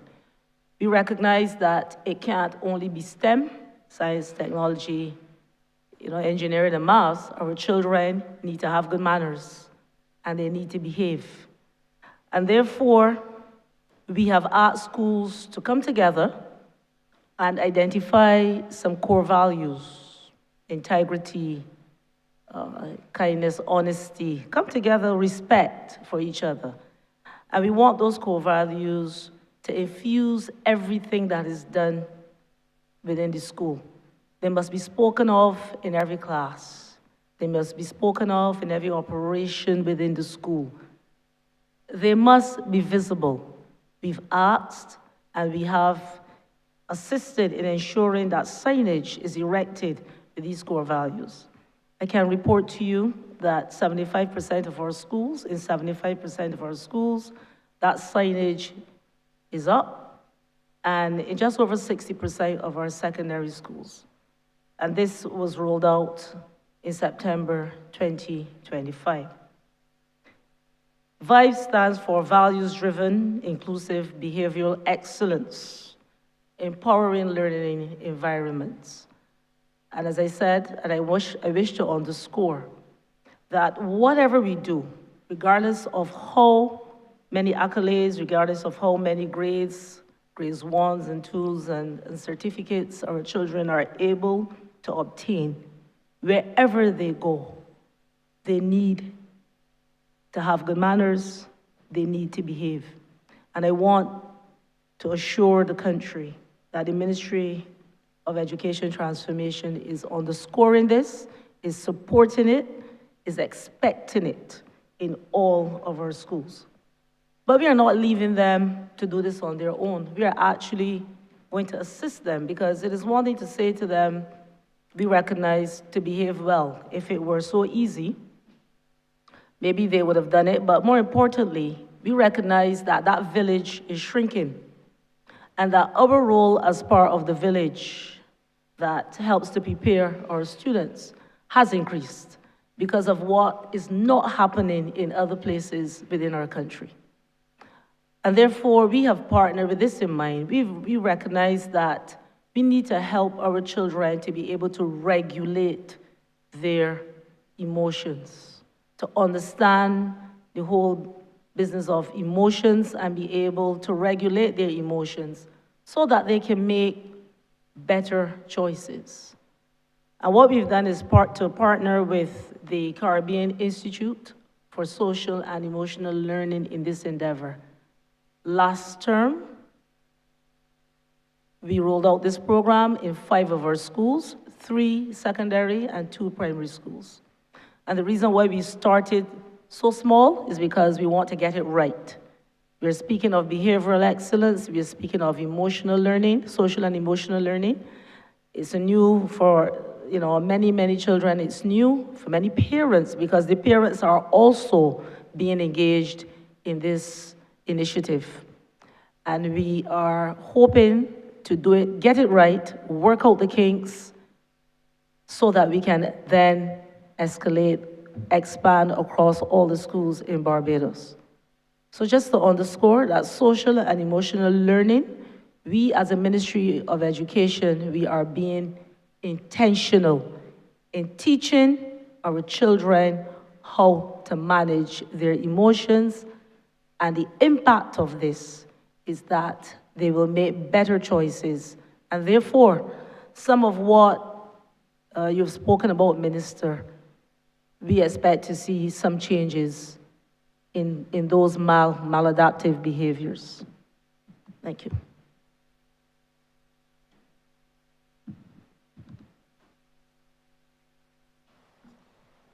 Mr. Minister, I appreciate and I know the strong commitment of your officers and this specific officer more so than others. But I respect the logic of redemption. But I also know that there's a decline in the students at the school itself, and I happen to be parliamentary representative of the area, and I've been fortunate to be there for 6 terms. And I know what the numbers were, and I know what is being requested of me. I don't know if there's a decline in birth rates that can be responsible, but I know that there's most people from within the immediate communities would come to me on a regular basis and ask, can you get my child into Charles F. Bruce? Can you get my child into St. Giles School? And I have to engage in a long conversation with them because I don't want to go any further on that subject matter. But so there are other sociological factors that has to be examined. And I hear a lot about the work of the social worker, but I believe that the psychologists and the sociologists should play a greater role in schools within those communities. And there might be a need for us to see the importance of this specialty of child psychology or child psychologists in some of those schools where we are experiencing these mental challenges, right? And I'm trying to find the best language that is suitable to describe it. So I was just bringing up those factors, those facts, and my interpretation of the facts, so that at least we can do a lot better, not only at that school, but in general across the primary schools and the secondary schools in Barbados. Yes. Thank you for your contribution, Minister Prescott. And it was interesting when you spoke about the fact that there are some parents who would wish to get their children in certain schools and not other schools.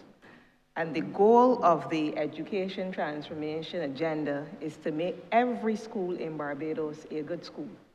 And that's why we've been investing in teacher training and leadership training and dealing with maladaptive behaviors and dealing with the infrastructure. For example, Belmont, you spoke about Belmont Primary, and that school had significant work done to its infrastructure just last year.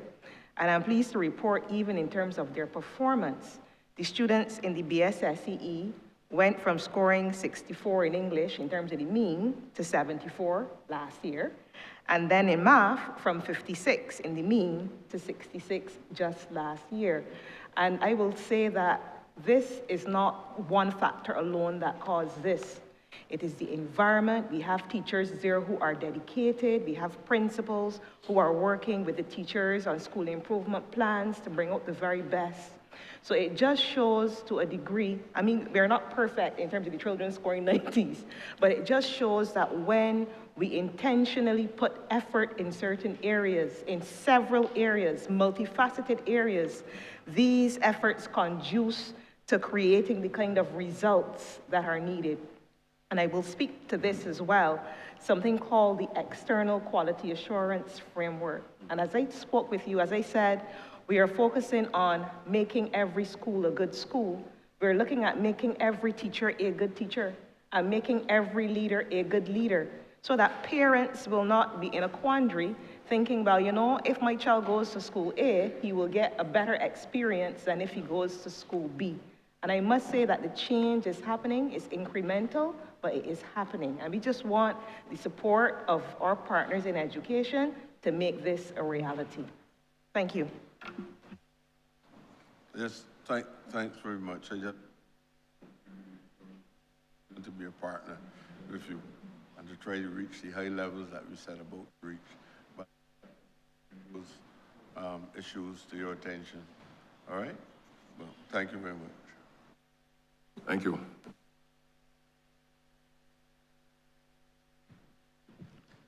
Honourable member for St. Michael Southeast.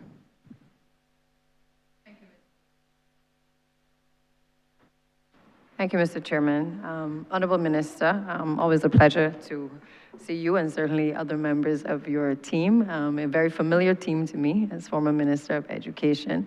And I therefore know that this team, I've seen a few new faces, but I know that this team is led ably by Chief Education Officer and PS, and I'm sure all of the other technical officers who have been doing a lot of the groundwork over the last couple of years to be able to bring us to a point of transformation.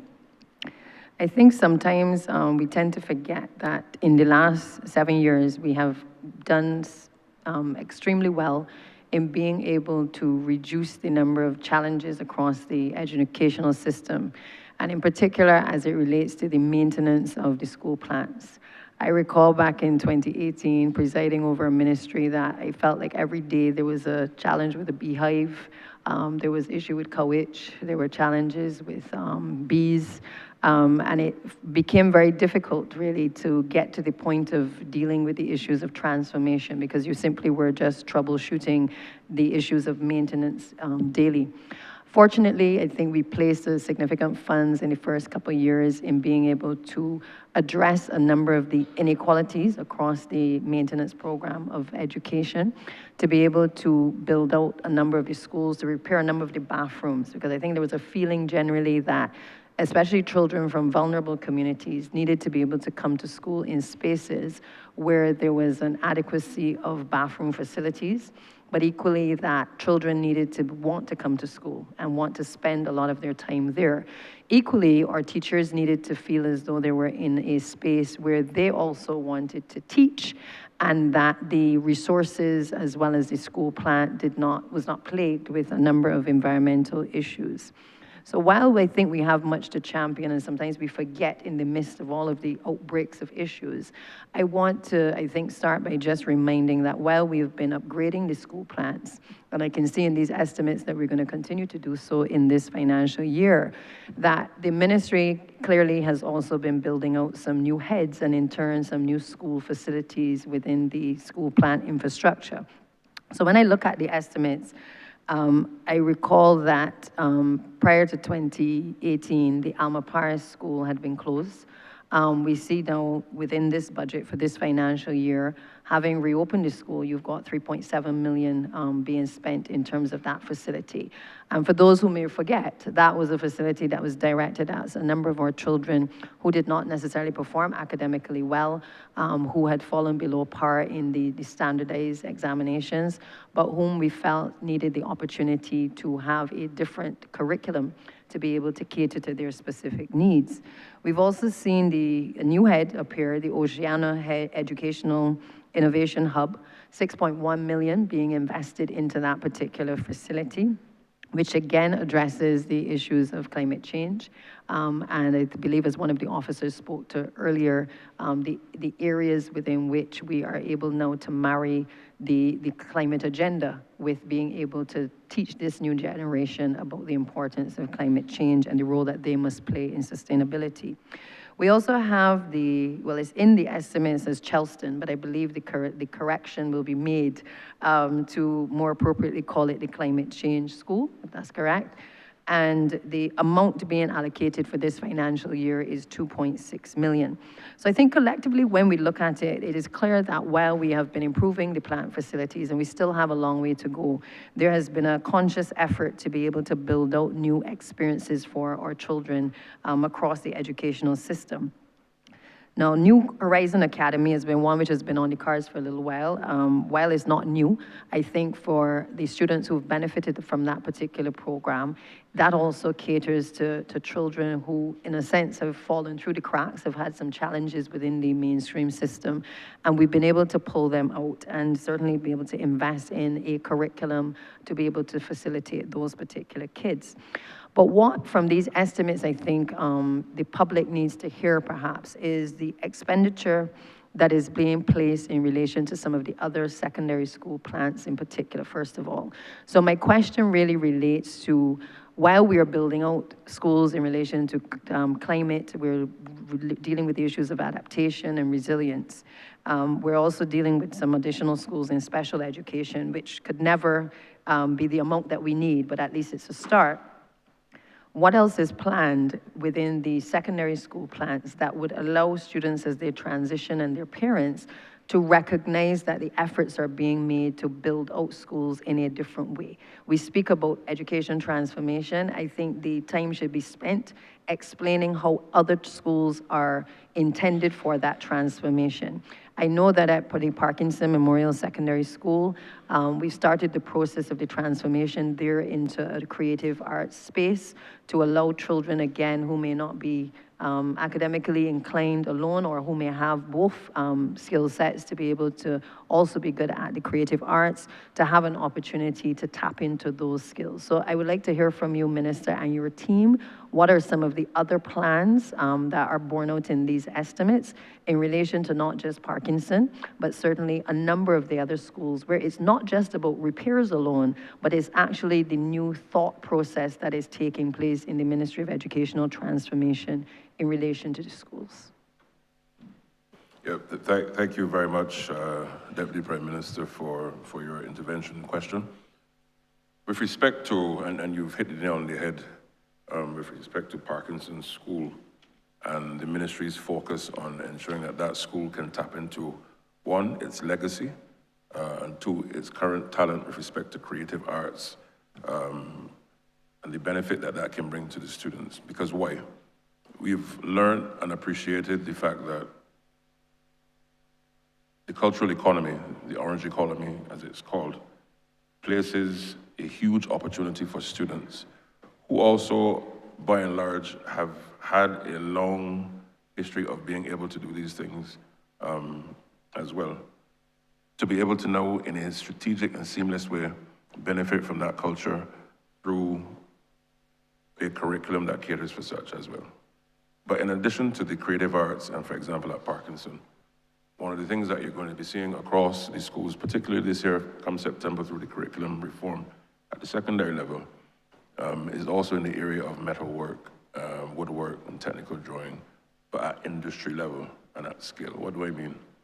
For a long time, you do the metalwork and the woodwork in a traditional way, but the tools of trade and what they use to be able to help towards delivering a world-class type of student who can go into the market and to be not just a carpenter, but a carpenter or a person who can handle woodwork in an industrial way, this is now imperative.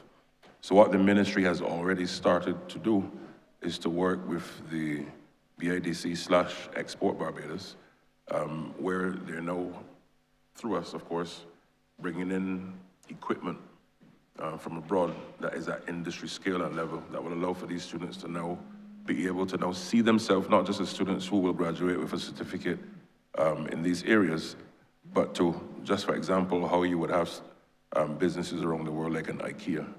If we had, in certainly my time, to be told that there is an opportunity for you to not just understand the sector of carpentry and design, and to be able to now go on and have a large company around the world, which ultimately does all those things.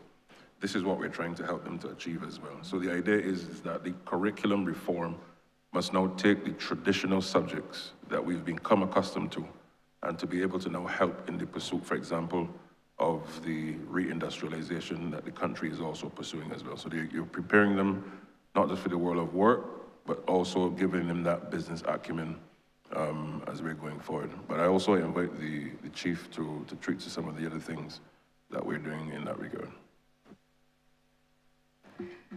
Thank you very much, Minister. Graydon Sealy for us is a big one, because as you may be aware, that has a roll of 891 students, and they are basically cramped in a very small facility. They don't have any playing field. Nevertheless, they're trying to make do. As a result, we are seeking to move the school from that location to the Ursuline Convent site. And I must say that the staff and the children are very excited about the move. And all scholars, as is very evident here.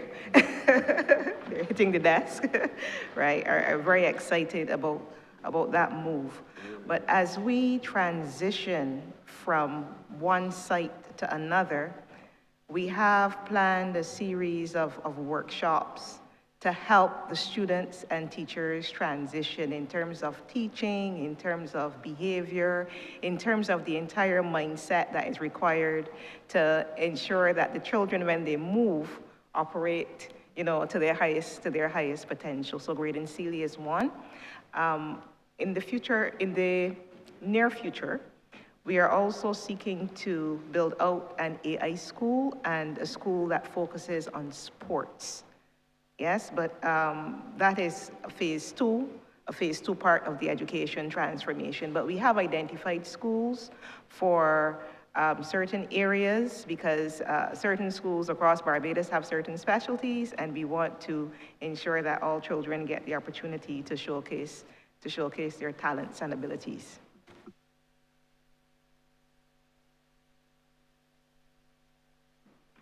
Thank you, both Chief and Minister. Because when I look at the estimates, I'm glad you referenced Graydon Sealy, much to the delight of the Honourable Member for the city. And I'm sure in the other place as well, the Senator Sigler. But again, sometimes I think the story of how we are spending has to be told and what we are spending on. Because as I highlighted the schools that have emerged, I think that we need to find a way through Ministry of Education to communicate to the public the specialties of schools. A lot of emphasis is placed on which school you go to. And that is a traditional thing, a lot of things that people have inherited. But I think if there are children who are genuinely interested in a particular area, from all now, they should be able to identify with schools being known for particular specialist areas. And certainly people who are interested in those areas should be able to partner with the respective schools to be able to build out those institutions in the appropriate way. So I think that at some point the ministry ought to take the opportunity to make it more public, the upgrades as well as the repairs, and certainly the intention school by school of what it is intending to build out. Now that relates to the secondary schools. As it relates to the primary school plans, I can see under this head, so Program 277, Primary Education Domestic Program, there is an expense here for meeting the cost of 7 schools in the second phase of the IDB-funded primary education project, which is required by the loan agreement, and for the refurbishment of other older primary schools throughout the island. We are at 24 million in terms of the expenditure under this program. And I note in the summary attached to the estimates, a reference to the Wilkie Cumberbatch Primary School, which certainly when I was minister, there was a concern then that this school was one of at least 3 schools whose school roll was either above 600 or very close to. And a decision had been made that there were repairs that should have been done on the school for a long time, over decades. And those repairs having not been done, I believe the designs were put in place with a view to being able to provide a facility where the students for the first time would have a school hall, but also to be able to increase the capacity of the classroom spaces. So my question therefore is, while this falls under this head, this 24 million.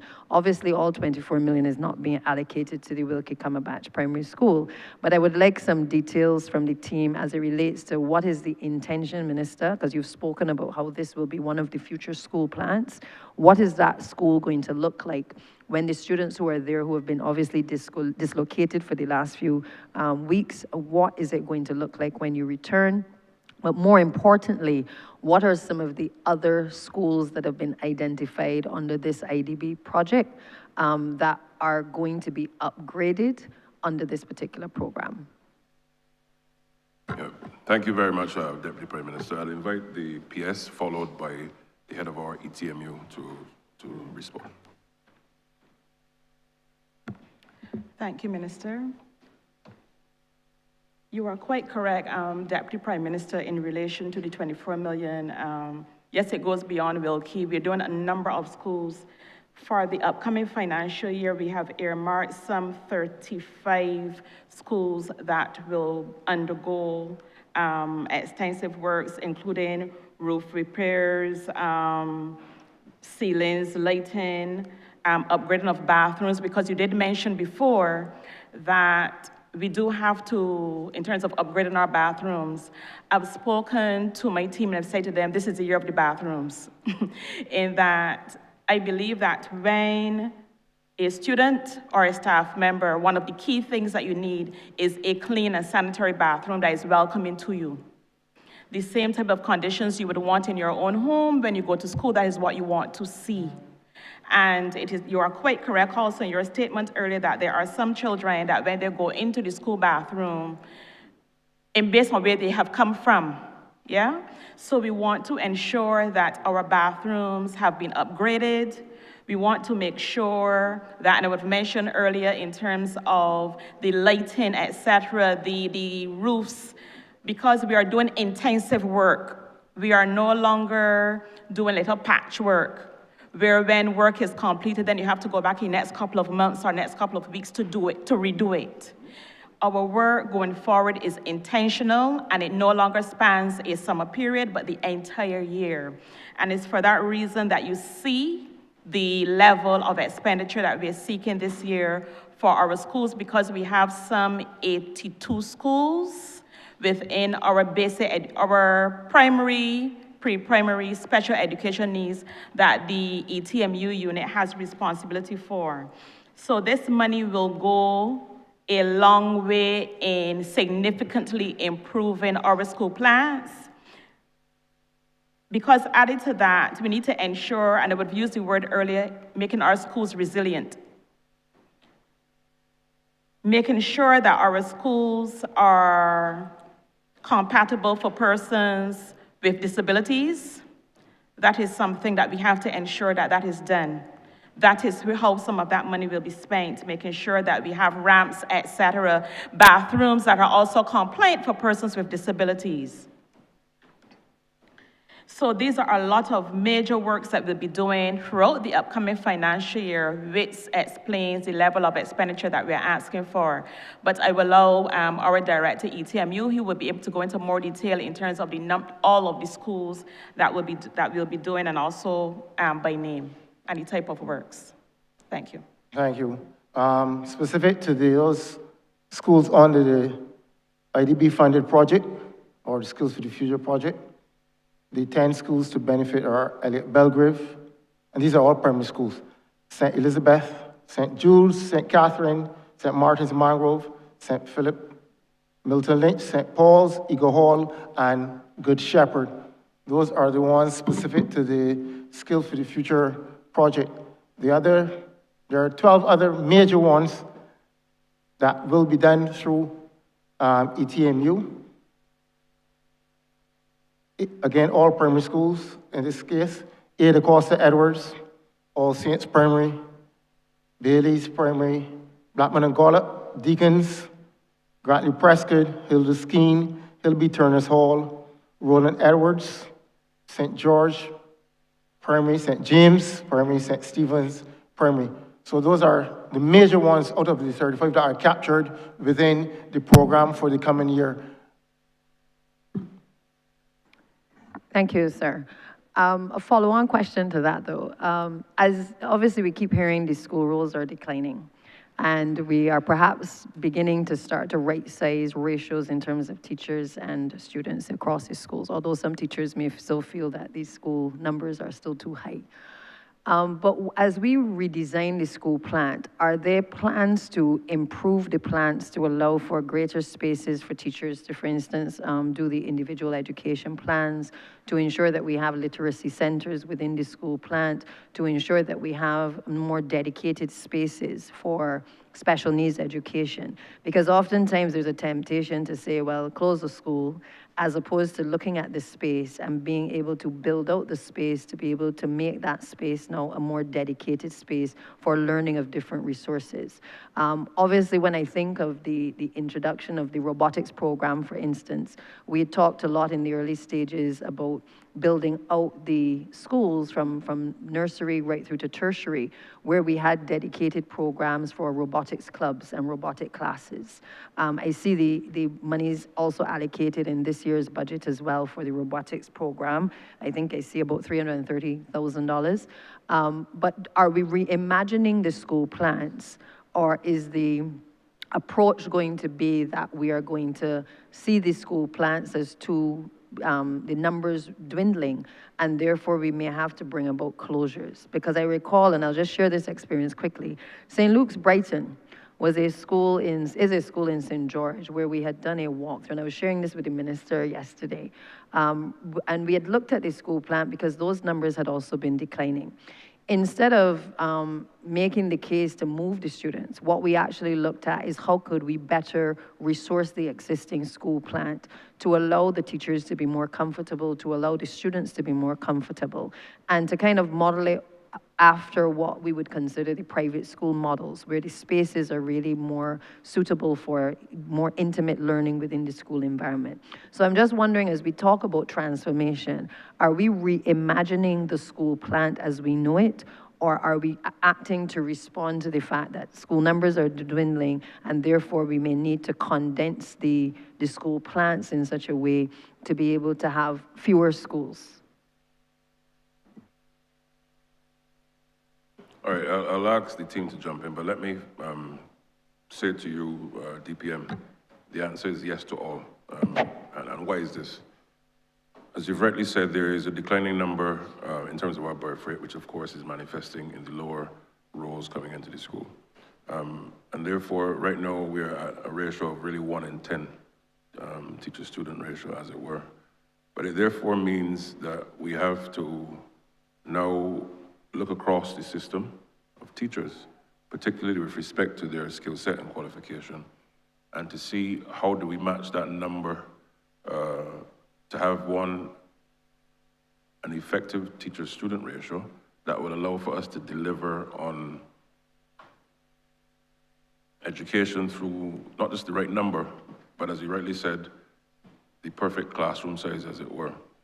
Now, second of all, what is happening between the pedagogical side under the chief and her team and the revised curriculum and the technical management unit team is that, and Wilkie Canvas is a perfect example, it is not just about refurbishing the school and making it look good, but now every school going forward must now be what the future of education looks like. And It is also something that we have to be very mindful of for a number of reasons, but principally, a lot of our schools were built also at a time when there were space constraints. And every school, as it currently stands, does not have the adequate space. So it comes back to your point of St. Luke's Brighton. I had the fortune of having a tour of that school at an event last year. And remarkable work, of course, was done. But now we must be able to now settle all of these three components that you would have mentioned, so as to be able to match the interests of the student-teacher ratio, 2, pedagogy, and 3, improve infrastructure, all at the same time. And these are continuing modes of change that we have to manage and sit on top of. So you're absolutely correct. And this, therefore, has the ministry's attention, that as we build out, as we refurbish, we're not looking at one lens, but looking at all three and seeing how best, within the constraints of resources, of course, to be able to treat these objectives. All right, thank you, Minister. And you are absolutely correct, DPM, repurposing rooms at some of these schools. We have to be very mindful that from September 2026, we'll be going in the direction of universal pre-primary access. And when we look at the stats from 2023, we recognize that there are 2,032 children who were born in that year, which means that if every child takes up a space from September 2026, we need to have room for them. Additionally, every day we are getting calls about children who have certain special education needs. And while we are practicing the inclusionary approach, there are some classes, of course, that will need to be in specific rooms with specific types of children so they can get the proper intervention. So we are thinking and planning to repurpose rooms and expand on certain school plans. We are also very cognizant of the fact that there is an increasing number of children who require counseling, and we need to have spaces where our school counselors can sit down and engage with these children. The spaces need to be private. We can no longer squeeze in a little library in a corner or squeeze in somebody's little room in a corner and have a chat with these children. So all of these things we are taking into account, the coding and robotics. We also are looking at ignition labs at certain schools. So while it may seem like a good idea to close the school because it has a small role, we have to be very aware of who we are catering to and the kinds of spaces that are required to make that school more effective. And I'm happy to say that the team at the Ministry of Educational Transformation is working actively on this. Because remember, at the end of the day, it's every child Barbados to bring about the change that we want to see, that we call education transformation. Just my closing comment. Chair, I totally agree with you. I mean, this is a very difficult conversation to have. You have 30 MPs, everybody will have a perspective as to whether their school in a community should close. There are people who are sensitive because some schools are named after, the monarchy. And these are some difficult conversations we must have, but I think the perspective of numbers is important for the ministry to share.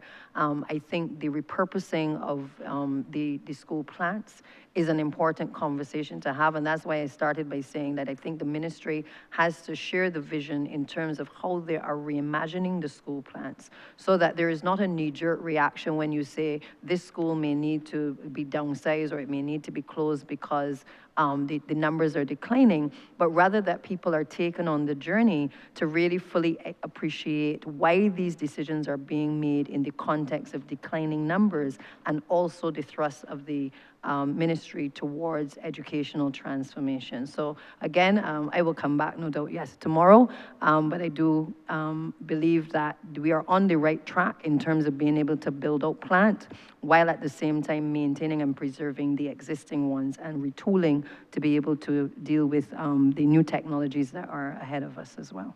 Thank you.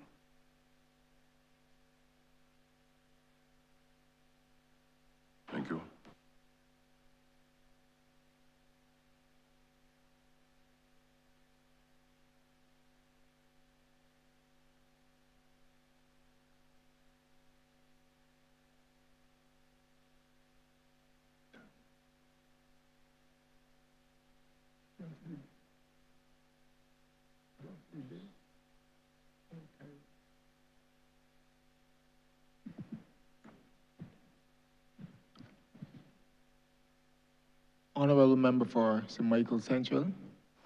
Thank you, Chair. This question is in relation to data and is kind of feeding off of the point that Deputy PM would have made in terms of having numbers to show. So this question is for the benefit of the public. With the ministry requesting $289,849,114 for non-statutory expenditure for the upcoming financial year, what measurable literacy and numeracy benchmarks has the ministry established to ensure value for money and demonstrate improvement in foundational learning? Thank you, Honourable Member. I'm happy to report to Parliament that the ministry has embarked on an aggressive literacy initiative to help close a number of gaps that have existed. But equally, I'm happier to report that those gaps are beginning to close given the interventions that we've been making over the last number of years, both in terms of teacher training, giving them the necessary tools and skill sets so as to be able to respond to the needs of students, and two, the style and helping those students now in new modes of learning, new modes of literacy, to be able to close those gaps. Now, I'm going to invite Ms. Little, who of course on our side is leading this initiative. But as I said, we've set a very clear ambition, and I would have indicated it last year in the ministerial statement. I would have mentioned it this morning. We are very clear that if we are to really build out an education system, if we're to build out a society that has Bajans who are confident, who are able to read, who are able to navigate information, we will be on the right track. And therefore, what you're seeing in the estimates is really that reflection in one, curing the deficits that have existed, even though, of course, the gaps are closing, there's still work to be done. For example, we set a very clear objective that every child must be able to read by the age of 7. And we have determined that we are definitely on track, but I invite Ms. Little to speak to you and to the country with where we're at and how we're going to move forward in earnest and at scale so as to ensure that we can treat to the issue of literacy effectively. Good afternoon, Janelle Little, Education Officer in the Nursery and Primary Section, Ministry of Education Transformation.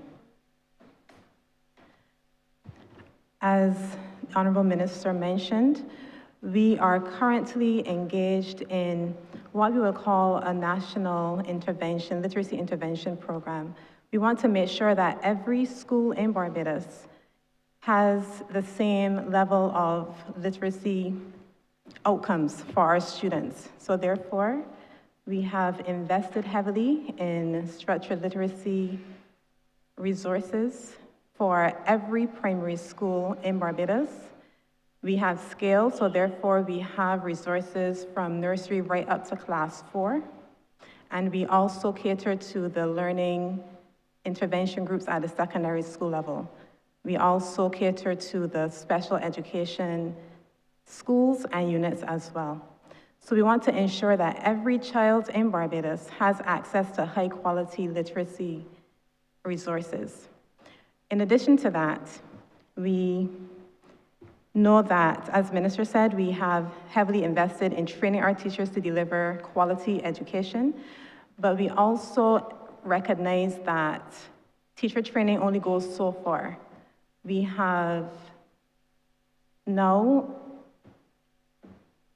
included 5 teachers who act as literacy coaches, and they go to schools to assist teachers with targeted training. In addition to that, we will be building out that cohort so that we have more literacy coaches coming on board to work with our teachers in a targeted, individualized way. These coaches, will also be working with the students.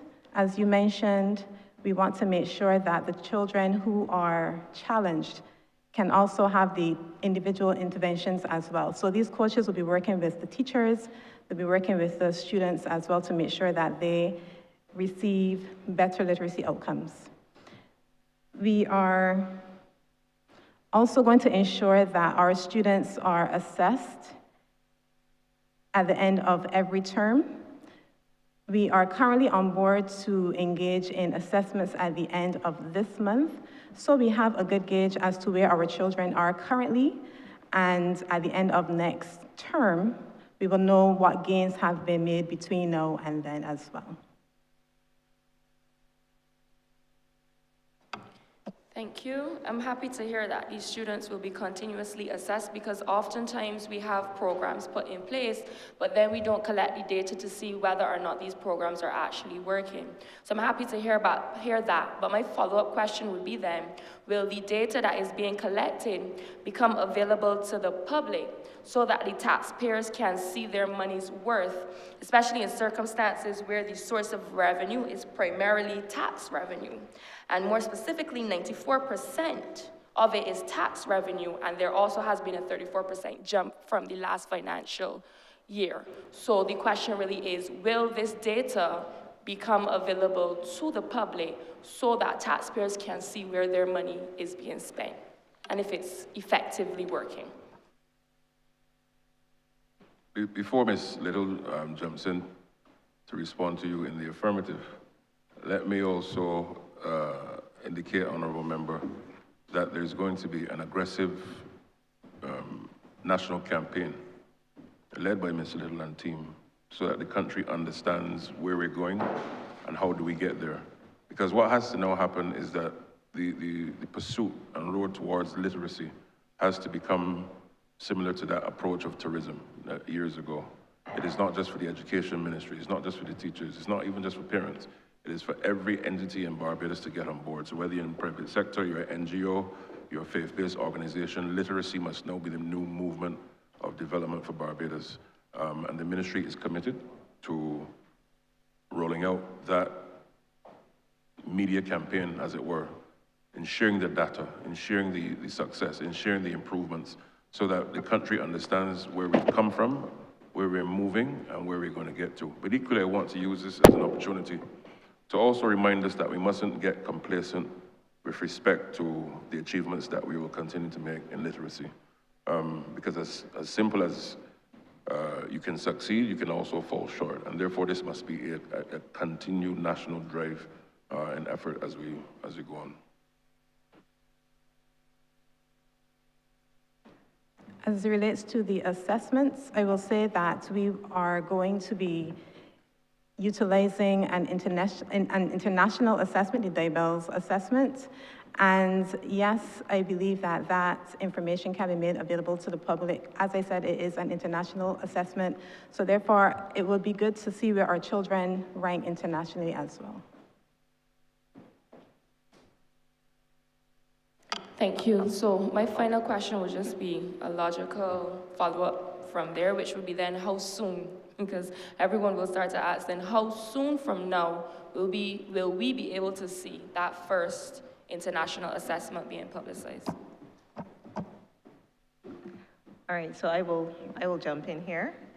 I'm just going to tap back to the question you asked before in terms of the public being able to see the improvements that are being made, because we have indeed been working assiduously to close the gap when it comes to reading.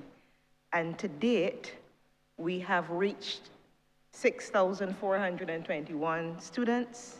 We have 587 teachers trained and 82 schools covered.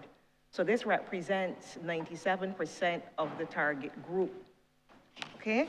We've also been seeing an improvement in children's vowel mastery. We've seen a 46% improvement. In terms of consonant mastery, 73.3%.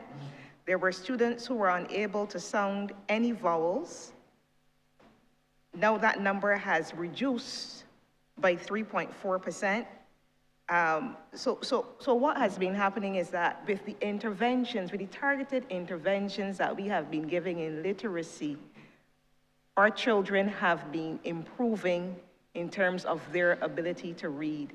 And we're saying that by December 2026, after this intervention, our students should be able to read at least 2 levels above where they are reading.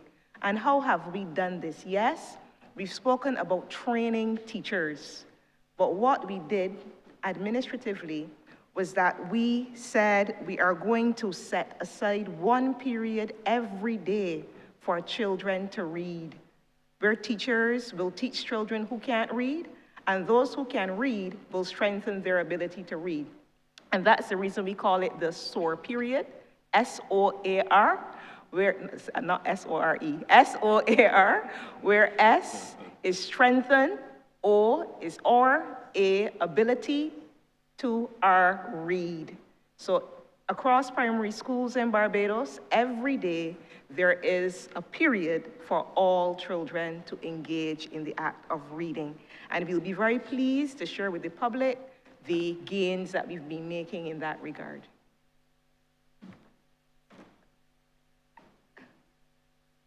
Thank you, Chief, for really breaking it down in terms of the numbers. But I didn't hear how soon. I still didn't hear that.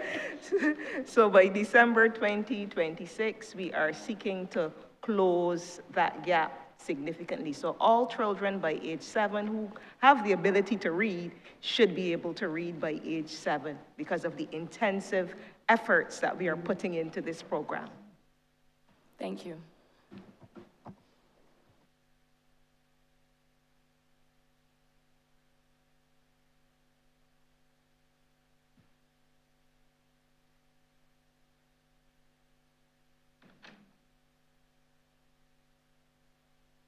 Thank you, Honourable Member for St. Peter.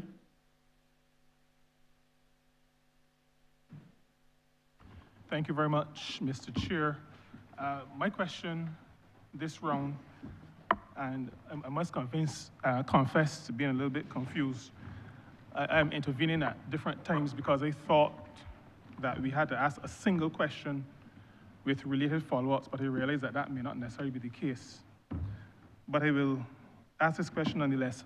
With respect to the physical plant, now let me first thank the ministry for the work, the ongoing work at Korejampari. And as far as I know, it is the Korejampari School and not the Korejampari Secondary School. I'm not sure where these additions to Korejampari and Alexandria are coming from. But at the Korejampari School, there is significant work ongoing.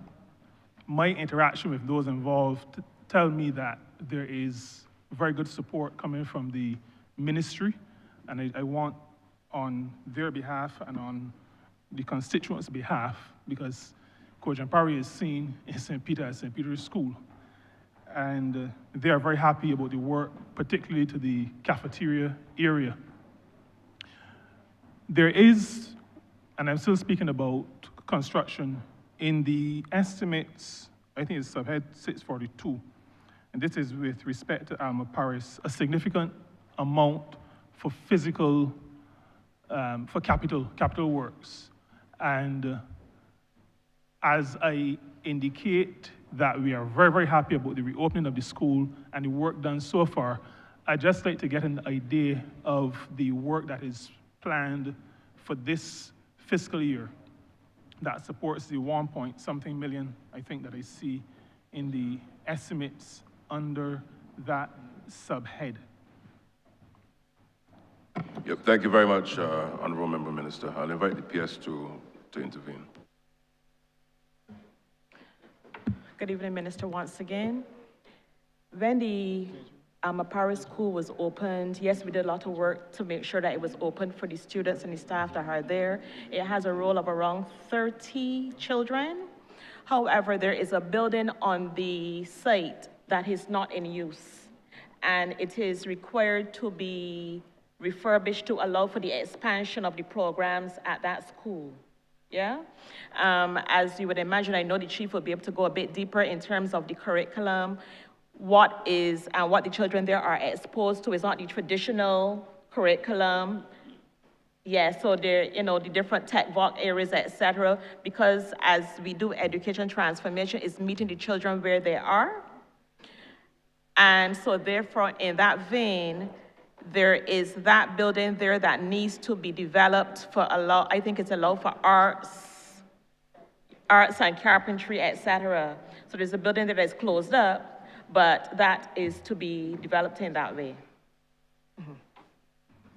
Thank you very much for that. Yes, that building is the original St. Peter's Girls' School, by the way. And I'm aware of the good work being done with respect to the existing syllabus. I know the students are very happy, particularly with the hairdressing side, but also very much so with the culinary. And the teachers there who are leading in those areas are excited about interacting with the children.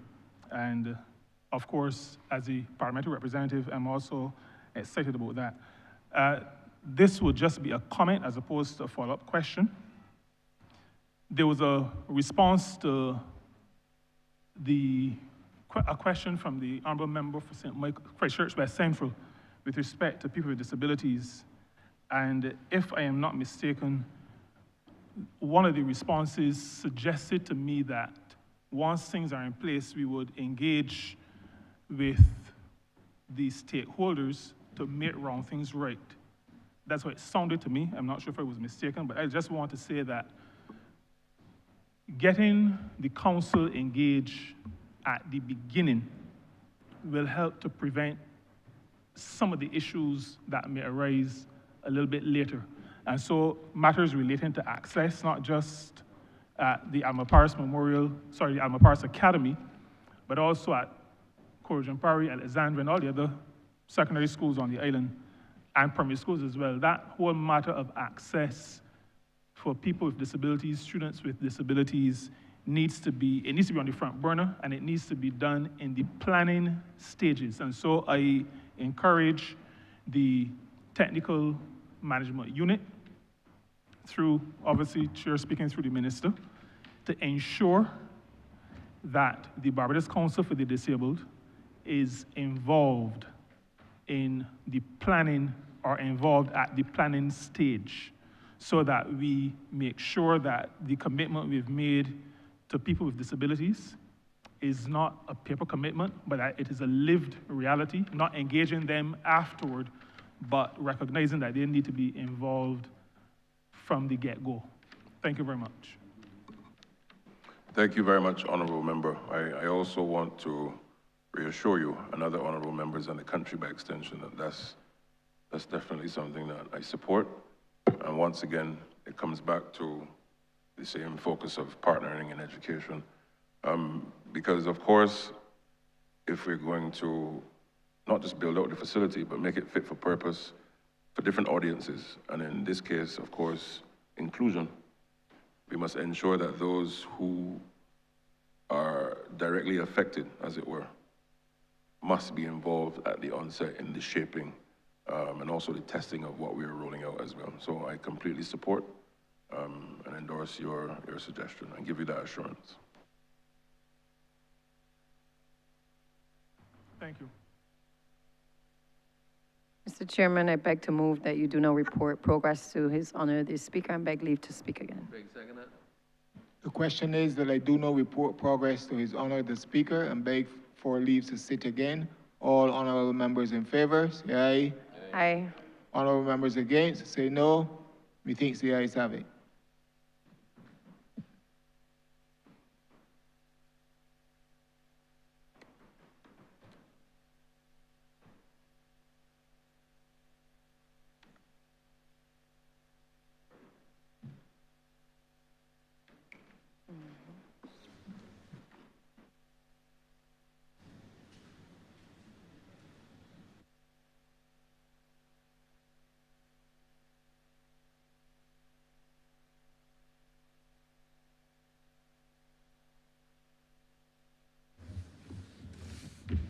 The chairman has reported progress and requests leave to sit again.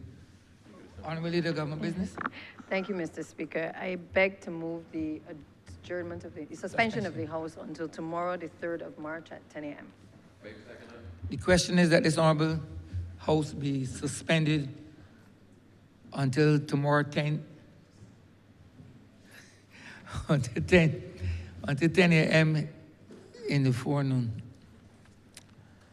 The Leader of Government Business has humbly asked me to, I don't want to use the term warn, but to coerce and or to cajole Honorable members, that 10 o'clock is 10 o'clock.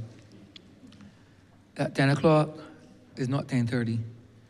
And I do believe, in all honesty, that I understand that there may be problems with transportation and there's congestion on the roads.